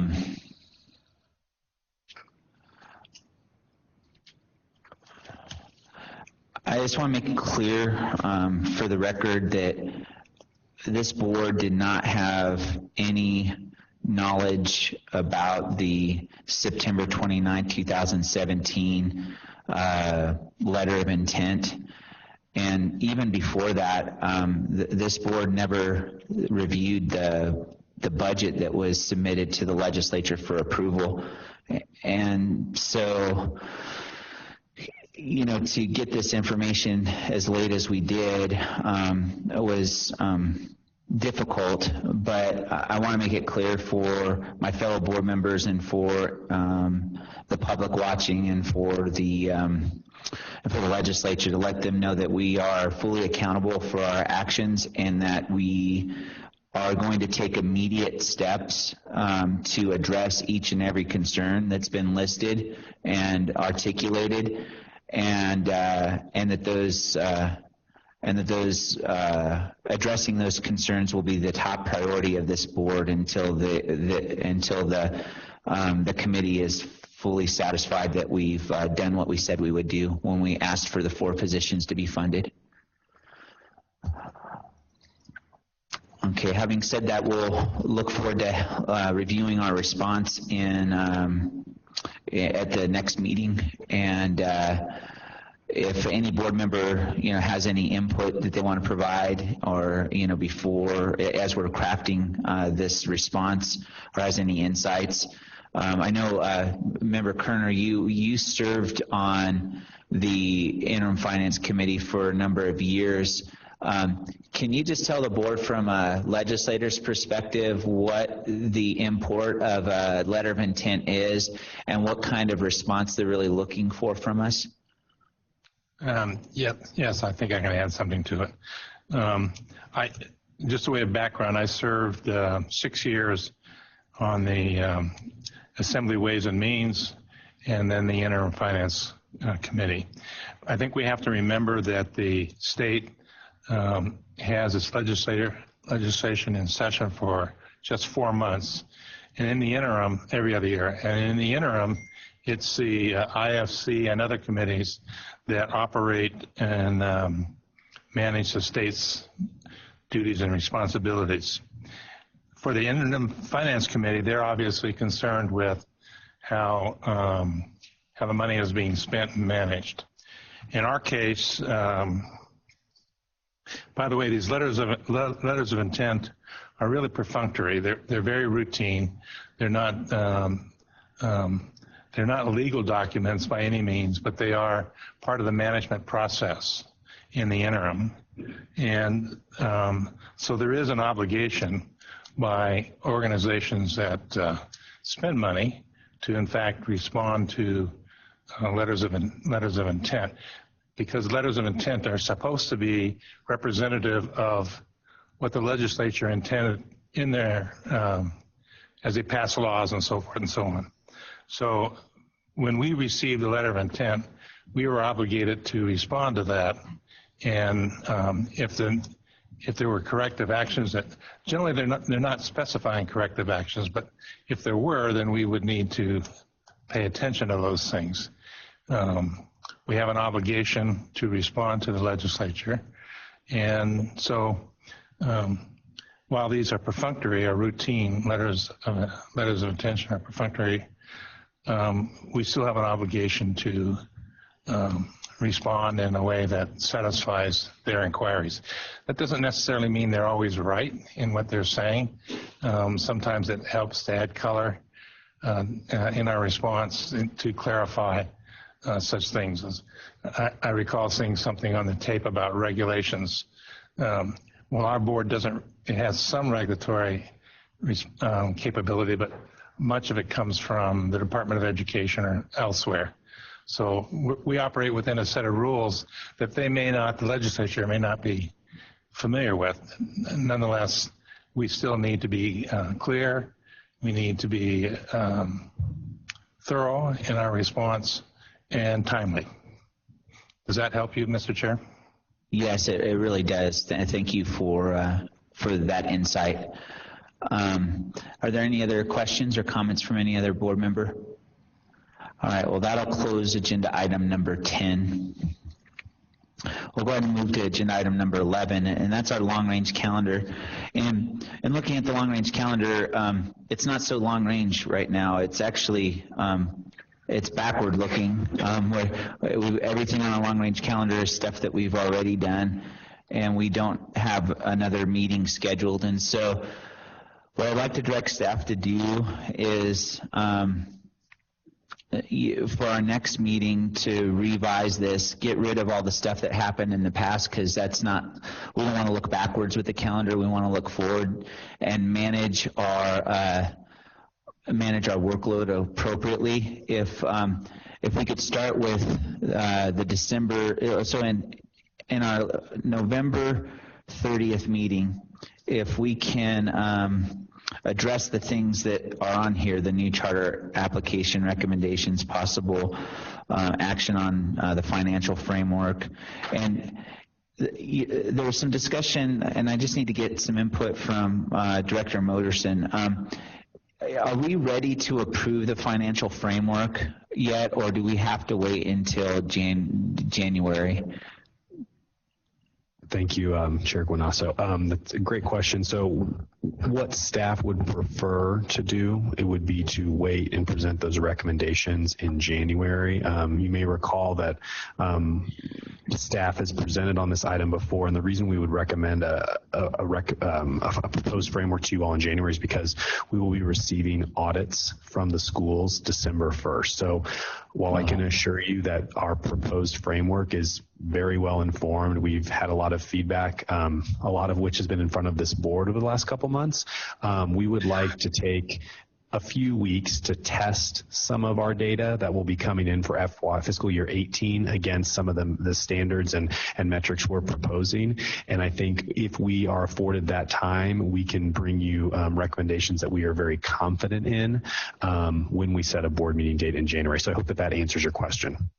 Okay, yeah, it does. And so and I think that's a reasonable response. You know, if we have a framework, we want to test it against real numbers and the real world, make sure that the framework reflects or gets us the information we need. And with the financial framework, one of the big pieces of information we need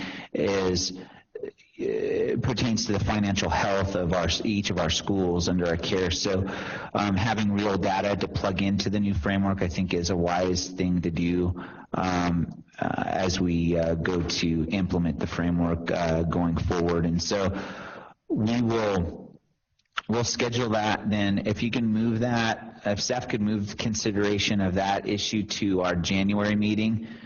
And what I'd like staff to do is schedule a meeting that will work for our schedules in December, and then schedule meetings for all of 19.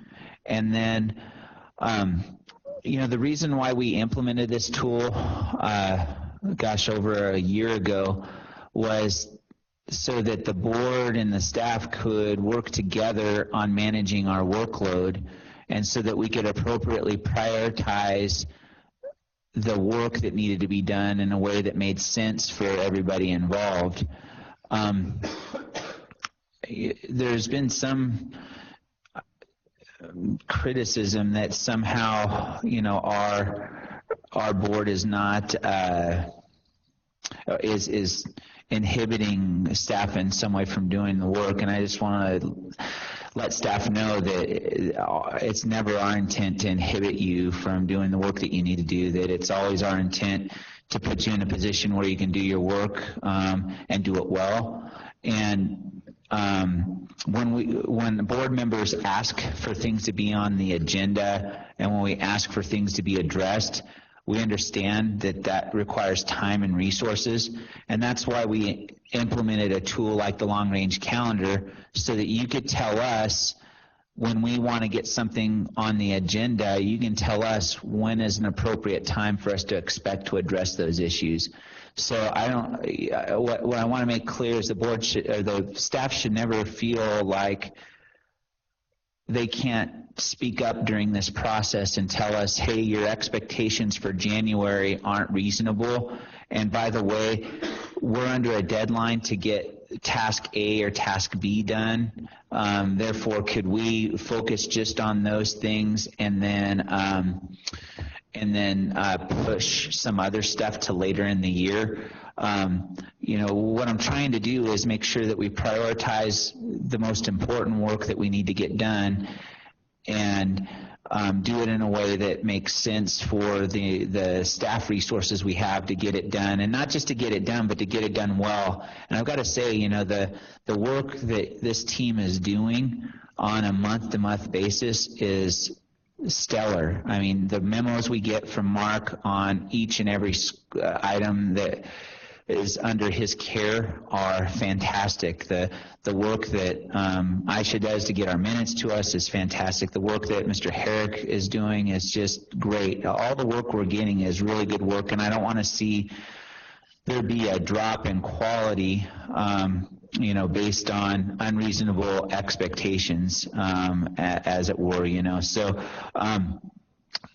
if we can set this tool up so that we can have that kind of communication, and so that we know what work needs to get done and when it gets to be done. So for example, if we get a letter of intent and the legislature wants us to respond to certain things, you know, we know to make that a priority, and we'll know where to put that into our calendar, and so that we're not, you know, ignoring important things that need to be addressed in a timely fashion. And so I don't know that I have anything to add prospectively, other than, for me, the number one priority is getting the response to the legislature by December 7th that we talked about in a previous agenda item.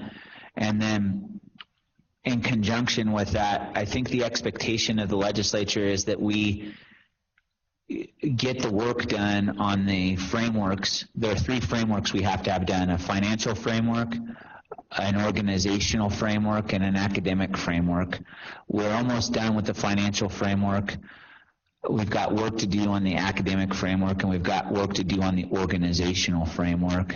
And so I'll be working with staff. We put the organizational framework on the parking lot, and we put the academic framework in the parking lot because we were told that staff wouldn't be able to get to those items until next year. I think we're going to have to move up our timeline so that we can not only begin work but complete work, you know, by February or March on those big items. And this board's going to need staff's help in making sure that when we say something like we need these frameworks done sooner rather than later, we're going to need staff's help in knowing how to manage that workload, because I don't know what it takes for you all to get that work done. All I know is it has to get done. And so between it having to get done and how it gets done, that's what I need your input on. Jason, can I just add one other thing? I know you and I completely agree that the work that's coming forward by the staff is amazing.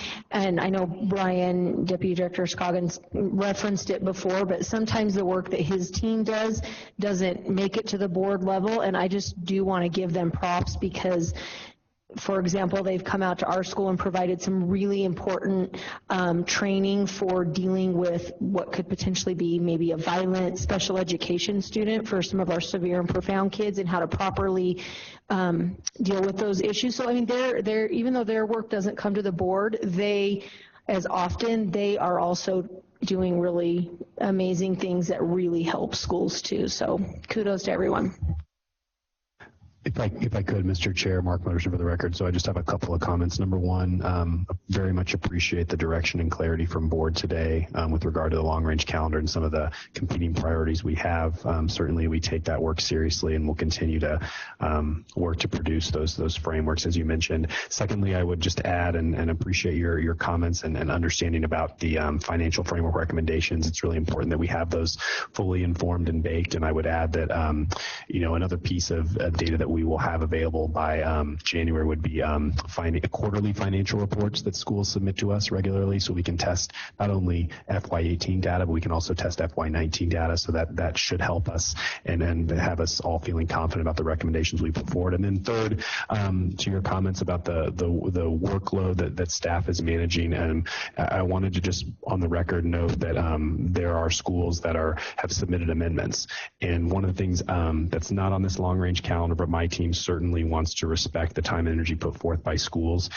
is to make recommendations on amendments in a time frame that works for staff, while also balancing all of the competing priorities we had. So it is my hope that we could bring recommendations, I should say, to this board if we are able to schedule a December meeting, so that way some of these amendments could move forward in a roughly 60-day timeline, which I think is reasonable.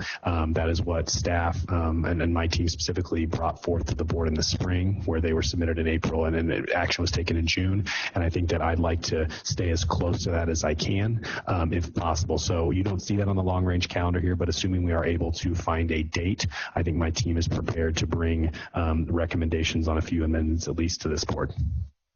Yeah, I'm glad you brought that up, Director Moderson. We do have to address bond amendments, I think is what they are, right? Amendments to, is that right, Director Moderson?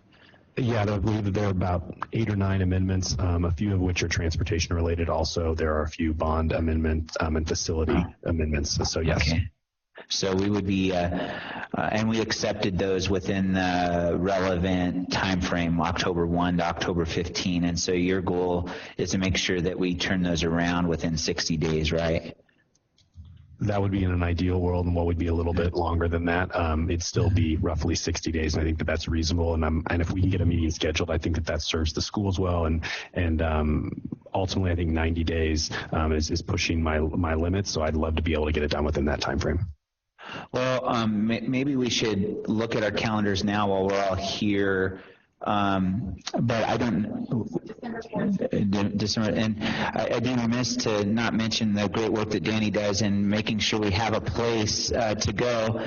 I would be slightly critical of him, though, in that in doing the long-range calendar, he didn't put on our calendar that he was getting married recently, and it would have been nice to know that so we could send gifts to him and his new bride.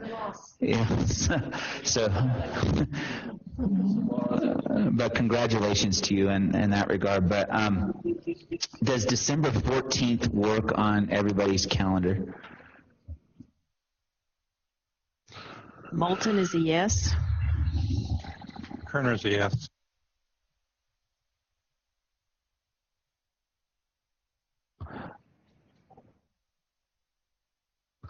Okay, December 14th is a Friday, and Guanasso is a yes. Probably. Vice Chair McAdin is a probably. So.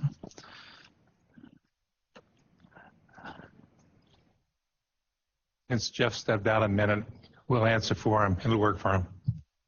Okay, Jeff's going to be there. I'm not available, but that shouldn't stop the momentum going forward. Okay, and then Member Luna probably. Okay. All right. So,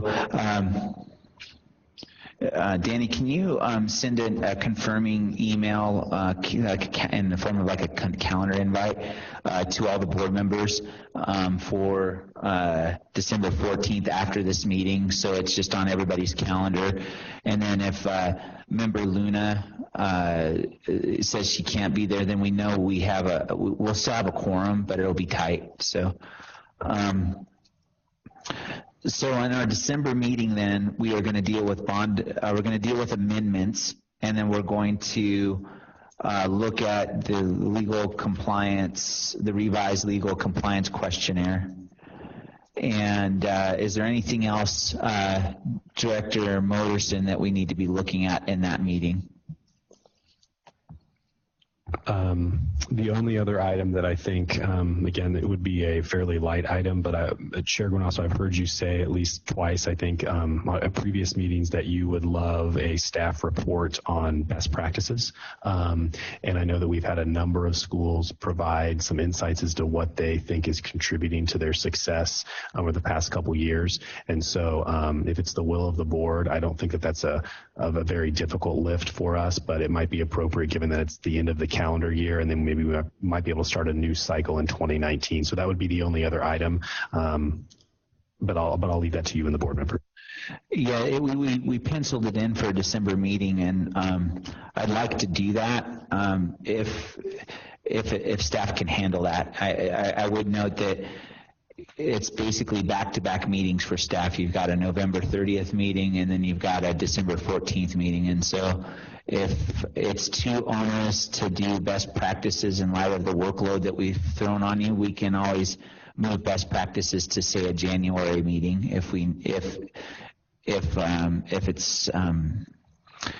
staff can't get that work done well. So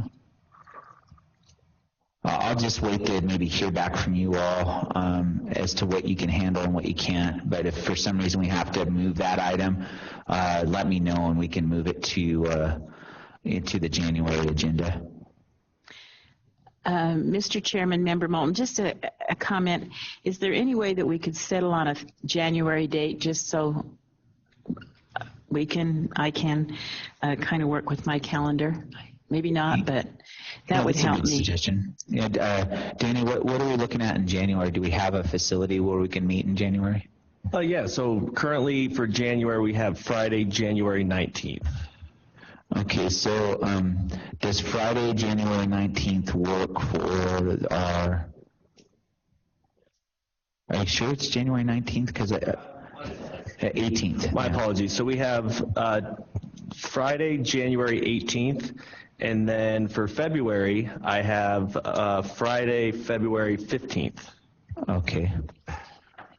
So those are two dates. We've got the 18th in January and the 15th in February. Great. That is correct. All right. Can the calendar invite also go out on those, please? Yes. Yeah. Danny, can you send that calendar invite for those two meetings as well? Great. All right. Mr. So we've got three. Yes. Is there any? I don't suppose there'd be any chance of moving the February one to the 22nd. Danny, what do you think about that? I can reach out to the Department of Education, but it's a little short notice, but I can see what I can do. Okay, we'll flag that and let you know. Right now, we'll keep the 15th date because that's a date we know we have. But if we can move it to the 22nd, then we'll let you know, and we'll talk about that at our next meeting when we discuss long-range calendar. Because then at that point, we'll have a complete calendar to look at for the entire 2019 calendar year. Thank you, Mr. Chair.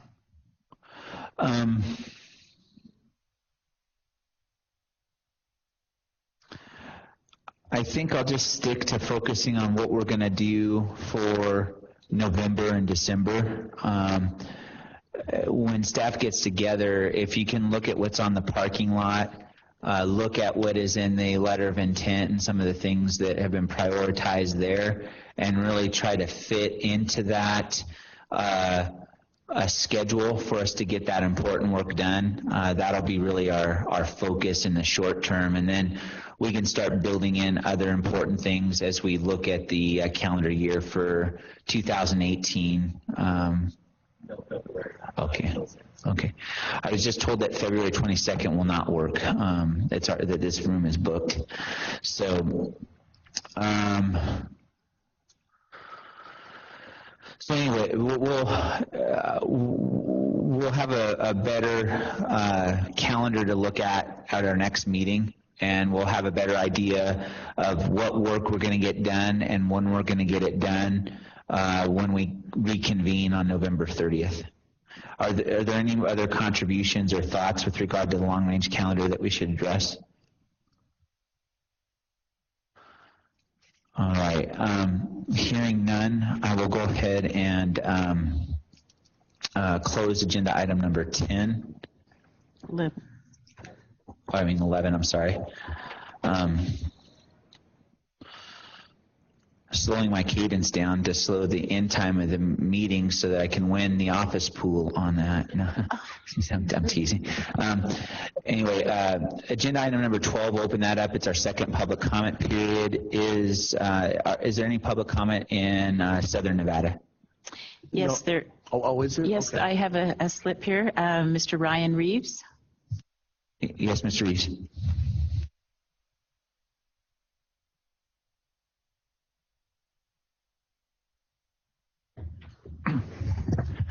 Thank you.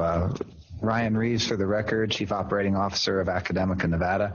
I wanted to comment on two agenda items briefly. The first was just on some of the recent discussions regarding oversight and supervision. Obviously, I've been at this table in recent meetings talking about things like the financial framework and things of that nature. I just want to express our gratitude with the spirit with which staff has been working over the last month.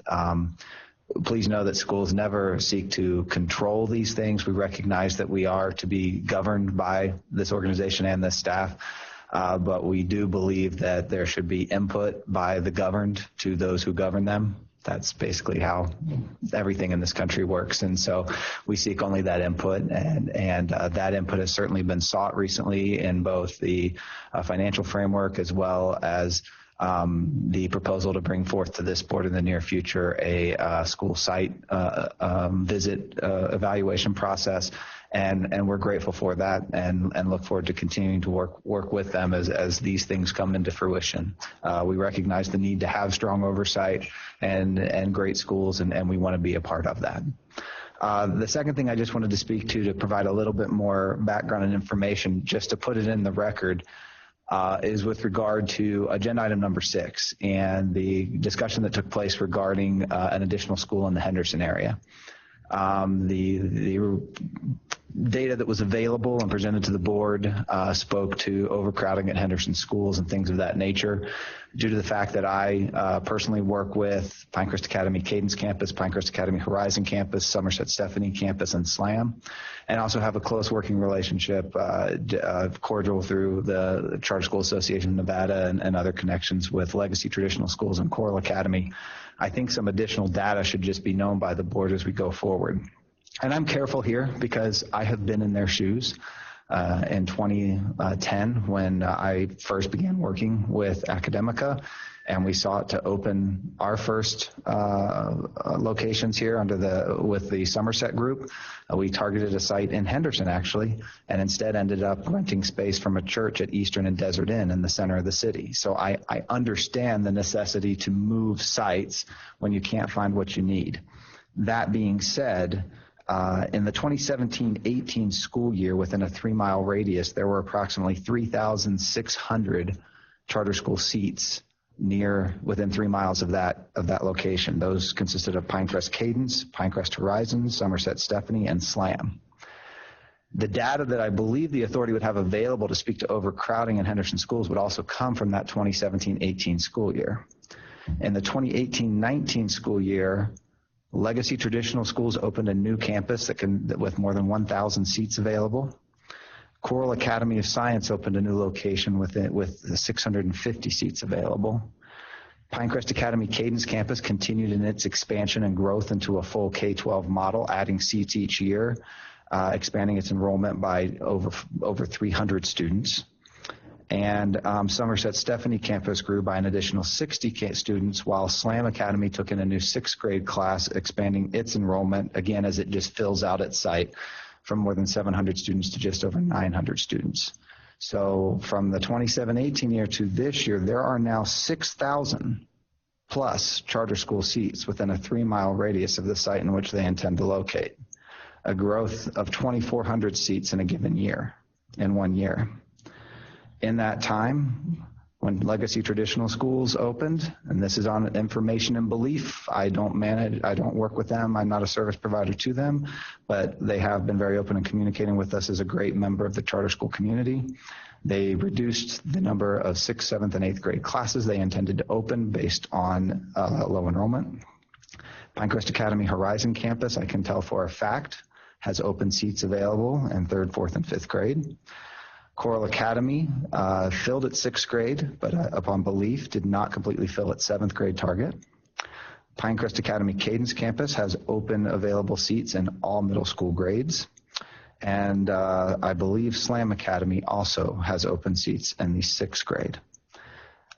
So to have an additional school open that is going to be 3/4 of a mile from Pinecrest Academy Cadence, 1.6 miles from Pinecrest Academy Horizon, 2.5 miles from Legacy Traditional, 2.74 miles from Coral Academy, 3.8 miles from Stephanie, and 5 miles from Slam with additional middle school seats. I do not believe there are the children there to fill those seats. The elementary school that they are opening next to has a total enrollment of 687 kids. And again, if they intend to build a site anything like what they built in the Northwest, their site alone, if they are allowed to open it, their target enrollment that they choose will probably exceed the total enrollment of Taylor Elementary School.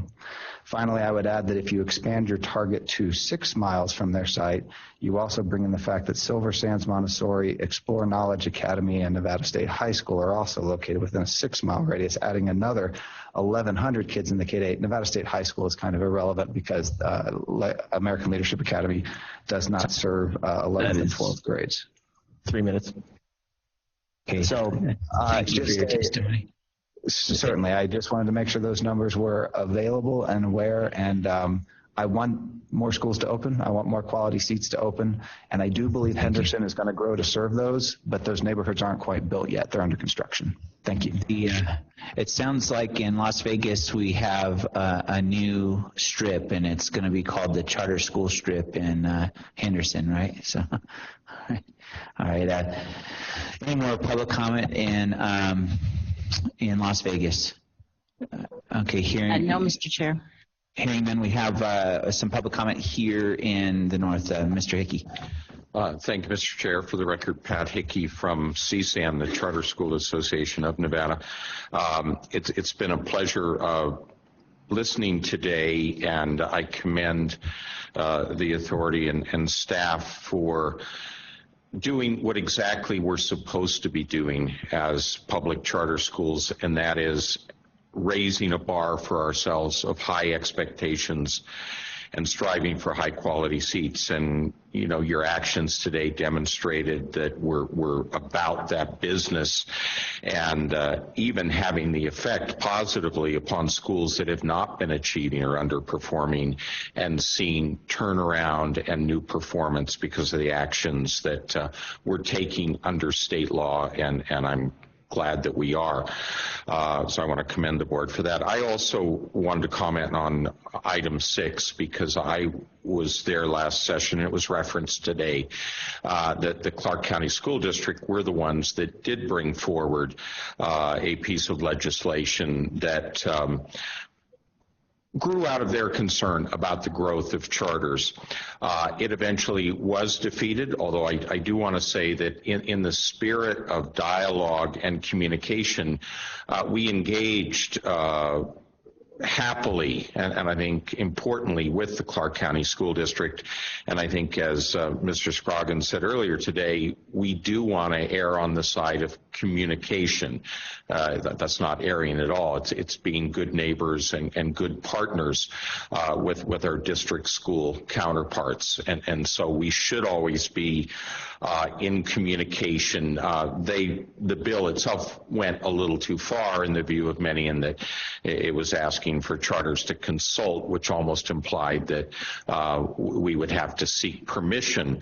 One of the things that will certainly make it easier and avoid the challenge that we heard from our school applicant today is that going forward, if the state of Nevada made its zoning restrictions and the availability of lands financially and otherwise for charter schools to occupy, we would not be stuck with sometimes what looks like a willy-nilly process of having to find a location. But I do believe we should communicate amongst ourselves, and the last comments from Mr. Reeves would underscore that as well. We should be good neighbors, good partners, and be talking and helping new schools that want to come into the area. And I think it's important for them, and I believe that in this case they have, talking with existing partners in the charter school community to learn about where possibilities are and quite frankly where maybe it will make things a bit more complicated, especially in the future as charters continue to grow. Thank you, Mr. Chair. Thank you. Well, hearing no further comment, I One thing I didn't mention in long-range calendar before we close is that our agency has a BDR somewhere. Maybe we could get that on one of either the November 30th meeting or the December 14th meeting, so that we know what we're asking for from the legislature before we do that. That might be a good conversation to have. And if that's not reasonable, please let me know, or if there's some prohibition, let me know so I can report back to the board on that. So I'm trying to bring more things to the board level so that we know what is happening in different areas where we're expected to know things and where we're expected to have input. So what's that? Also the budget.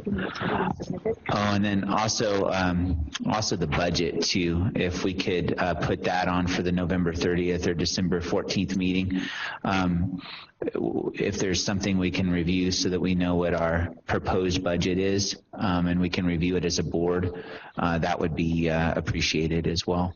I didn't mention that earlier, but it'd be nice to have those issues. And then again, in our parking lot, please be sure to get stuff out of our parking lot and put it into next year. There's a conversation on diversity we have to have.